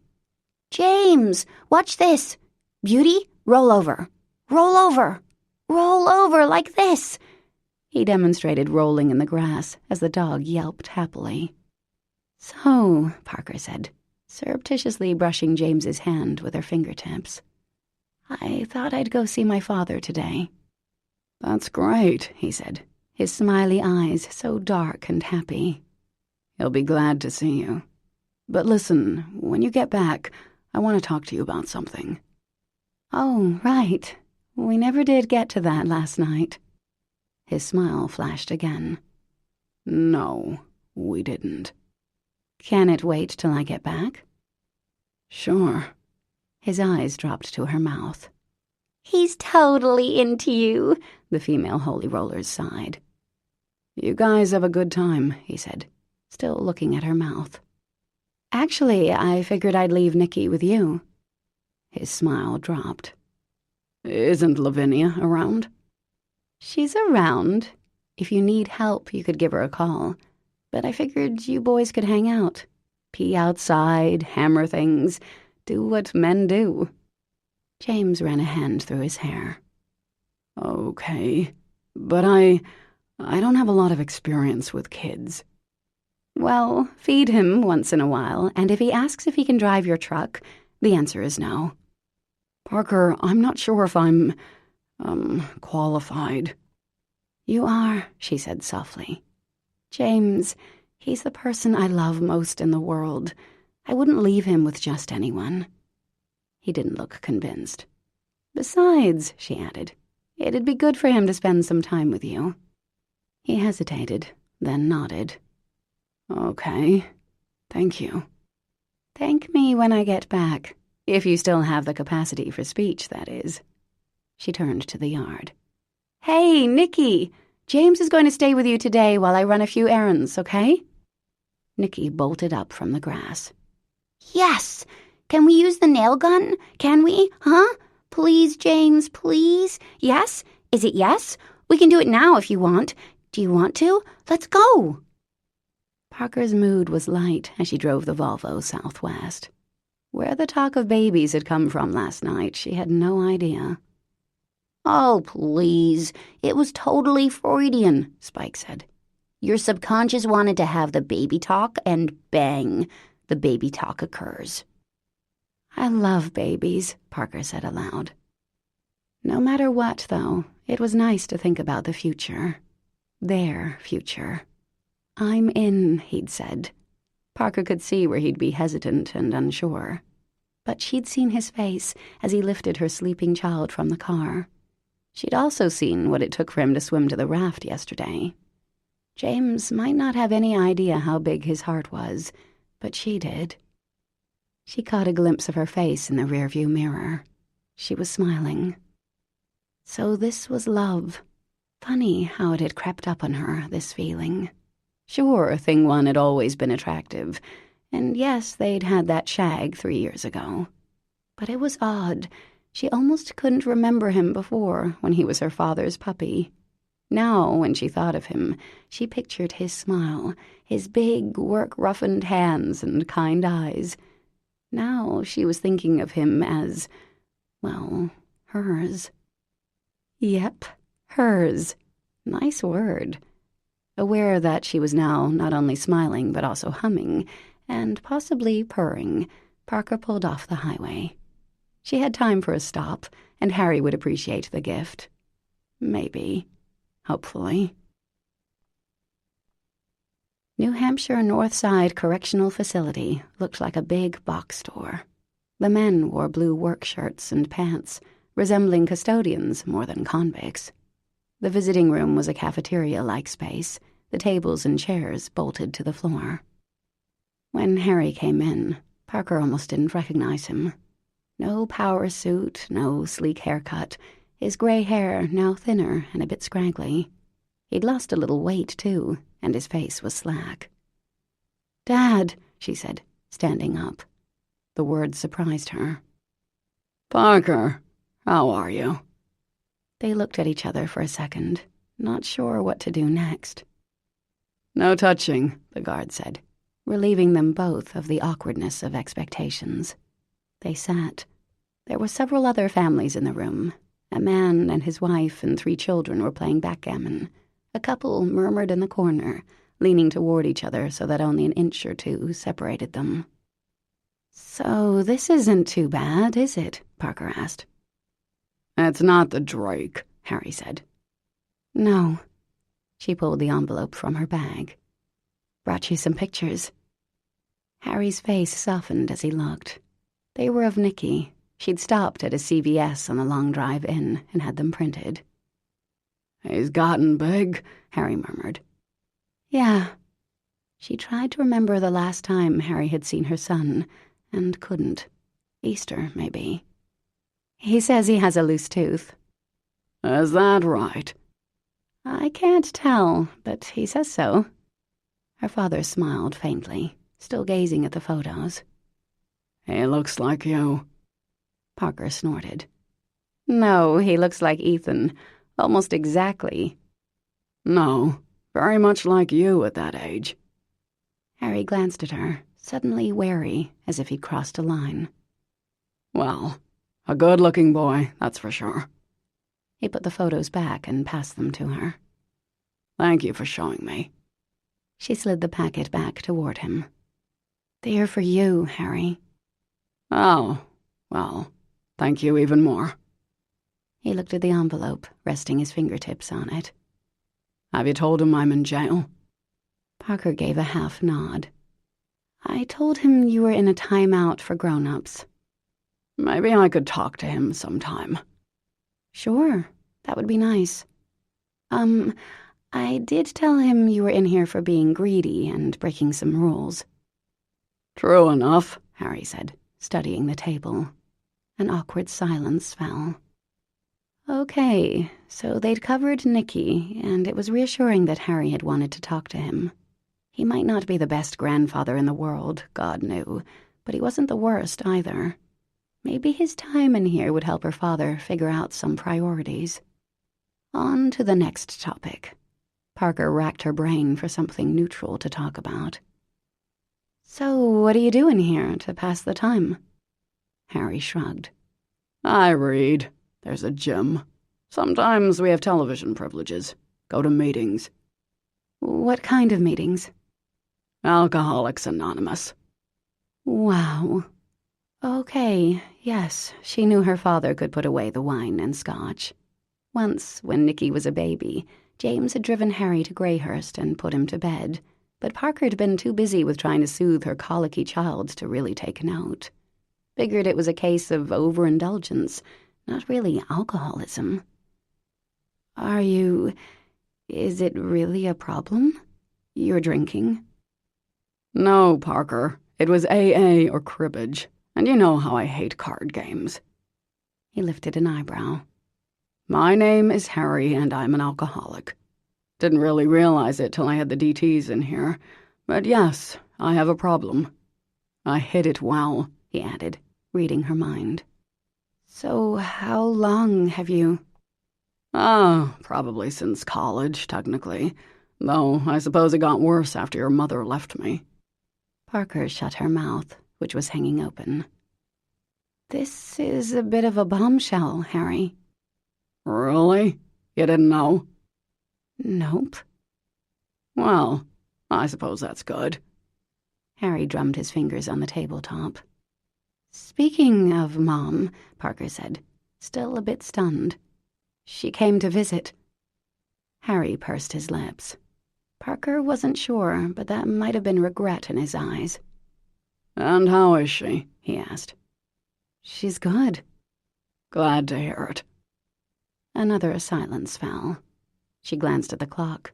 She'd been here 10 minutes. How's James, by the way? Harry asked. Parker felt her face warm. He's good. He's been fantastic this summer. Should she tell her father they were together? Or maybe that should come from James. She wasn't really sure how to handle that topic. Has he started yet? Harry asked. Started what? His job. She felt her stomach tighten, as if against a blow. His job? Yeah, Mitch Stravitz, remember him? At Goldman? No? Well, he's been to the house a number of times. Came for that wine tasting, where we went through the case of the 82 Margot. Harry smiled in fond remembrance. Anyway, he was happy to do me a favor. This whole insider trading charge was completely blown out of proportion. Once I'm back, it'll be like nothing ever happened. Sort of like the mafia. Everyone does their stint in the joint. Harry laughed his client laugh, that low, insincere Hollywood laugh. Parker was finding it hard to draw a deep breath. Hang on, Harry. James is working at Goldman Sachs? In New York? In the legal department, yes. Do you know when he starts? Next week, so far as I know. Harry frowned at her. He didn't mention it, I gather. No, Parker said calmly. It didn't come up. Huh. He got an apartment and everything. I figured he'd have told you. Is he still in Maine? Yep, still in Maine. For now. She forced herself to smile. How's the food here? The drive back to Gideon's Cove was much longer than the drive down had been, or so it seemed. So while Parker had been talking about a long-term monogamous relationship with a possible baby in the future, James had been planning to trot down to Manhattan. He had a job waiting for him. He had an apartment. On the one hand, he said he loved her. On the other, he was moving, and he'd never said a word. Maybe that's what tonight's talk was about. She could see the future spreading bleakly in front of her. She'd get a job, share Nicky with Ethan and Lucy. James would come up a weekend or two, but he'd be busy. Time together would be harder to manage. In the end, he'd feel guilty and burdened, and she'd feel bitter and resentful. I'm an idiot, she said aloud. It's just that last night, out on the dock, it had seemed so... Oh, crikey, how many women read into these things? How many men said what a woman wanted to hear, simply to make the moment easier? Well, she and James were going to have that talk when she got home, that was for sure. She checked her phone. No new messages. Just as well. This was a talk to have in person, and besides, she was entering the area where cell phone service started to cut out. The Holy Rollers were silent. Polly patted her shoulder, but no one had anything to offer. When she finally came into Gideon's Cove, the town seemed oddly vacant. No one was in front of Dewey's, and almost no cars lined Main Street.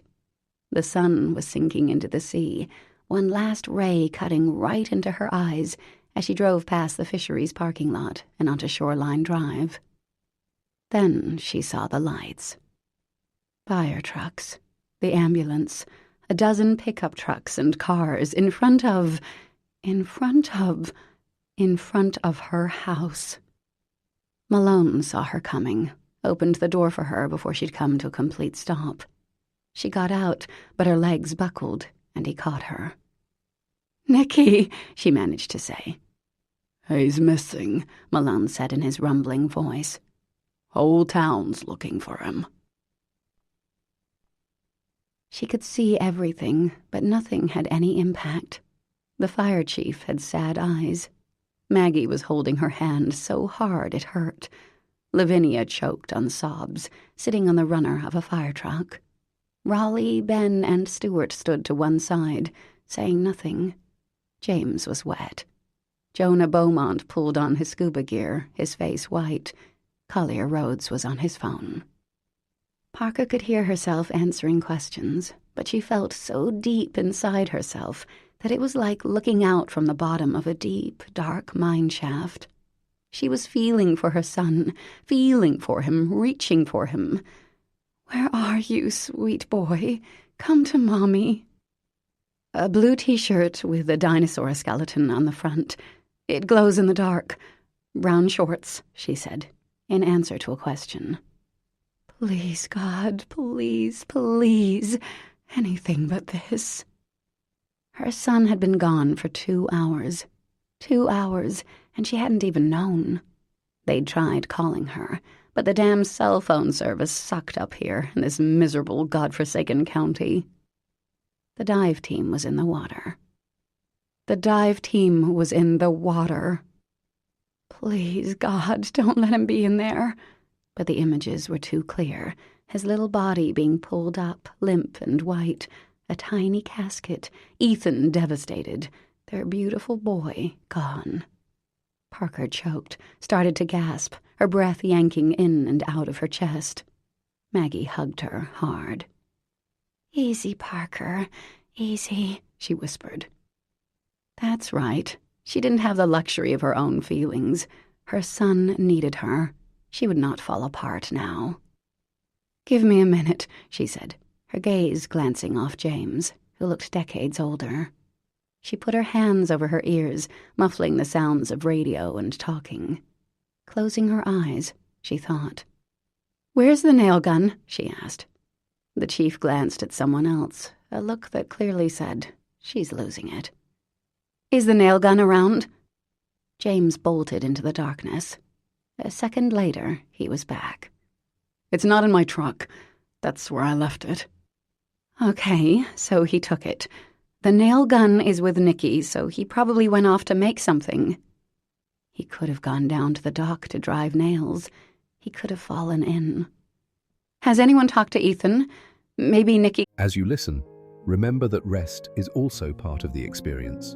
Enjoy this break as a small gift for your mind, and thank you for choosing this free audiobook.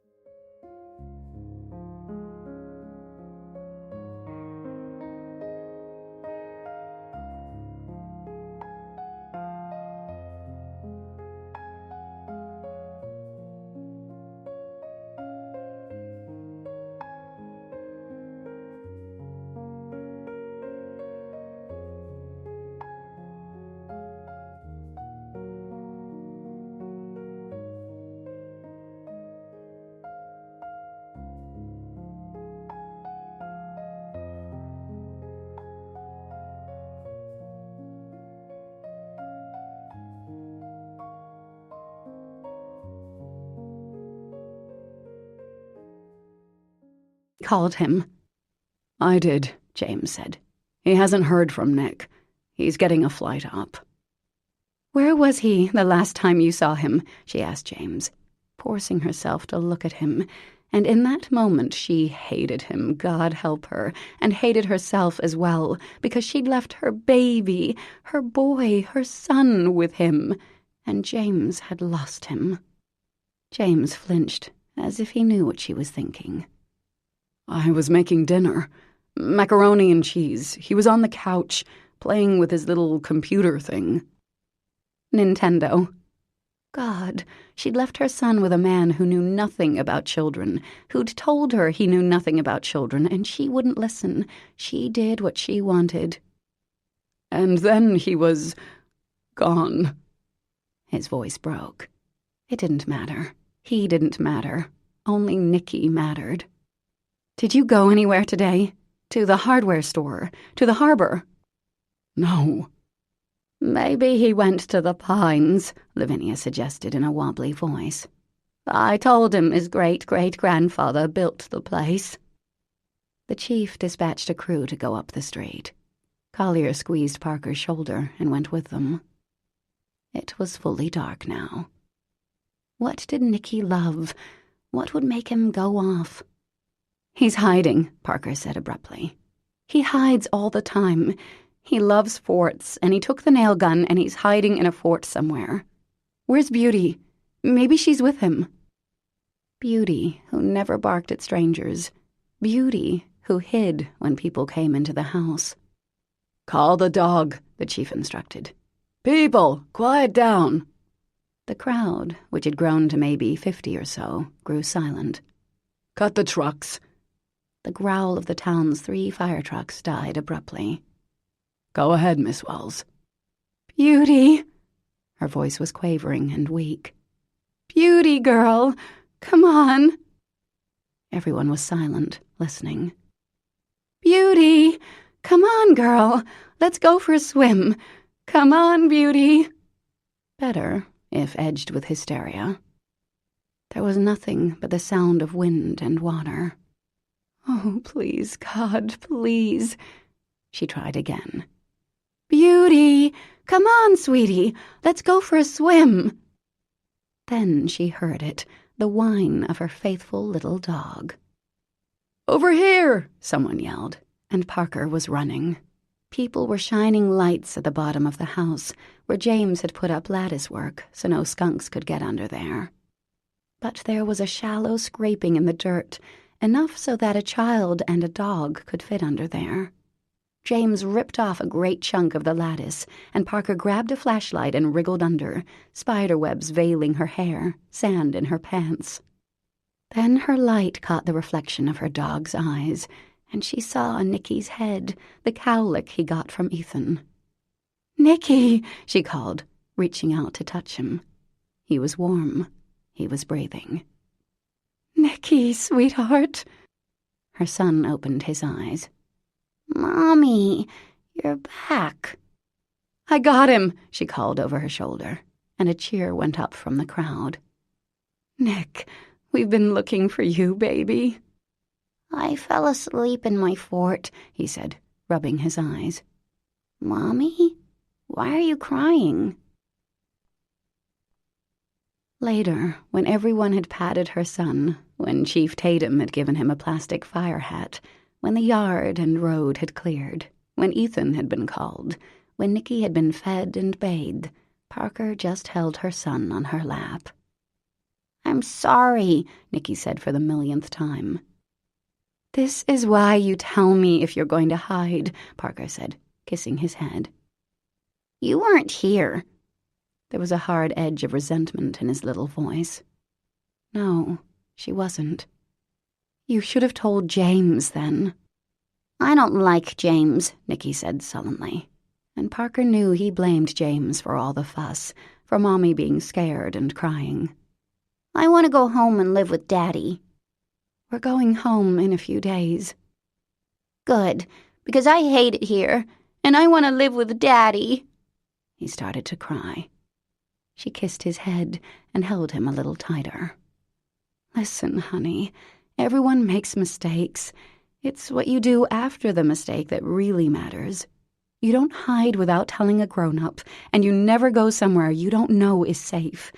Promise me, Nicky. It's really, really important." "Fine, I promise." He took a shuddering breath and snuggled closer. "I love you, Mommy." "Oh, sweetheart, I love you too. So, so much."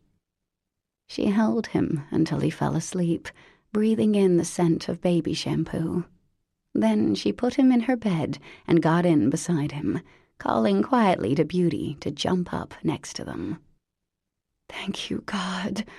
She could have been in the ER right now. She could have been watching a boat drag the harbor. She could have been picking out a little casket.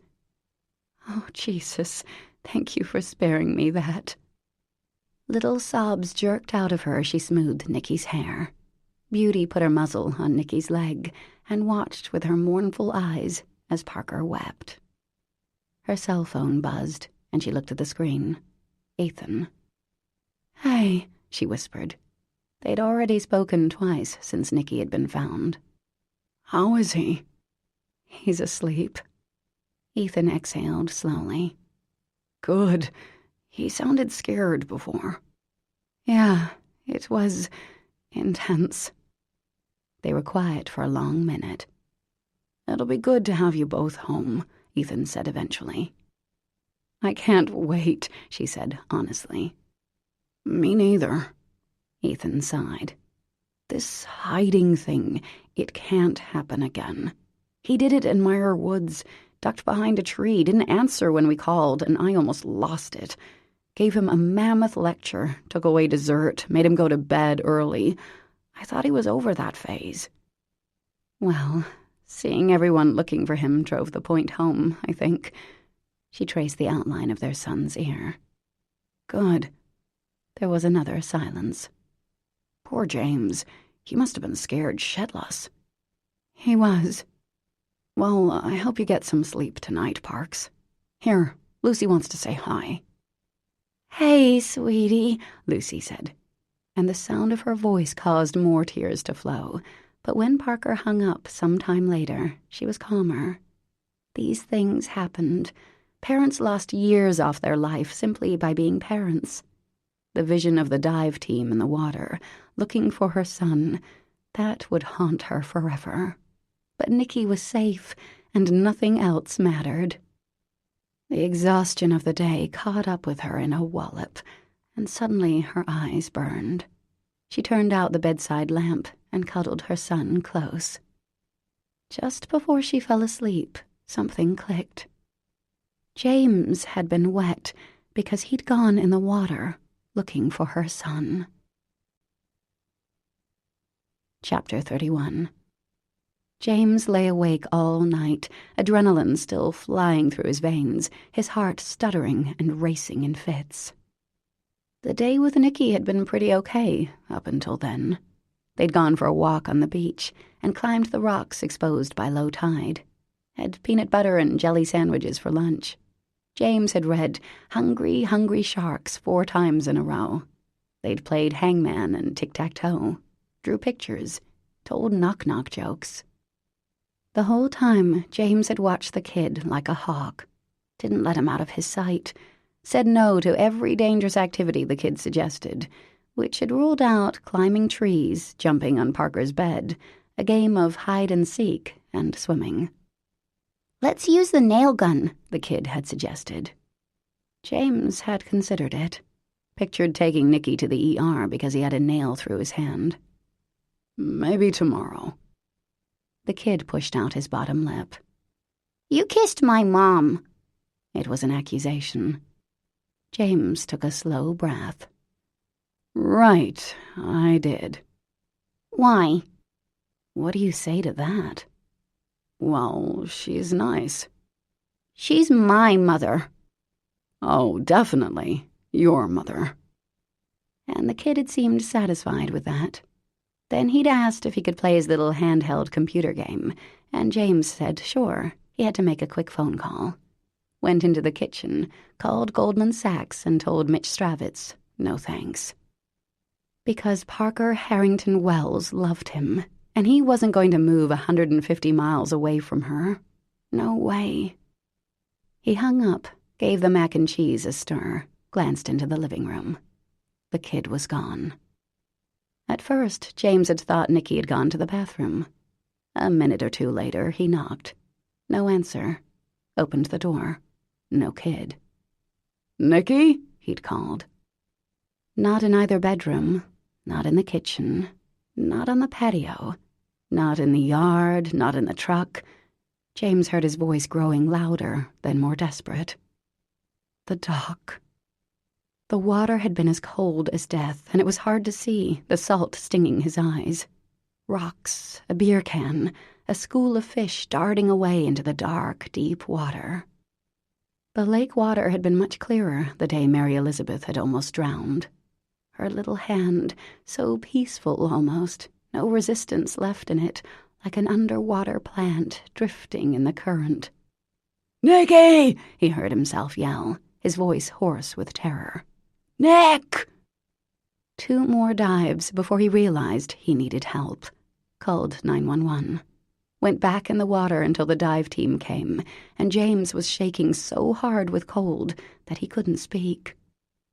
Then Parker's face, utterly white in the deepening gloom of the night. "You lost my son," her eyes said. "You killed my baby." And then she found him. All by herself, She figured out what the entire fire and police department and 25 volunteers couldn't. The little bastard was hiding. "Didn't you hear James calling you?" she'd asked sharply, even as she clutched him against her. "We were playing. It was a game." "Now, don't be too hard on the little guy," the fire chief had said. Easy for him to say. In that moment, James was so glad he wasn't a father, because honestly, he could have killed the kid. He was so relieved. Parker hadn't spoken to him for the rest of the night, too focused on her son. A doctor was there, Maggie's brother-in-law, and he'd checked Nikki out for any concussion or whatnot. Hard to believe the kid had slept through fire sirens and all, but Parker confirmed her son slept like a rock. Her eyes slid off James's face as if she hated him. 24 hours from love to hate. He couldn't blame her. He'd lost her son, and the kid could have just as easily gone into the water and died, all because James had no fucking clue. "You should have paid attention," his father had screamed at him in the hospital after Mary Elizabeth had been whisked away. "You stupid, selfish little shit." Each word a bullet. No, family life was not for him. This whole thing with Parker was over. That was clear. When the sun had finally risen and a decent enough hour approached, James got dressed. Dockers, blue Oxford with the sleeves rolled up. His carpentry work was finished. He looked in the window. Lavinia was already here, playing cards with Nikki on the floor of the kitchen. James knocked. "Hey there, Jamie," Lavinia said. "Come on in, sweetheart." "I'm looking for Parker, if she has a minute," he answered. "Hi, Nick." Nikki didn't answer, refused to even look at him. At that moment, Parker came into the kitchen, and the sight of her hit him like a truck. "James, hi," she said wearily. "Hi, sorry it's so early." It was after 9, not really early at all. "Got a sec?" "Sure. Nikki, I'll be right back. Ben, you don't mind keeping an eye on him, do you?" "Not a bit," Lavinia answered. "See you, James." So Lavinia already knew he was toast. Parker came out and walked around the house to the street side. Not down on the dock, thank God. She stopped and folded her arms. "Parker, I'm so sorry," James began. "It's okay. Nikki hides all the time. All's well that ends well. It wasn't your fault." Sure it was. He could feel it. "Thank you for trying to find him," she added, finally meeting his eyes. "It must have been horrible for you."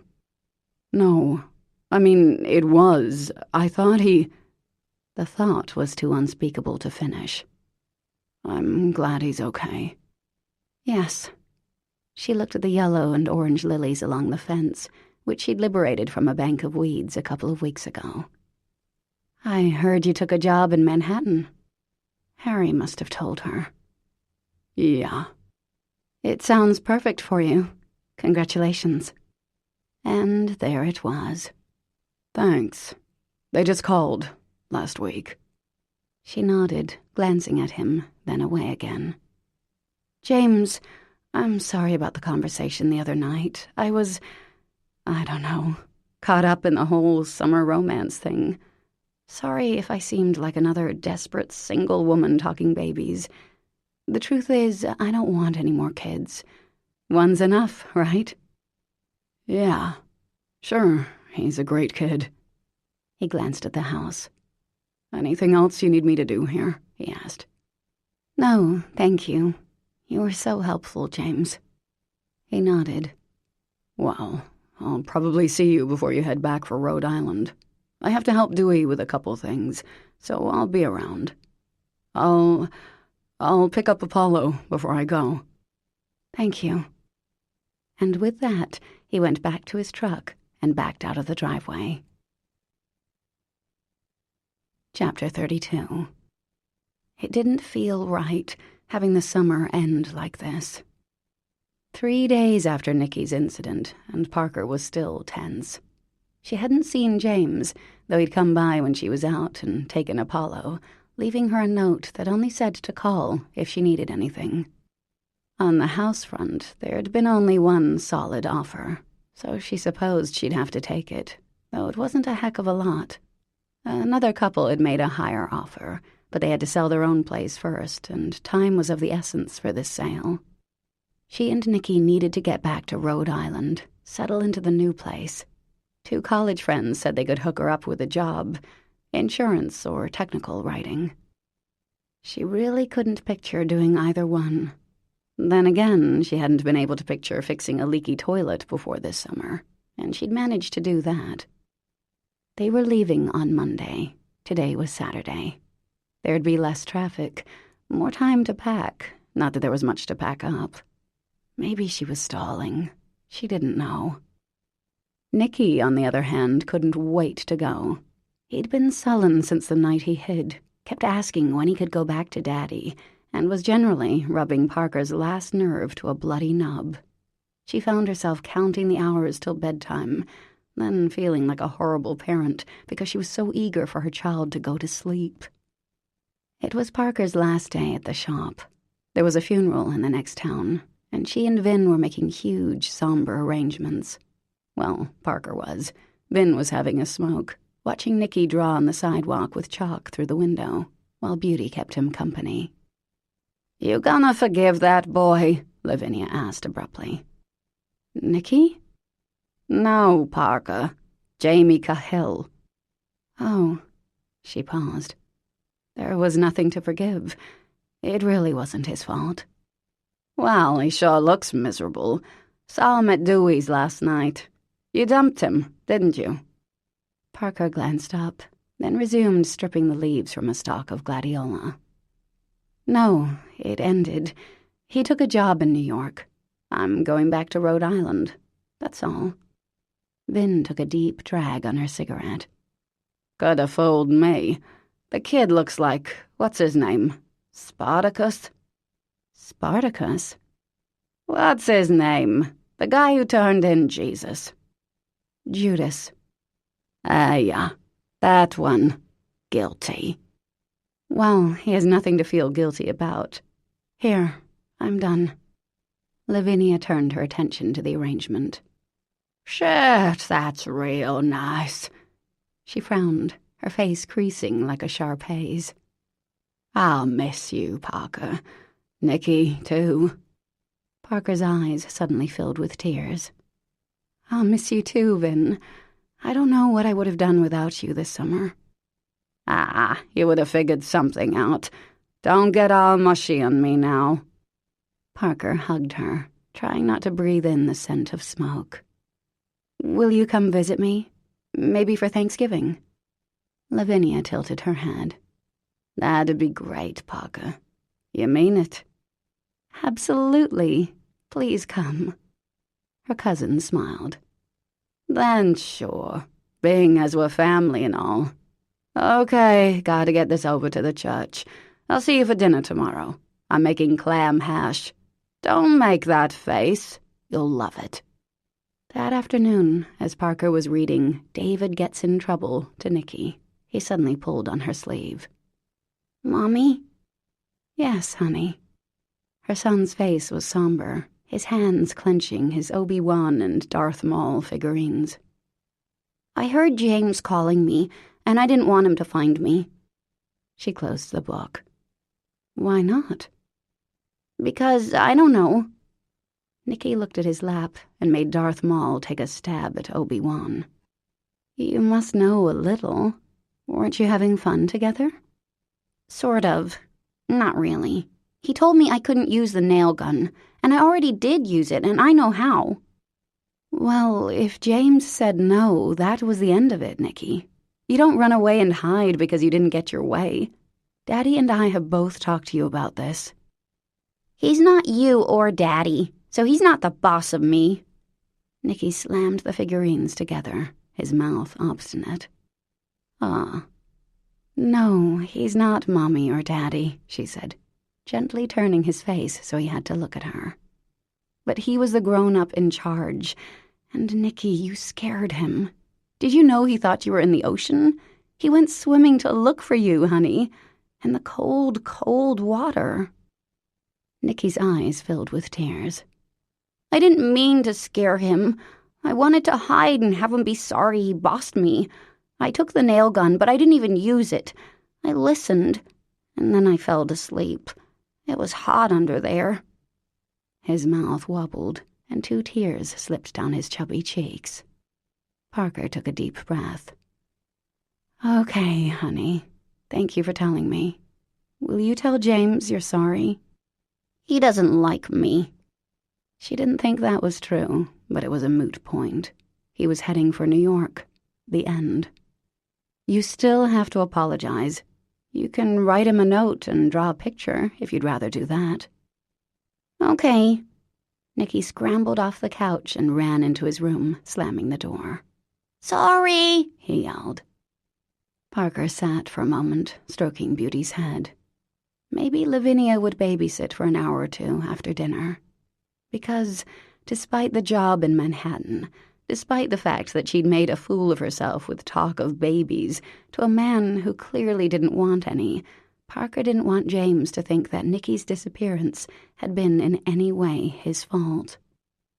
Vin came over for dinner and was more than happy to babysit.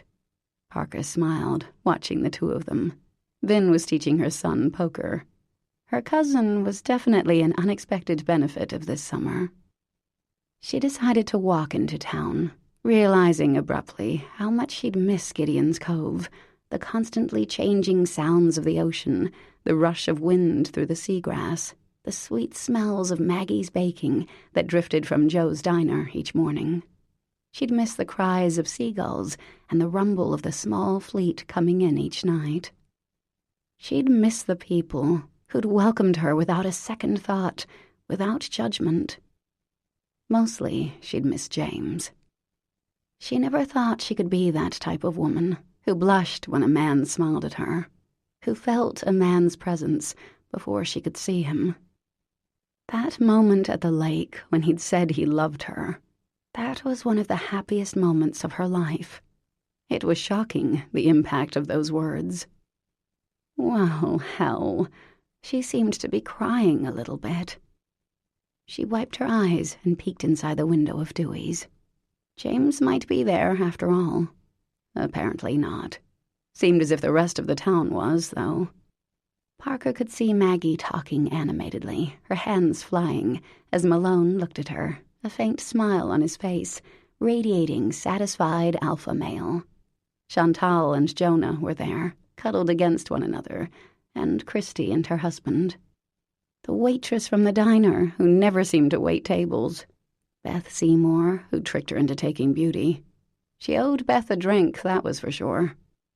There was Dewey, squeezing between tables, pausing at the table to talk to Raleigh, Ben, and Stuart. Collier Rhodes was with them, no doubt getting his fill of local color, schmoozing with, and probably boring, the working class. Was that how she'd been in Mackerley? Gracing the masses with her presence, swooping in from Greyhurst occasionally to buy round at Lenny's? That wasn't how it felt, but it might have been how it seemed. She'd always been grateful to live in Mackerley, grateful to have an inn via Ethan and Lucy and their families. She lived in Greyhurst because it was there, and it held some happy memories.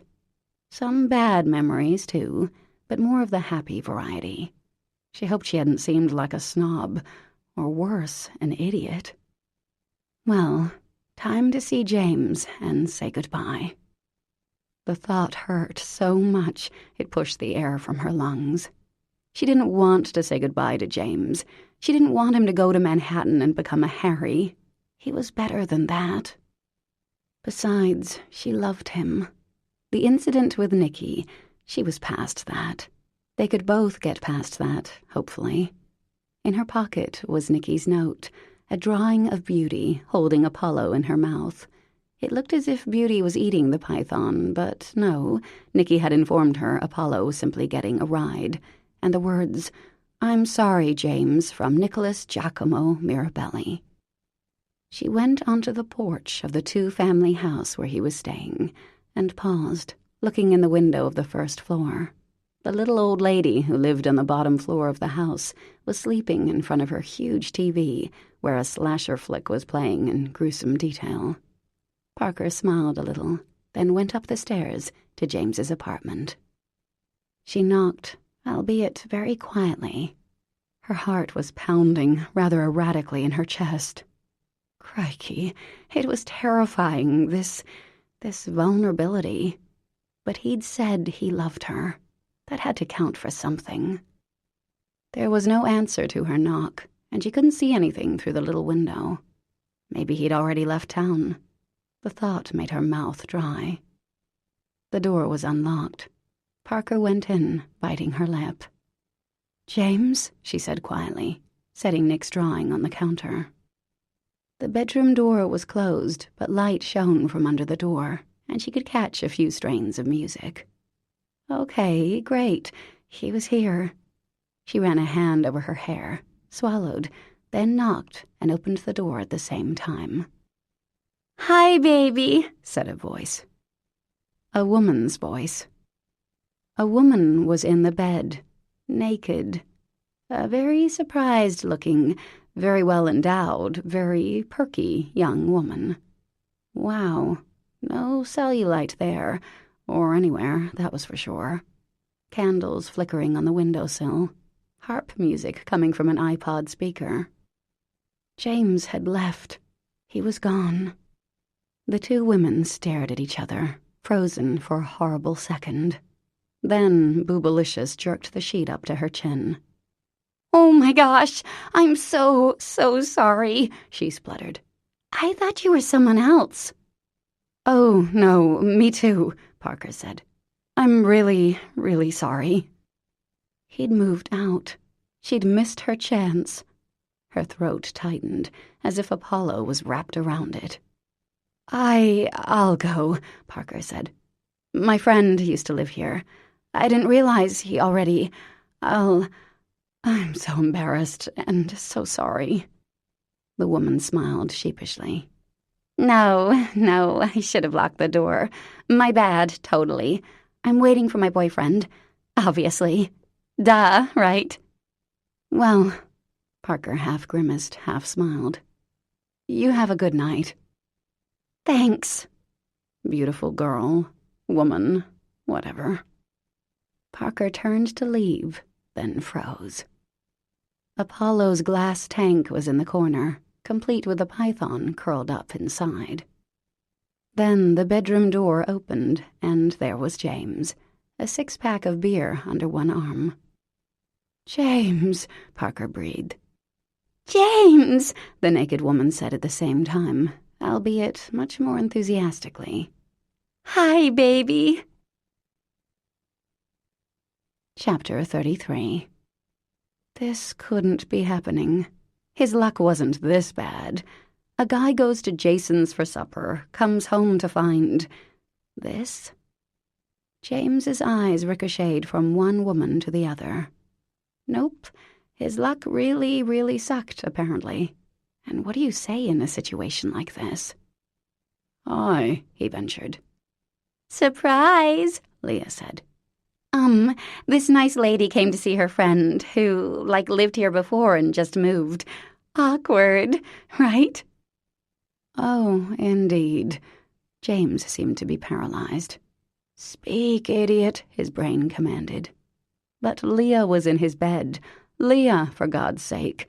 How the hell had she found him, even, let alone wound up in his apartment, in his bed, naked?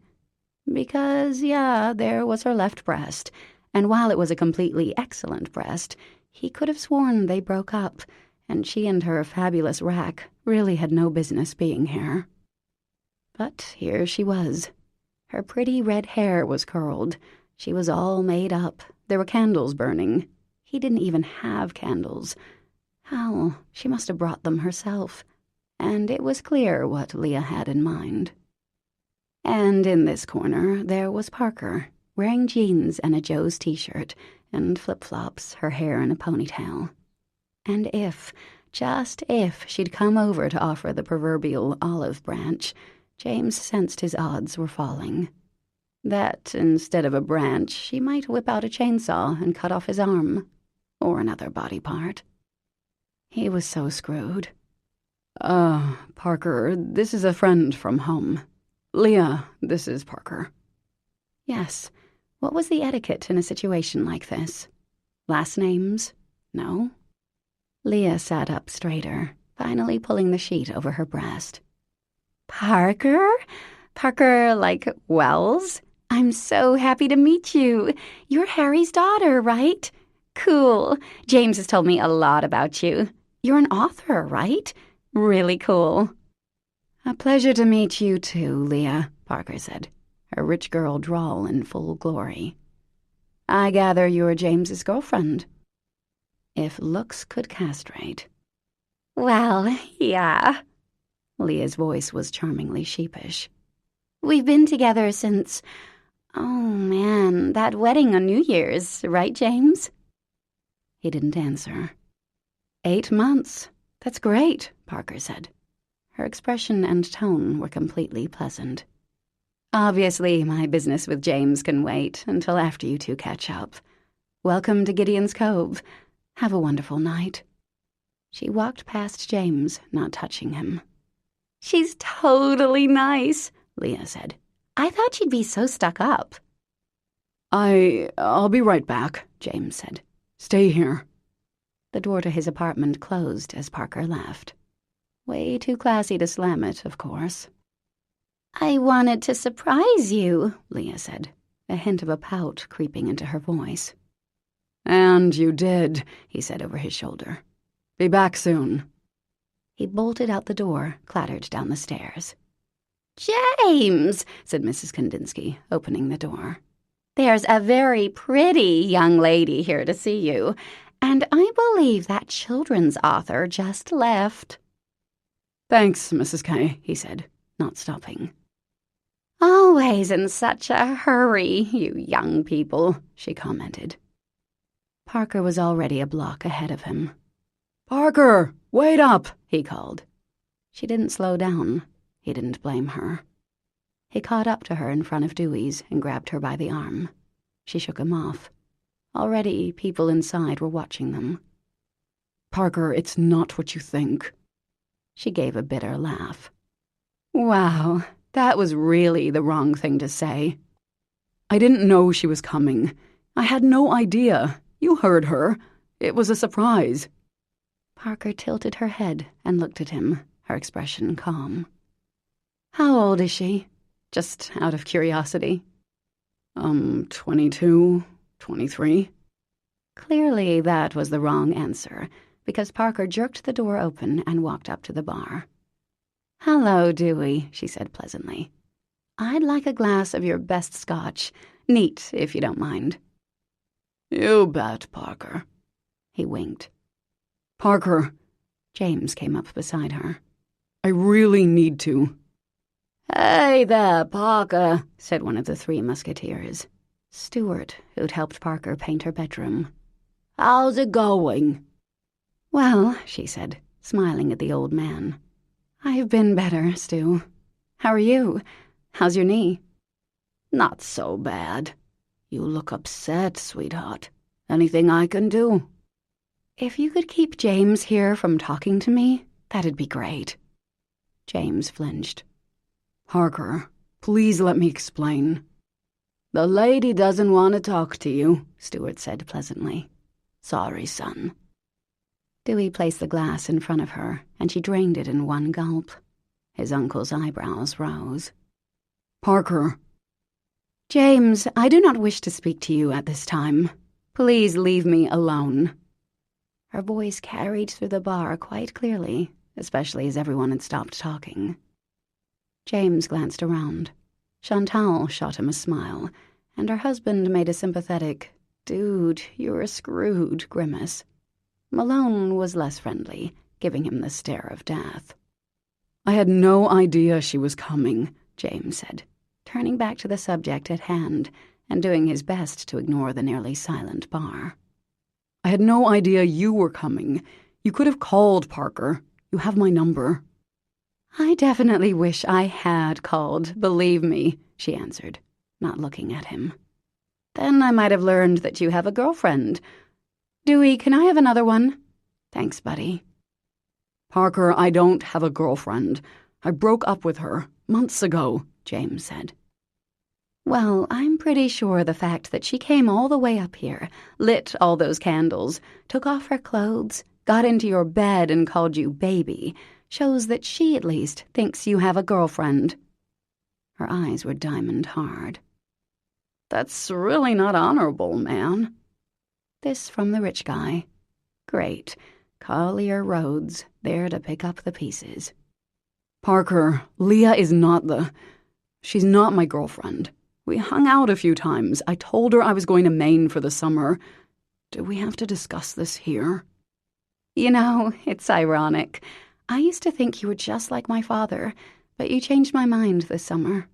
But here you are, exactly like him. The son he never had. 22, huh? 22. Wow. Parker, James ground out. Please tell me why you wanted to see me. Parker swallowed her second scotch and turned to look at him fully. I came to tell you this, Thing One. Great.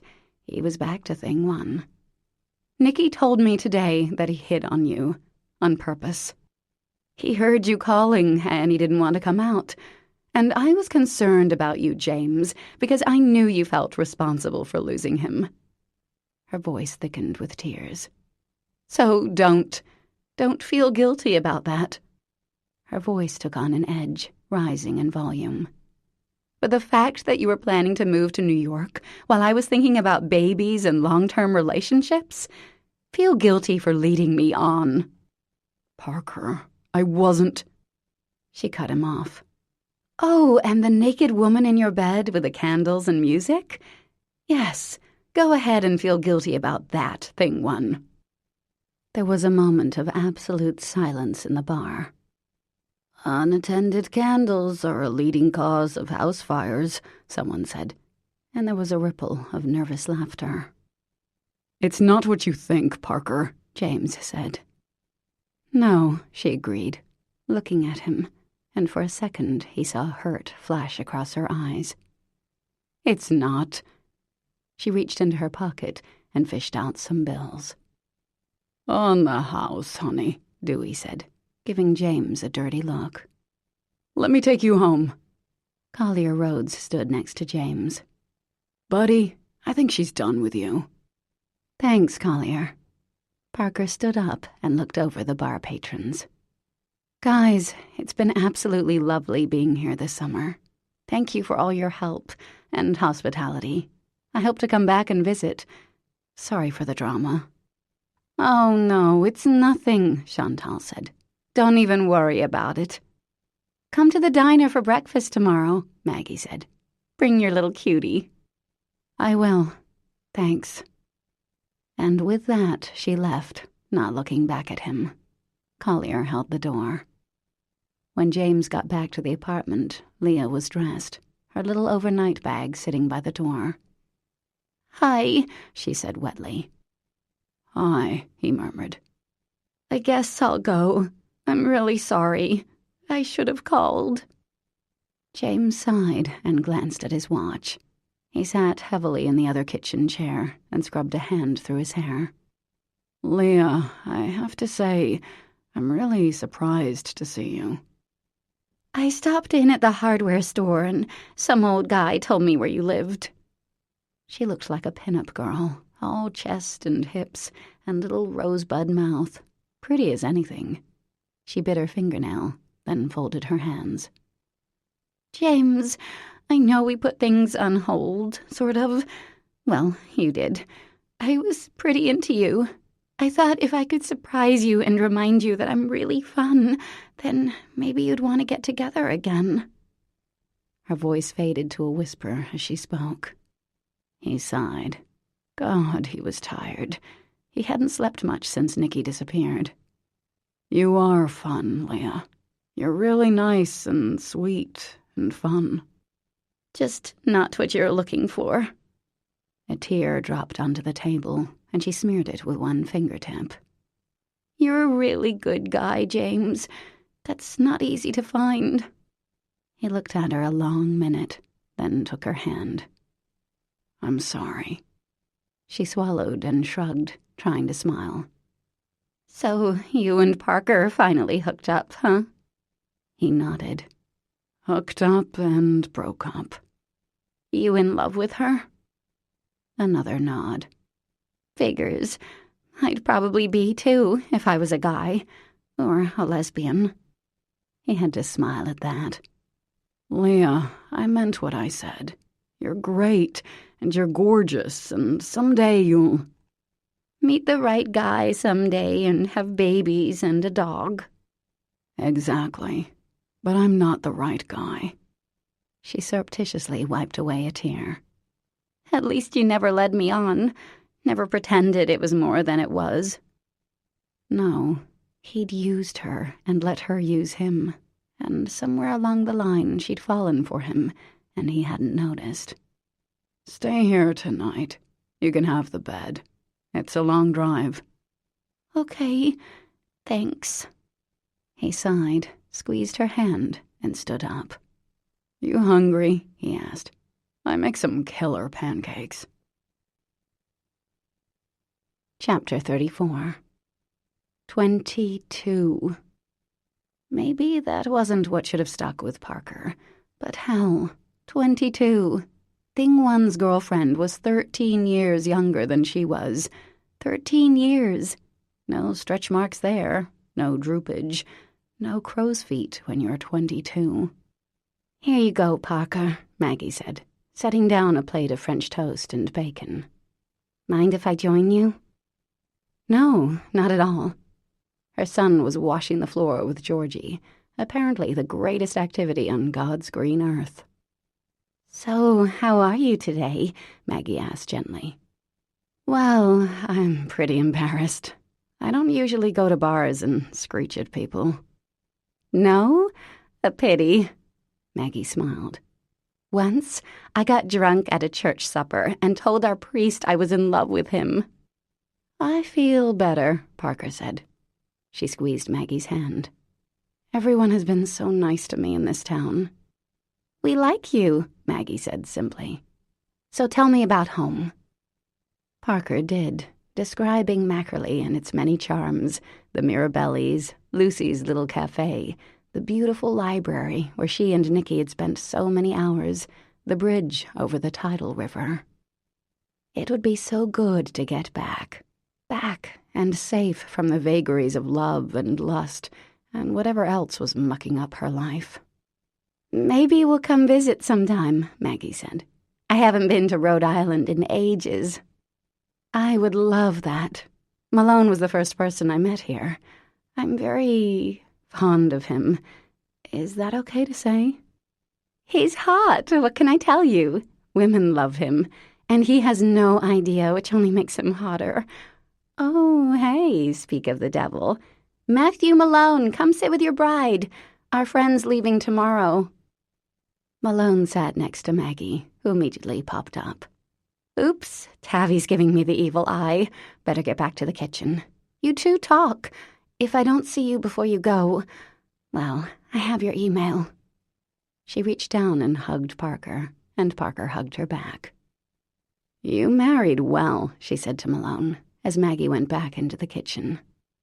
Malone watched his wife, a smile playing around his eyes, then looked at Parker. You okay? She grinned. I've been wanting to say that for 2 months now. He smiled in full.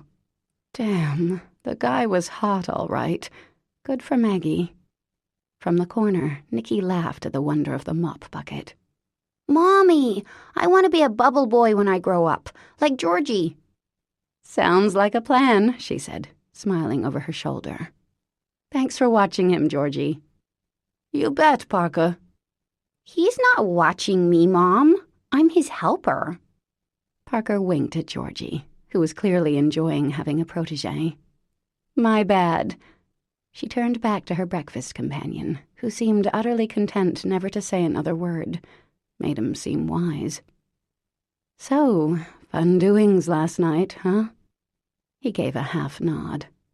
"I've seen worse." 22. She believed James. Well, she believed that he thought, kinda sorta, that he'd broken up with a Playboy bunny in his bed. But men were often vague, weren't they? They might not be real clear, in case things with someone else didn't work out. They might make promises they didn't really mean.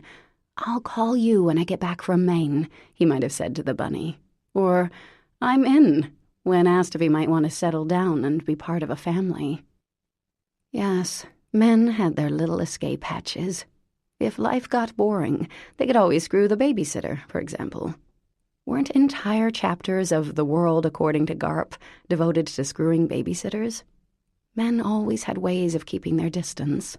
Jobs, another example. They had to work hard in big cities and spend their free time with 22-year-olds while their wives raised their kids and hoped they'd come home. You never knew. Malone was looking at her. She took a sip of coffee. After last night, she felt she'd spilled more than enough. "Hey, good morning. How are you? I was really concerned." Malone sighed as Collier Rhodes sat next to her in the booth. "Hey, Collier. Thanks again for the ride," she said. "Oh, my pleasure, of course. Damsel in distress, right? I'm so sorry that you were victimized." Parker suppressed her own sigh. Her own fault for stomping into Dewey's and making a scene, though it had been somewhat satisfying. "I wouldn't call it victimized, but I appreciated the ride." "Of course. Hey, Judy," he said, calling to the heavy-set waitress, who appeared engrossed in a crossword puzzle. "I'd love the house special today, except maybe instead of eggs it could be egg whites, with a little fresh cilantro if you have it, and no bacon. Maybe some turkey bacon if you have that. Some OJ, no pulp, and a flaxseed muffin if Maggie made any of those." "I don't even know what flaxseed is," Judy said, not looking up from her paper. "Why don't you ask Maggie yourself?" "Okay, will do, Judy. Gosh, this is the best place, isn't it? I love it here. I come in every day." Malone raised an eyebrow at Parker, and she stifled a smile. "Say, Parker, I saw the for sale sign in front of your house," Collier said, turning to look at her. "Why is that?" She glanced at Malone, who rolled his eyes. "Because it's for sale," she suggested. "Excellent. I was thinking it'd be a great house for a caretaker, because, like, my travel schedule is a little crazy. Did I tell you I'm booked on a speaking tour? It's called Living the Life Fantastic. No, I didn't pick the name, trust me, my agent did. But I thought, yeah, I need a caretaker. Back before I retired, I'd close up the house for the winter, but since I plan to pop back and forth between gigs, I'd like to have someone keeping an eye on it. Turn on the heat, stock the fridge. Is your place winterized?" It needs a little work. A furnace, for example. A cellar." "It's a jewel," Malone said gruffly. Parker blinked. "Malone, my man, you were so right," Collier exclaimed. Parker suspected he had a man crush. "It really is a jewel." "Historic, too," Malone said, taking a sip of coffee. "Built as a companion house to your own." Historic companion house, her ass. It was a fortified shed. She felt the wriggle of laughter trying to force its way up her throat. The creases around Malone's eyes deepened. "It's really not winterized, Collier," she said, unable to lie. "That's okay. Have you had any offers?" "Actually, I'm, considering a couple right now." "Shoot," Collier said. "Well, what would I have to offer to beat it?" Parker paused. "Well, Chantal is handling." "Double it," Malone suggested. "You want the house? Go for it." Holy halos. Malone was pimping her house. Even so, doubling it was crazy, and Collier had been nothing but nice, if somewhat vacuous. "Well, Collier, doubling it would be a bit—" "You know what?" he interrupted. "Malone's right. I want the house. I'll double the higher bid. I'm sure I can swing it." "I'm sure you can, too," Malone said. "A man of action." He toasted Collier with his mug and smiled at Parker. "Fantastic. This is so great. Thank you, Parker. I'll call Chantal and get you a cashier's check right away." Collier beamed, then got up to harass Maggie about his omelette. Parker sat there for a minute. "Malone," she said, "don't take this the wrong way, but I love you." He winked. "Take care, Parker." "You too, hottie." Then she got up, tousled his hair, and fetched her son from the wonders of the storage room. She packed up Nicky and left at dawn the next day, not wanting to see anyone on the way out. It was hard enough. Beauty was curled up next to Nicky's booster seat, and her son was chattering away. She'd deposited half of Collier's check into her bank account yesterday afternoon. It would be a pretty good nest egg, enough to carry her and Nicky until she settled into a job, enough to put a little into savings. She planned to make a donation to the Lobsterman Society in honor of Malone, and another one to the Gideon's Cove Animal Shelter. The other half would go to James. Parker had given Chantal instructions to give him a cashier's check. He'd certainly earned it. And aside from that, she wasn't going to think about James Francis Xavier Cahill. There was a lump in her throat as she turned past Joe's. "You're leaving Gideon's Cove," a sign announced. "We hope you'll come again." Chapter 35. "It's those idiot parents of hers," Lavinia said at Dewey's on Sunday night. "They screwed her up and good. And the father of her kid, he's no help, Mr. Perfect." "Thank you," James muttered. "So what are you gonna do, sweetheart? I got the impression she was pretty fond of you." He sighed. "Not so much anymore." "Love sucks." "I'd have to agree." He looked at Lavinia's face. "I thought you were pretty happy, though. You and the judge." "Ah, that ran its course. Just physical. We broke up last night. Think he could have told me before we played 2 rounds of Spank Me Nanny, but no." James choked. "Men," he managed. "Exactly." She gave him a long look. "So what are you gonna do, hon?" "I'm gonna go home, get a job, keep on keeping on." "Well, Jamie Cahill, you come visit me when you're in town. You're a good egg." James smiled. "Thanks, Finn." He said the rest of his goodbyes the next morning. His uncle hugged him and messed up his hair. Maggie and Christy and Chantal all kissed him and fussed over him, so it was apparent that no one really held the Leah issue against him. No one but Parker, of course. The cashier's check for his half had been like a kick in the groin. And while he could have used it for Mary Elizabeth's fees, he didn't want to. "Tell you what," he'd said to Chantal. "Make it out to save the children." He had almost nothing to pack, just a duffel bag with his clothes and his tools. First stop, Mary Elizabeth's. As always, seeing his sister lifted his spirits. They took a walk.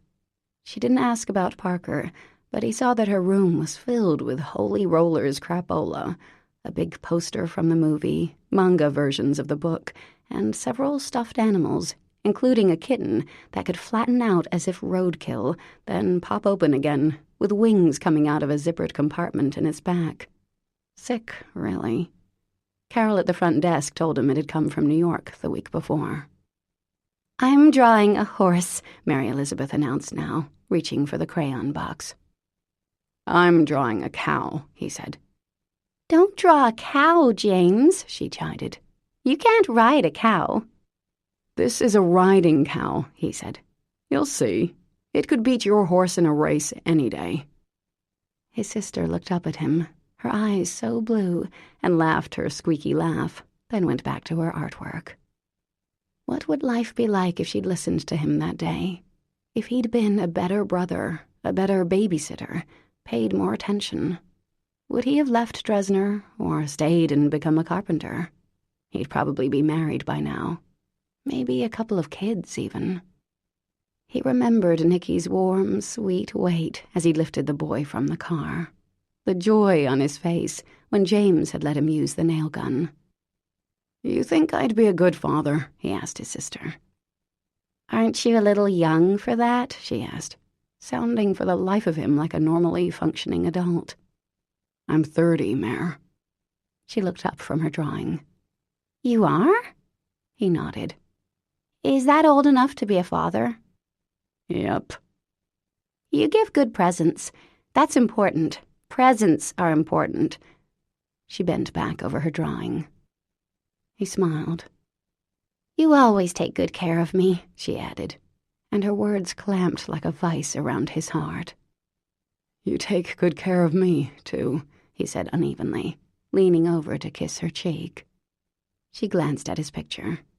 "That's the worst cow I ever saw." The last time he'd been in Dresner had been 2 Christmases ago, at his brother Peter's house. He'd stayed out of the way, gave all the kids the latest model of iPod, and counted the minutes till he could leave. Only Mary Elizabeth, who left Beckham Institute for holidays and 1 weekend a month, had been really happy to see him. He hadn't been to his parents' house in, maybe 7, 8 years. The place looked the same. His father's pickup was in the driveway, along with Mom's old Buick. Not that she drove much anymore. He knocked on the door, heart pumping in slow, heavy beats. His mother answered. "Yes," she said. "Hi, Mom," he said. "Oh, James! Hello, come in, honey. What a nice surprise." She was slurring, and her hair was matted on one side, as if she'd just woken up. He kissed her cheek dutifully. Yep, them's were Jack Daniels' fumes. "Frank, look who's here. It's James." Mom weaved into the kitchen and sat down. "You want some coffee, honey?" "No, I'm good," James said. "Hey, Dad." He extended his hand. His father shook it, not looking him directly in the eye. "So what brings you here?" Mom asked, taking a sip of her own doctored beverage from a mug. "I'm on my way home," James said, sitting down. "You still working for that Ponzi scheme guy?" his father asked. "Actually, I'm unemployed at the moment." "So your brother tells us." Frank Cahill looked both pissed off and pleased. "It's good to see you, honey," his mother said, smiling. She'd always been the kind of drunk who thought she covered well. "You too, Mom." He shifted in his chair, the same worn vinyl chairs they'd had since he was a kid. "I just saw Mary Elizabeth." "My angel," Mom murmured, her mouth wobbling. His father rose to leave. "Dad, wait. Please. I need to ask you guys something." "Frank, sit down," Mom said. "James is hardly ever here." His father sat back down. "What?" he growled. James took a deep breath and looked at his parents, his bleary and blue-eyed mother, his angry, bitter father. "I want you to forgive me," he said. "Ah, Jesus," his father said. "Dad, Mom, I wish—" "You wish? Who cares what you wish? You were supposed to take care of your little sister," his father barked, slamming his hand down on the table. "You said you'd stay home and watch her, and instead I come home to find her half dead, all because you wanted to watch the fucking television." "I know." "And look at her now." "I know." "So how dare you ask us to forgive you? Your mother's never gotten over it, neither have I. And Mary Elizabeth—" His voice choked off. "She has to be cared for the rest of her life." "I know," James said. "And I'll always take care of her. I'd have her live with me if you'd let me. I've asked you that before." "Right, so you can ignore her again? She's got the mind of a 7-year-old, James. You can't take care of her." "Yes, I can, and I would. No, you can't." James looked down at the table. "Okay, she's your daughter." "Damn straight." Frank sat back in his seat and folded his arms. James sighed. "I'd still like you to forgive me." "Let's not talk about this," his mother said, pulling a tissue from her pocket and wiping her eyes. "This is not pleasant." "Look," James said, looking at the scarred tabletop. "I screwed up, but I was 12 years old, and you know how she was. She did what she wanted, and we all let her get away with it. I told her not to go swimming, and she didn't listen. And yeah, I should have watched her better.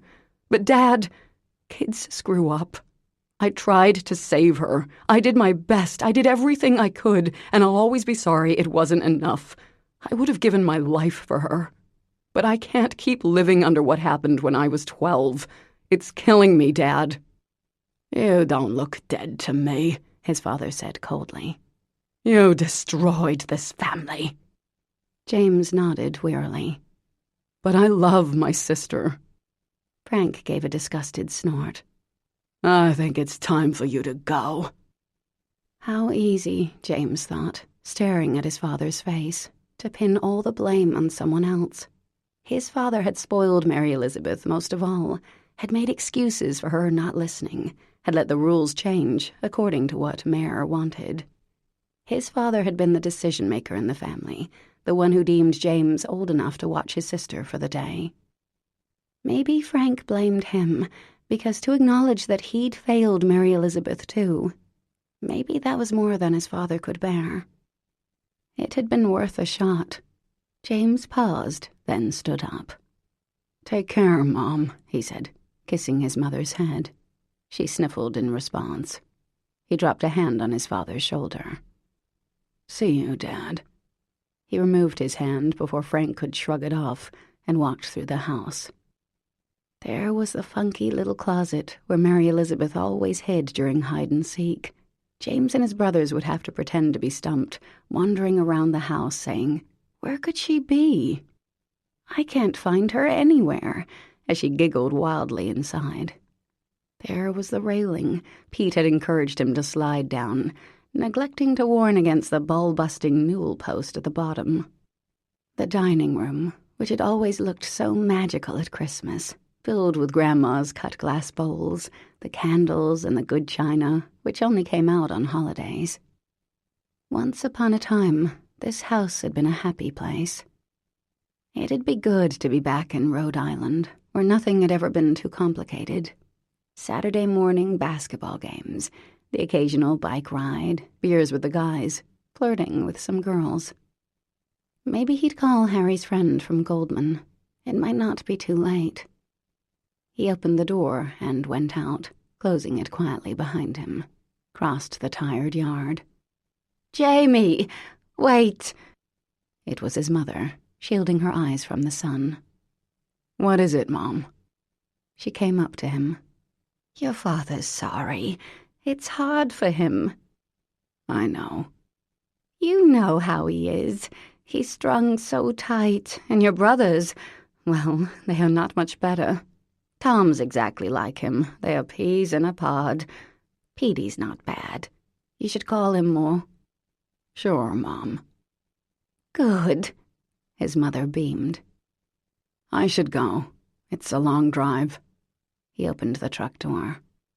"You'll be her guardian, you know, once your father and I die." James froze. "We signed the papers when you graduated from law school. You've always been a good brother." "Mom." She waved her hand. "And this problem of mine, the drinking, that started before. Long time ago." She gave a shaky smile, then ran a hand through her hair, making it wilder than ever. Then her eyes filled with tears. "Honey, that day, as horrible as it was, my God, and it was, I thought I'd lost you both. We just pulled into the driveway, and I happened to look over at the lake, and there you were, trying to save her, screaming her name. When you went under, I thought you were both dead." His mother wiped her eyes, then smiled apologetically. "Sometimes, afterward, I'd wake up at night and think you really did drown, and I'd sit by your bed at night and pet your hair and just look at you.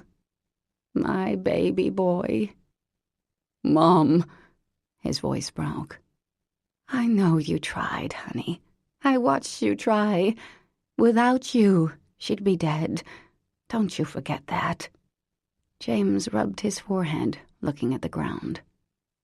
"Mom, if you ever wanted to come live with me..." "Oh, honey, why would I want to do that? I love your father, even if he can't get over what happened with Mary Elizabeth. He's very good with her, you know. He visits her twice a week, Wednesdays and Sundays." "I know. I see the visitor's log." He paused. "Well, you don't have to live with me, but I sure would like it if you visited."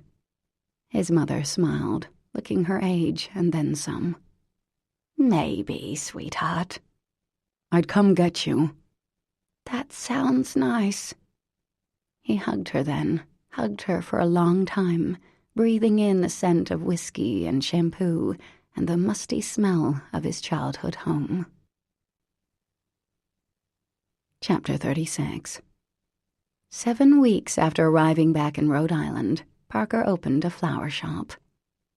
Blossom was on the far side of Mackerley, away from the little green. It had occurred to Parker that while Ethan and Lucy were hugely important in her life, she probably shouldn't take a storefront on the same block as their restaurant and pastry shop. So over to the other side of the island, next to a pizza place and a shoe store. An old Lavinia-style flower shop was going out of business, and the timing had been perfect. A little construction for a new counter, made by Gianni, who was grumpy in his retirement and looked for odd jobs to keep him out of the house. A cozy little corner with a wing chair, a love seat, and a coffee table, should a bride come in for consultation. Parker had ordered some giant Georgia O'Keeffe posters and hung them on the brick wall, stocked up on tissue paper in every conceivable color and ribbons to match, and gotten to work. She loved Blossom, loved Tuesday mornings when she'd be at the shop at 5 a.m. to get the week's delivery from the wholesaler. She loved the waxy, clean smell of flowers, loved Carlotta, whom she hired after the first week to run deliveries and cover some hours. Carlotta had 6 grown children and 17 ear piercings, spoke Portuguese, and often brought Parker a coffee. After 2 weeks, Blossom already had repeat customers, including Ethan, bless his heart, who ordered all the flowers for his restaurant from her, ensuring some continuity. He also stopped by for flowers for his bride, about once a week. She'd done 1 funeral and 1 birthday party. She had a wedding booked for Christmas time, and had sent out beautiful printed announcements, complete with pressed flowers, to her Harvard and Miss Porter's classmates. There was a lot of reason to hope she'd do just fine. The shop was 10 minutes from Nikki's school, 15 from the little Victorian they'd rented. Parker was already hoping to buy the house eventually. It was snug and adorable, more than enough room for her and Nikki. A spiral staircase led to Nikki's room on the 3rd floor, which she called the Bat Cave. Parker's room was on the 2nd floor, along with 2 smaller bedrooms, and downstairs was a galley kitchen, a dining room, and a living room. Her favorite part, though, was a front porch. Every night, Parker and Nikki sat out there before dinner. He'd tell her about his day, the games the gym teacher came up with, the art classes, his sight words, how Colette was the prettiest girl in kindergarten, and the nicest, how she sat with him on the bus, and they would probably get married. "Don't worry, Mom," he said, zipping his Matchbox cars over the porch railing. "You can live with us and our 8 babies." It was a simple statement, but Parker's eyes filled with tears. It had been happening a lot. Another plus of the front porch and normal neighborhood, accessibility to other humans.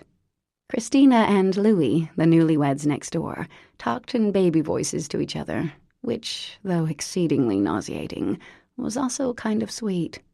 Jennifer, the single mom with a beautiful toddler, was lonely and often stopped for a chat. Sometimes Parker wondered how she'd managed to live at Greyhurst all those years. One night, when Nicky was at Ethan's, Parker sat on the porch, nursing a glass of wine, one foot on Beauty, who was snoring gently, when Lucy came up the front walk. "Hey there," she called, smiling. "I left the boys to do manly things. Figured we could hang out." "Absolutely," Parker said. "Glass of wine?" "Can't," Lucy said, patting her belly, which had begun to pop. "Those doctors are so mean. Know what they said last week? Limit your chocolate intake. Don't they know who I am?" Parker laughed, and Lucy sat next to her. They chatted till it got dark. Nicky, Ethan, baby names, work, then went inside, little Beauty padding after them, then curling up in the corner to keep an eye on Lucy. She was still shy, though her abject terror at outsiders seemed to have passed. "I love this place," Lucy said, looking around. "You've done a nice job, Parker." "Thanks," she said. She'd painted the walls a soft green, filled the bookshelves, and hung some framed artwork by her son. "I never really had a place of my own. I mean, I had apartments and stuff, but my mom would come in with her decorator and take over." "Did you mind?" Lucy asked. "Nah, it was her way of taking care of me." "And how is your mom?" "Oh, she's fine. She's in the final 10 for Real Housewives of Las Vegas." "Dear Lord." "I know. She might come out for Thanksgiving, but my cousin is a definite." "It'll be great," Lucy said. They were coming, too, as well as Gianni and Marie. A full house. Lucy took a sip of her seltzer water, then pulled a throw pillow into her lap. "So..." "Uh-oh. Are you going to lecture me?" "Yes," Lucy smiled. "You were so good at lecturing me about this time last year." "Was I?" "Oh, yeah. Figured it was my turn." Parker sighed and took a sip of wine. "Okay, go for it. I'm ready." "Thanks. Well, it seems to me that on some levels, you've never been better. The shop is fantastic, and you seem to love it." "I do," Parker said. "Never thought I'd be a florist, but you're right." "And this house feels so much more like you than Greyhurst ever did." Parker gave a half nod. "Yeah, hard to feel at home in a mansion when it's just two of you." "Nicky's doing great, obviously." "He's getting married." "Yes, Colette. Do you approve?" Parker smiled. "I do. She came over on Sunday and has beautiful manners." Lucy was quiet for a minute. "You ever hear from James?" Parker looked down. "No. We're done. Summer lovin' and all that." "Please, no singing," Lucy smiled. "The thing is, well, you've been different since you got back. A little sad." Dang. There were those ninja tears again, slipping up on her without warning. You know, a lot of change." "Right," said Lucy. "But I know you had feelings for James." Parker took a sip of wine. "No, you're right. I did. And I know that's pretty rare for you." "Hey, I was in love with John Stamos for quite some time. Of course, I called him Jesse back then." Okay, so John Stamos, sure. Who didn't love him? And the Old Spice man, we can't forget him." "He saw me through a lot of lonely hours," Parker seconded. Lucy smiled again, her soft, gentle smile. "But in all seriousness, Parker, the fact that this guy got to you, that's huge, isn't it?"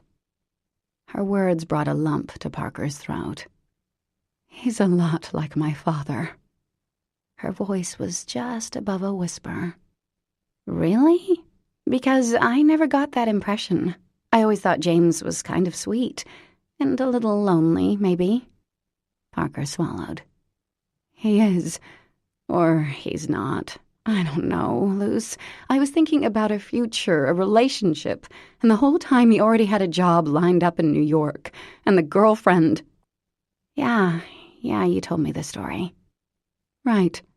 So at the very best, it was a huge miscommunication. At worst, he was cheating on me. Or her. Lucy was quiet for a long minute. Well, let me say something, and don't get mad, okay? I hate when people say that, she grumbled. Right, but I'm in a delicate condition, so you have to listen. Fire away, Pregnita. Lucy looked at her hand for a minute and twisted her wedding ring. It's just that sometimes the right guy seems really wrong, and sometimes it's easier to grab hold of an excuse because really going for it, putting yourself out there, that's hard. You know that. You saw me through that last year. Parker conceded the point with a nod. So, welcome to the world, Parker. Loving someone can be terrifying. She set her glass down gently. And it's worth it. On Sunday, when the shop was closed and Nicky was with Ethan, Parker got into the Volvo and headed north. It had been a week since the lecture from Lucy, and she'd been itchy and scratchy ever since. Life would be much simpler without a relationship. She had a son to raise. She had a business to run. James didn't want what she did, or so he said. Except for that one time on the dock, I'm in. He'd gone into the water looking for her son. As she turned onto the street of dear old Dad's correctional facility, a car pulled out of the parking lot. She caught the quickest glimpse of the driver, and before her brain registered who it was, longing surged up so fast and strong that her chest actually ached. James. Her hands zinged with adrenaline, and she bit her lip hard. But he didn't see her, turned the other way, didn't seem to glance in his rearview mirror, didn't tap his brakes. She went in, the guards as polite as the waiters at the Pierre, and went into the visiting room. A few minutes later, Harry appeared. Parker, he said. He looked better than last time. What a surprise. Harry, how are you? Good. And you? Fine. How's Nicky? He's great. He wants to get married and have 8 kids. She pushed some hair behind her ears, her heart thudding sickly, though she wasn't sure why. Seems like a lot. Harry gave a small smile, and Parker felt something shift in her chest. So I saw James leaving as I pulled in, she said. Her father nodded. He comes every other weekend or so. Good kid. Her father paused, tracing an invisible design on the tabletop. Of course, he should come see me, since he's the one who put me here. Parker's mouth dropped open. You know about that? Harry shrugged. He told me a few weeks ago, but I already suspected. I was stupid. He did the right thing. Doesn't it bother you that he's the one responsible? Well, the truth is, I'd have probably gotten caught anyway. He jump-started the process. Let's put it that way. Parker shook her head. Did you want to get caught, Harry? Is that it? Another shrug. I don't know. You get to a point where you think you're invincible, that you're smarter than everyone else. Maybe I wanted to see how far I could push things. You always did. I have a question for you, Harry, she said, her voice low. For the first time during the visit, her father looked uncomfortable. Go ahead. She hesitated, her stomach twisting. Say it, Spike advised. She swallowed. How is it that you could be such a crappy father to me and be so easy with James? The first time I ever saw you two together, you were already closer than you and I have ever been. He put you in here, and you don't seem to hold anything against him." Her voice was shaking. Harry didn't answer. "You barely speak to me. We've talked more since you were convicted than we have in a decade, and I'm sure it's because you're bored. But James is your BFF, even now. Did you always want a son? Is that my problem? I was born with the wrong parts?" "Don't be ridiculous," he snapped. He glanced over her shoulder, thinking, then looked at her again. "It's not that at all." "Well, what is it then?" "It's that you've been waiting for me to screw up again since you were 10 years old." "When I walked in on you doing the babysitter, you mean?" Her voice was loud, and several people looked over. "Yes." His eyes were stony. "Exactly. And ever since that day, you've sat in judgment, just like your mother. You moved into Greyhurst to remind me of that day, to remind me that I was dog shit." "You were screwing my babysitter, Harry. You were dog shit." Her father shook his head. "See, that's your problem, Parker. Granted, I'm completely to blame for that day, but nothing I could do afterward could ever make up for that one stupid roll in the sack. You wouldn't forgive me, ever." "You never apologized," she said tightly. "You seem to wait for people to disappoint you, Parker," he continued, ignoring her comment. "And guess what? They will. People make mistakes. We're not perfect. You want to know why I like James? Because he likes me, Parker. Not many people do, in case you haven't noticed. It was nice to be with someone who wasn't simply kissing my ass or talking behind my back. He didn't sit and judge and wait." "You paid him well." "Well, I haven't paid him since May." "But he said—" "And yet he's the only one who comes to see me, other than one visit from you. 2, counting today, which I gather is for you to vent your spleen and tell me what a shitty father I've been." "Do you have any idea how much I missed you, Dad?" The question shocked them both. Harry's eyes widened, but he said nothing. "When I was a kid," she went on, slowly, as the thoughts seemed to form only as she spoke, "you made me feel like the most important person in the world. I worshipped you, Harry. Everything I did to impress you. But after that day, you could hardly look at me. It was like you hated me." "I didn't hate you," he said. "I never hated you." His gaze dropped to the table. Parker looked at her father, the once powerful legend of Wall Street. For years, it seemed that Harry had a pact with the devil, barely aging, the only change the silvering of his hair. But in prison, the years had caught up. He'd missed a spot shaving, and the skin under his eyes was puffy.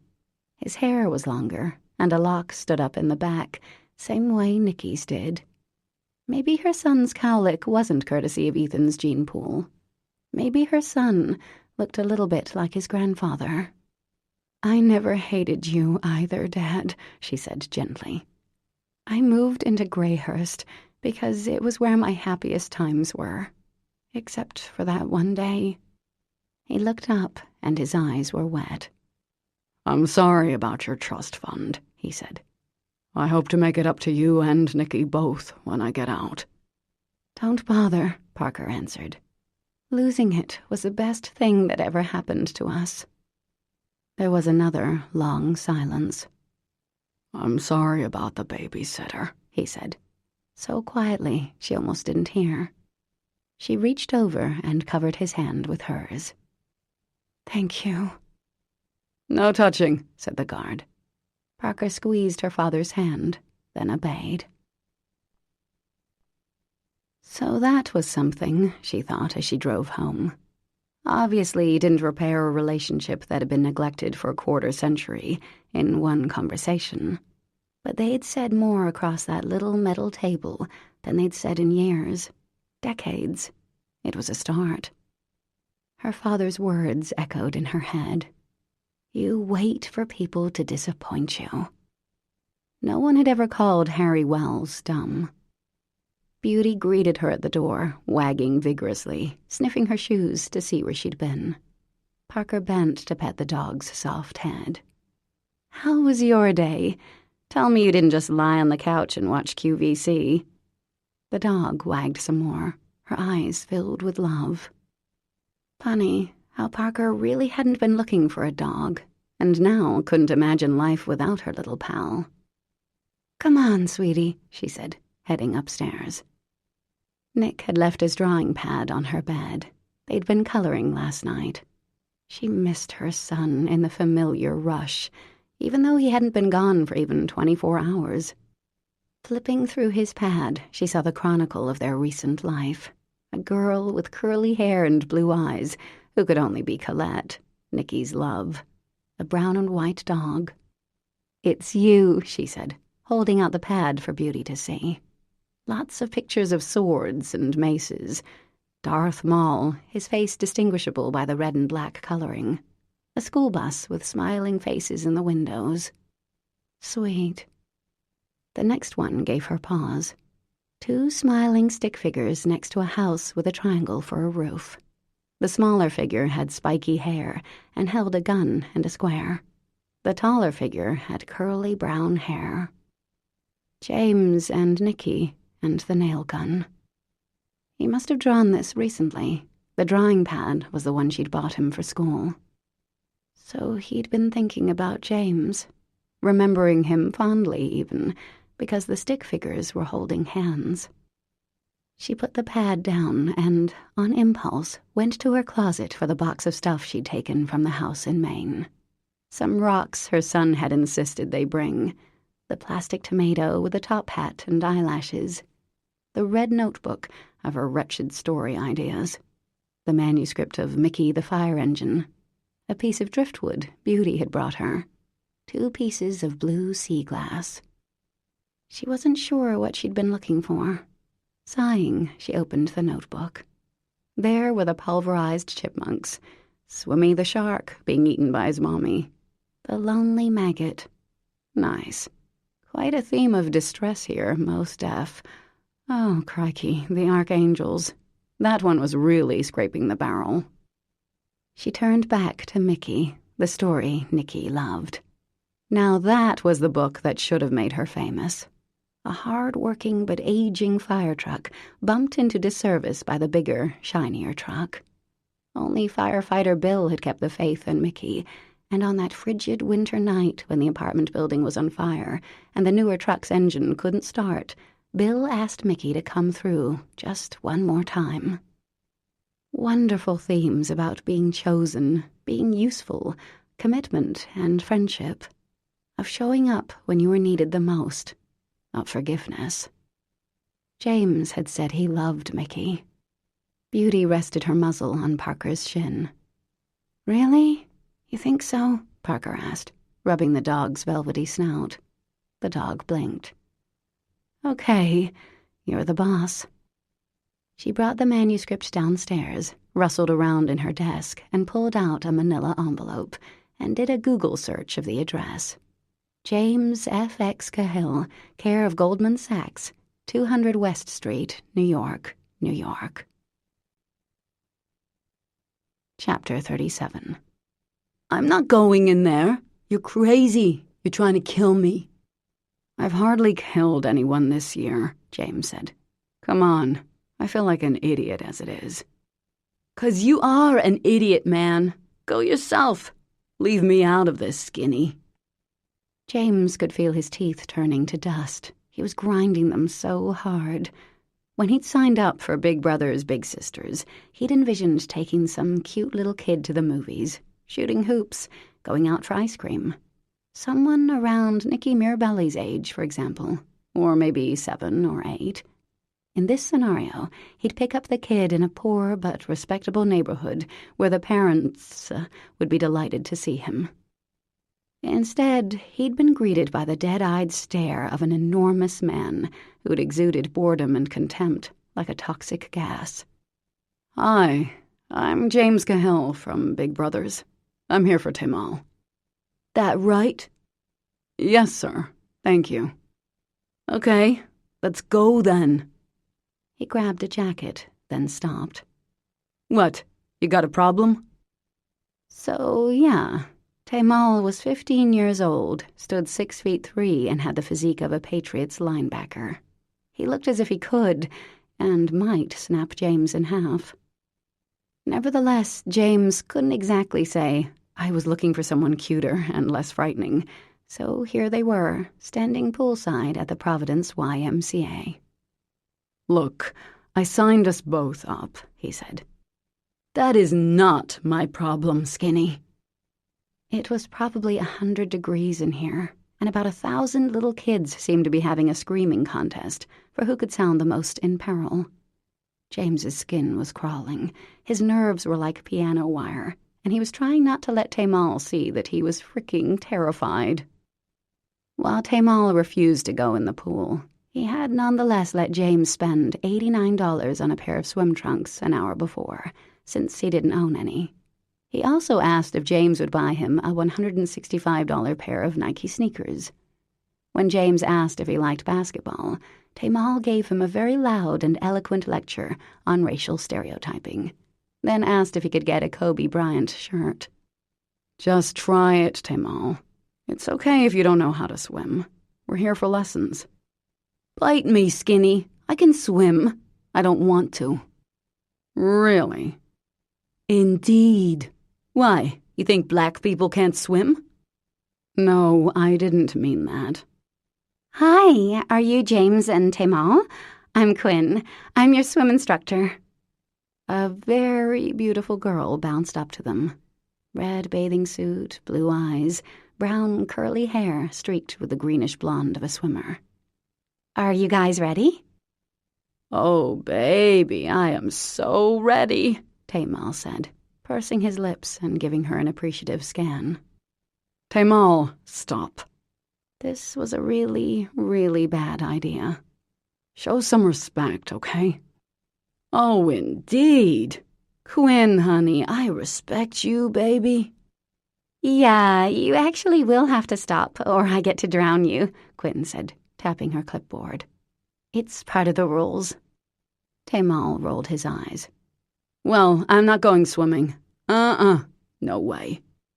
"Great," James said. "Well, let's stand here for an hour, then, and listen to the children scream." "I'll give you two a minute. How's that?" Quinn said, bouncing away again. "What do you want to swim for, anyway?" Tamal said.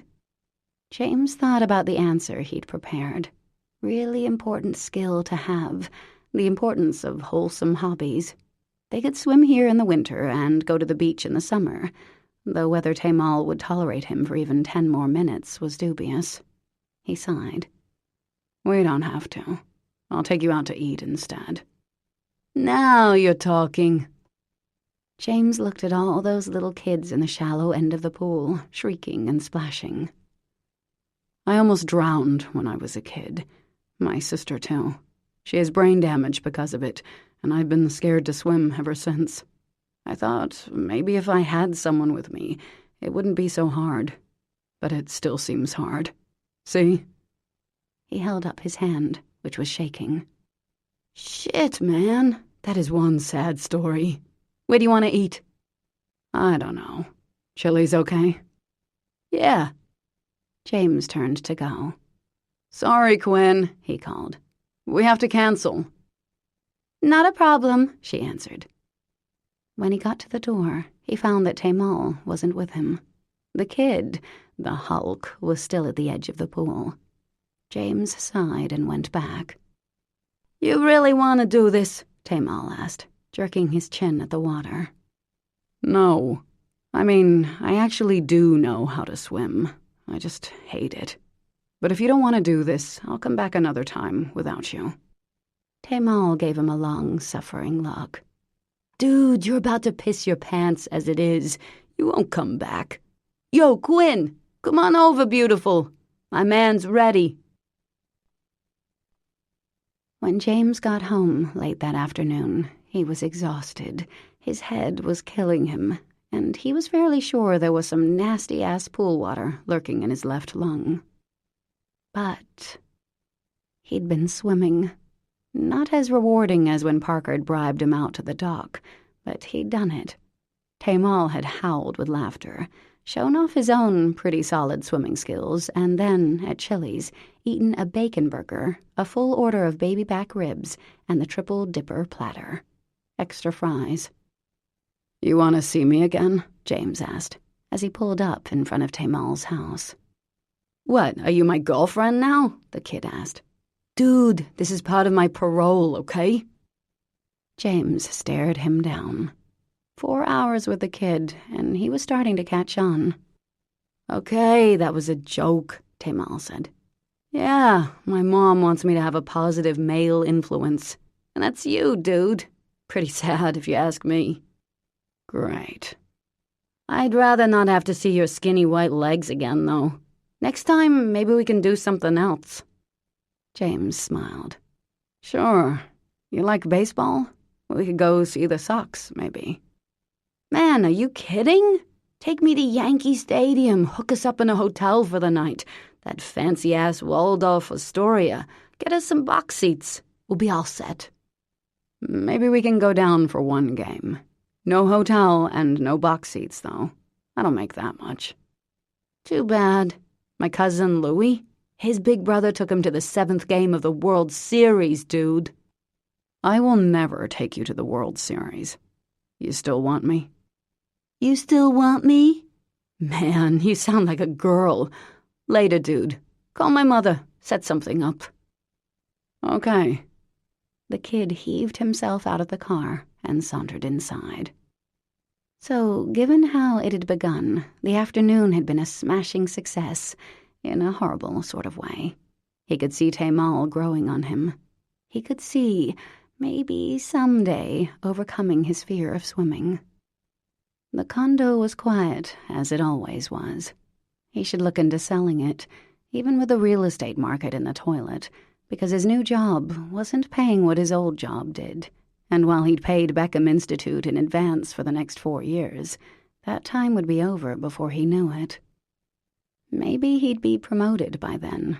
As it was, he was working entry-level pay and hours, and grateful for it. The firm handled mostly corporate law, a little pro bono on the side. It was nice to work with people again. Actually, it was Stella, his old secretary, who'd gotten him the interview, through a lawyer she taught in her jiu-jitsu class. It was a decent firm. One of the senior partners seemed to like him. So, 4 years. Sure, he might be on partner track. Could even be married in 4 years. You never know. He went over to the fridge, took out a beer, and stared at the photo on the door. It was a picture of Parker and Nikki, sitting on the dock, taken from behind. The sun shone on Parker's hair. Her arm was around her boy, her face turned slightly toward him. They'd been fishing, and when a miracle happened, and Nikki actually caught something, they'd both yelled for James to come down and unhook the fish, which he'd been happy to do. It had been nice to be needed. Well, Tamal might think he was an idiot, but he was needed there. And he'd been calling home more regularly, talking to his mom. He'd even called Pete and talked to his niece, Morgan, who'd answered the phone. She sounded like a sweet kid. Funny that 3 months ago, James hadn't wanted much more than he had. Now that he'd had more, though, it was harder to be content. He touched the edge of the picture, then turned. There was a FedEx envelope on his table with a sticky note on it. Signed for this today, Barb from 3G. He'd have to remember to thank her. The package was from Goldman Sachs. That was odd. Maybe he'd been put on their mailing list since almost taking the job. He opened it up to find a note on corporate letterhead, as well as a sealed envelope addressed to him, care of Goldman. No return address. A note said, "This came for you. Took me a while to find your address. Delia Summers, Assistant Director, External Correspondence Department, Goldman Sachs." No wonder the country's financial system was in danger. The mailroom had become the External Correspondence Department. James opened the package. Inside was the manuscript for Mickey the Fire Engine. The last copy, Parker had told him. The refrigerator cycled on, the only sound in the quiet kitchen. James turned the page. The last copy of the book she loved. Indeed, as Timal would say. Chapter 38. Parker was at Blossom on a Tuesday morning, lugging buckets of fresh flowers into the cooler, when an unexpected visitor walked through the door. "Mom," she said, setting down the gerbera daisies with a slosh. "Hello, sweetheart," Althea said. "What are you doing here? Again, without calling. What a nice surprise." She hugged her mom, who looked strange. Wait, it was that she looked normal, actually. The Botox had worn off, and Althea's face had lost that tight, shiny look. I know, I should have called. I wanted to surprise you again." Her mother looked around the shop. "This is very pretty, Parker. Oh, you have a dog. I forgot. This is Beauty. Beauty, come say hi." The dog declined to leave her little bed, but she granted Althea a small tail wag. "So, Mom, what are you—" "I left Maury." Parker blinked. "Oh, wow." Althea sighed. "Do you have any coffee? A non-fat vanilla soy latte would really soothe my soul about now." "I have plain old coffee. How would that be?" The story was, Althea said, that she got tired of walking on eggshells, trying to please a curmudgeonly old man who was, she suspected, going to dump her anyway. "One day, darling," I said, "Althea, what are you thinking? You deserve better. You're more than someone's wife." Parker nodded, a little stunned. Her mother had never gone more than 8 months without a husband, had been first married at age 21 to Harry. Being a wife was her entire career. "That's huge, Mom." "I know, but the truth is I'm not sure what I'm supposed to do. So I figured the first thing would be to visit my grandchild." She paused. "I didn't call because I was afraid you'd say no." "Mom, I wouldn't say no. I'm really proud of you. Of course you can stay with us. The new place is small, but we have a guest room. It'll be great." Althea smiled. She had lovely crow's feet, Parker noticed. "I was sort of counting on that." Her eyes filled with tears. "I couldn't keep it up, Parker. It's exhausting trying to be the person someone wants you to be and completely losing the person you once were." She blew her nose. "I promise I won't stay forever. It's just been so long for me, I don't even know where to start." Here's where you start." She leaned over and kissed her mom's cheek. "Nicky will be so happy when he sees you." "You think so?" "Absolutely. We'll surprise him when he gets off the bus. He comes here after school." Parker spent the rest of the day showing her mother around the shop, letting her watch as she filled orders, talking about Nicky and the adjustments to their new lifestyle. They got lunch from the deli down the street and ate it in the little sitting area in the shop. "So, you're happy?" Althea asked, a trifle suspiciously. Parker took a bite of her sandwich and thought about the question as she chewed. "I am. I love doing flowers, and even though I thought I'd hate it, I like that Nicky's in school. Though I did cry a lot the first couple of weeks." Her mom smiled. "What was his name?" "Collier." "Oh, did you date him?" Althea asked excitedly. "No. He's a nice guy, but kind of a dope." "Yes. Well, actually, I meant the other one. The one who was living with you." "James." "Yes. Did that ever—" Her mother raised her eyebrows. So odd to see her with normal facial movement. "We parted ways," Parker said. She was quiet for a moment. She'd spent the past week berating herself for sending the manuscript. It had seemed cute. In the face of his non-response, it now seemed really stupid. She should have been more direct. just written him a note or called him and said, "Look, I'm sorry. I miss you. Please give me another chance." "Don't be sad, sweetheart," Althea said, patting her hand. "We're two single women. We can do facials and have movie nights, and I can make your favorite dinner." "Do you even know what that is, Mom?" Parker asked, smiling. "No, but you can tell me, and I'll give it a whirl." Nicky was indeed excited to have faraway Mimi up close. He wanted to show off the new house, especially the fort he'd made in his room, so Parker switched his booster seat to Althea's rental car and let him go home with her. Her mom beeped the horn and turned the corner. Parker watched them go, a little bemused. Aside from a few summers here and there, she hadn't lived with her mom since she was 13 years old. The cynical side of her wanted to take a bet on how long it would take Althea to find another husband. The better part of her was proud. Althea had never left a husband willingly. Well, except for Harry. Althea had put up with a lot from her husbands over the years, proving the old saying that if you married for money, you earned every cent. But she'd married Harry Wells before he'd become a big deal. She'd loved him once, and when he cheated on her and traumatized their only child, Althea walked away.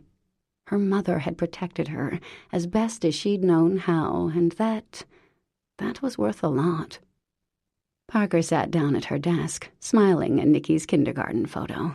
He'd worn a bow tie at his own insistence. "So Colette will see me as husband material," he'd announced the night before, when they'd all been eating at Mirabelle's, and Ethan had laughed so hard he'd cried. Her son looked cheesy and adorable in the photo, all his baby teeth still present and accounted for. This was what her life was now, a business to run, bills to pay, a son to raise. A new home, her friends, sweet little Beauty curled at her feet, and now her mom staying with her for a while, trying on some independence for size. A nice life, a full life. She did some bookkeeping for the next hour, the quiet of the fragrant little shop as soothing as a cup of cocoa. She had to order more roses. The wholesaler was short on them this week. She'd work late on Friday for a Saturday wedding, but the thought gave her a tingle of excitement. Maggie Beaumont, well, Maggie Malone now, had emailed her pictures of the arrangements so Parker could put them on Blossom's website, and the bride had loved the look. Maybe if she could swing it, she and Nicky could go up to Gideon's Cove for a week this summer. See Ben and the rest of the people she'd met. Eat at Joe's, see how the babies had grown. The phone rang, and Parker glanced at the clock. 5 minutes till closing. She could let the machine get it. If it was an order, she wouldn't have time to fill it until tomorrow. Then again, she'd be a fool to turn away business. "Blossom, how can I help you?" "Hi," said the female voice on the other end. "I need to place an order for my boss. It's his 25th wedding anniversary." "I'm just about to close. Are these for today?" "Afraid so." Parker paused. "Well, for 25 years, I guess I can stay open a little longer. What's he looking for?" "He said something gorgeous and expensive." "Oh, goody. Hopefully he'd remember that she stayed open for him on his special day and use her again." She took out her pen. "And the card?" "Yeah, let me read that. He wrote it out for me. Ready?" "Yep." "I have loved you since the first moment I saw you, and I haven't stopped since. Thank you for our beautiful children, thank you for our life together, and thank you for being my wife. Hope we can fool around later." Parker laughed. "Okay, got it. It'll be ready in about half an hour. Do you have a credit card number?" "Can he pay cash when he comes by?" "Sure. Thanks for choosing Blossom." 25 years, and the guy was still cheeky, Parker thought, reading the card once more. Poetic, too. Well, he'd get a beautiful bouquet to bring home to his wife, that was for sure. Not because he was spending a lot, but because he sounded like a good husband. "And, let's face it," she said to Beauty, I am a sucker for love." She pulled a dozen yellow roses, some brilliant purple lisianthus, a few deep orange lilies, 4 branches of pink phalaenopsis orchid, some heather and fern. This couple was fun. No mere roses and baby's breath for them. Something extravagant and vivid and memorable. She pictured the husband as she worked. Somewhere in his 50s, probably, an insurance executive or doctor, maybe. The wife would have gotten home a little early, knowing her hubby was not the type to forget their anniversary. The kids were off at college, so the place would be all theirs. He'd come through the door, the beautiful arrangement in one hand, a bottle of bubbly in the other, and she'd be wearing nothing but a smile. And because he loved her, it wouldn't matter that she wasn't 22 or 30 or 40 anymore. In his eyes, she was truly the most beautiful woman in the world. The thought brought tears to Parker's eyes. A sucker for love, indeed. "What do you think?" she asked Beauty when she was finished. The dog wagged her tail appreciatively. The bouquet was wildly beautiful, filled with intense colors and odd combinations. She wrapped it in purple tissue paper and tied it with lots of red ribbon. Then the door to her shop opened, and she looked up, expecting to see her customer. Instead, it was James. Her mouth fell open. The rest of her froze. Beauty, however, had no compunction. She ran over to James, whimpering happily, putting her front paws on his knee. "Hey, girl," he said, bending to pet her. And oh, that smile, it was even better than she remembered. Beauty began crooning in joy, her tail swishing wildly. Then he straightened up and looked at her. "Hi." "Hi," she breathed. "So, Mickey the fire engine. I'm starting to wonder if it's about more than trucks." Her heart was jackhammering so hard she'd bet he could see it fluttering under her shirt. "It's a metaphor." "For what?" Damn if her mind wasn't completely blank. "Second chances?" "I see." "How are you?" she managed to ask. "Good. And you?" "Good." Crikey. "How's New York?" "I don't know. I live in Providence." "You do?" He nodded. He lived in Providence, not New York. "I thought you—" "I didn't take the job." "Oh." She sounded like an idiot. Clearing her throat, she said, James, I'm very happy to see you. And maybe we can have a drink or something and talk, but I have to wait for a customer. It's his anniversary." James smiled, and her heart seemed to leap toward him. "Oh, right, the flowers. Actually, those are for you." He nodded at the arrangement she just finished. "I'm a couple decades early, but I'm optimistic, too." "Oh. Oh." She glanced at the card. "Are you... Is that a proposal?" He tilted his head, as if thinking. "Yep." "A marriage proposal?" "Yes." "I reject it," she said. He closed his eyes briefly. "Great." "It's just that I wanted to do the asking." Holy halos, where was this coming from? "Go for it," the holy rollers said. For a nanosecond, she pictured them, the 6 angels all in a line, smiling and nodding, Spike in his leather jacket giving her the thumbs up. "I'm waiting," James said. He was smiling. "Okay." Parker's eyes suddenly filled with tears. "James," she said, her voice wobbling, "I'd really like you to overlook the fact that I was a snob and ignored you and thought you were scum, and then, when we finally did hook up for real, basically jumped at the first chance to ditch you." "Do you have any qualities to recommend you?" he asked, laughing, and she smiled, though a couple of tears slid down her cheeks. "Yes, I do. I'm smart and a great swimmer, as you know, and once I love someone, I tend to keep them really close, and I think I have a good sense of humor. I put out, as you also know, and I can do all the voices in Harry Potter." She paused. "Also, I love you. A lot. What do you say?" "I accept," he said. "Now could you come out from behind that counter and kiss me?" She did just that, flew across the small space and wrapped her arms around his neck and looked at him for a second. Those beautiful eyes, the smile that took up his whole face. "Thank God you finally wised up," he said. And with that, he kissed her, and Parker had to wonder how she ever got so lucky. Epilogue. 18 months later.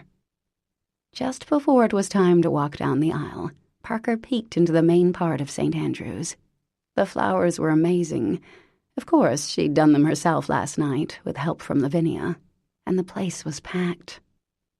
The great state of Maine was well represented. Maggie and Malone had come down with their little boy, Aiden, who was happily tugging on his father's hair at the moment. Lavinia and Dewey sat together. According to Vin, they were back together, having dated sometime in the 90s.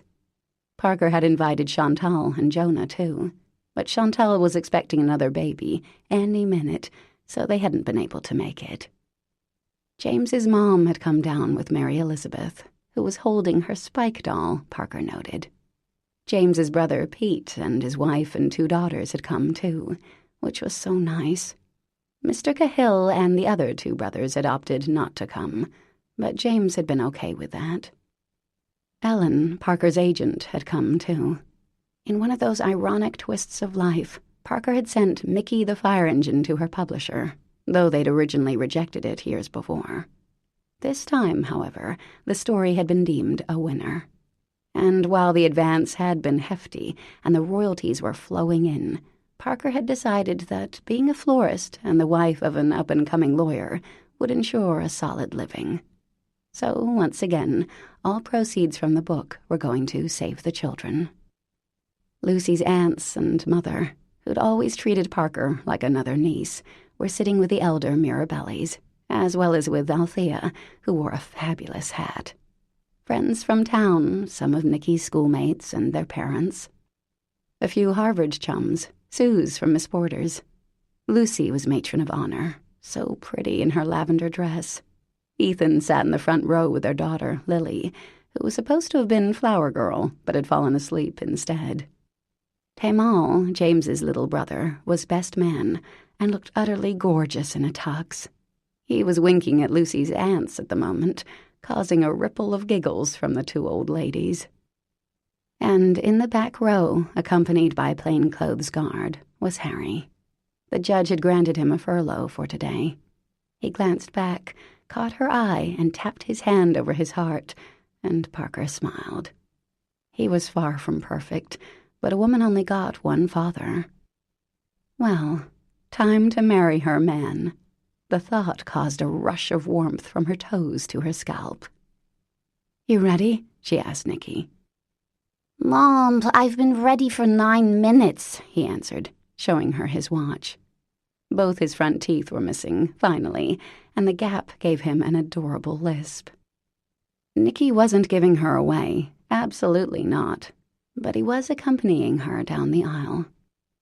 Parker glanced down at her dress, a simple, pale peach silk dress that stopped just above her knees.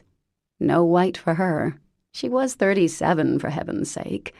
But Althea had wept in a most gratifying manner when Parker had emerged from the dressing room, and with the bouquet of apricot, cream, and white roses, and still green hydrangeas, as well as a few roses in her hair, she felt quite bridal indeed. "Then let's get this show on the road," she said, and Nicky offered his arm with a grin, looking, as ever, like a miniature of his father. But she could see bits of herself, too. His eyebrows, and maybe his cheekbones. So many people here, and everyone she loved. Malone grinned. Maggie was smiling and teary-eyed, Vin already sobbing into a bandana. Her mom blew her a kiss, and Parker returned the gesture. Nicky gave a stately nod to Colette and ducked as Ethan reached out to ruffle his hair. And James, he was so handsome in his tux, his eyes crinkled with a smile, and he looked completely and utterly sure.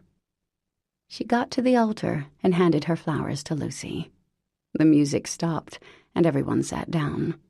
Then she bent down and kissed Nicky twice on the cheek, and he smiled and wiped it off, making everyone laugh. "You can go sit with Daddy, honey," she whispered. "In a sec," he said. Reverend Covers cleared his throat. Dearly beloved, welcome to this very happy occasion. Before we get started, the groom has asked if he could say something. "Be with you in a minute," James said to Parker, and his smile flashed. He stepped around her and took Nicky's hand and looked down at him, his face growing solemn. Oh, man. The tears came in a rush. "I, James, take you, Nicholas, as my stepson." An audible sigh came from the guests. James glanced at her, smiled again, and then grew serious as he looked at Nicky. "I promise to love you like you were my own, to always be grateful that you shared your mom with me, never to boss you unless absolutely necessary, and to buy you the Lego model of the Death Star that your parents said had too many pieces, which is in my car at this very moment." "Yes!" Nicky pumped his fist, and everyone laughed. "I also promise to let you help name any baby your mom and I might have." "Mistake," Parker said unevenly. "We'll have a kid named Chewbacca." James smiled at her again, and honestly, she hadn't known it was possible to feel so much happiness, so much love. Then he looked back at her boy. "And, Nicky, I promise always to remember that you were your mom's son long before I was her husband." "That was perfect," said Spike. The other holy rollers had left her bit by bit, but Spike remained, and Parker was kind of glad. "Amen," Nicky said, mugging for the guests and getting a big laugh. "Okay, my turn. I, Nicholas Giacomo Mirabelli, take you, James, as my stepfather." He pulled a piece of paper from his pocket. "I promise to try eating what you cook, even though your food isn't as good as my dad's. I also promise to try to keep my room clean and not let Apollo out of his cage without asking. And I'm glad you're marrying my mom, because she's really happy. And also, you're nice." "Thank you," James said, and they shook hands on it, and Nicky got a round of applause as he went to sit in the front row. Then James took Parker's hands and, without waiting, gave her a long, hot kiss that made her nearly forget there were 100 people watching. Then he pulled back and smiled that full, wonderful grin, his dark eyes so happy. "Parker," he said, "always lovely to see you."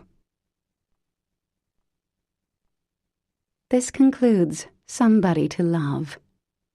Please visit our website, www.tantor.com, for more information on our growing library of unabridged audiobooks and to take advantage of special offers.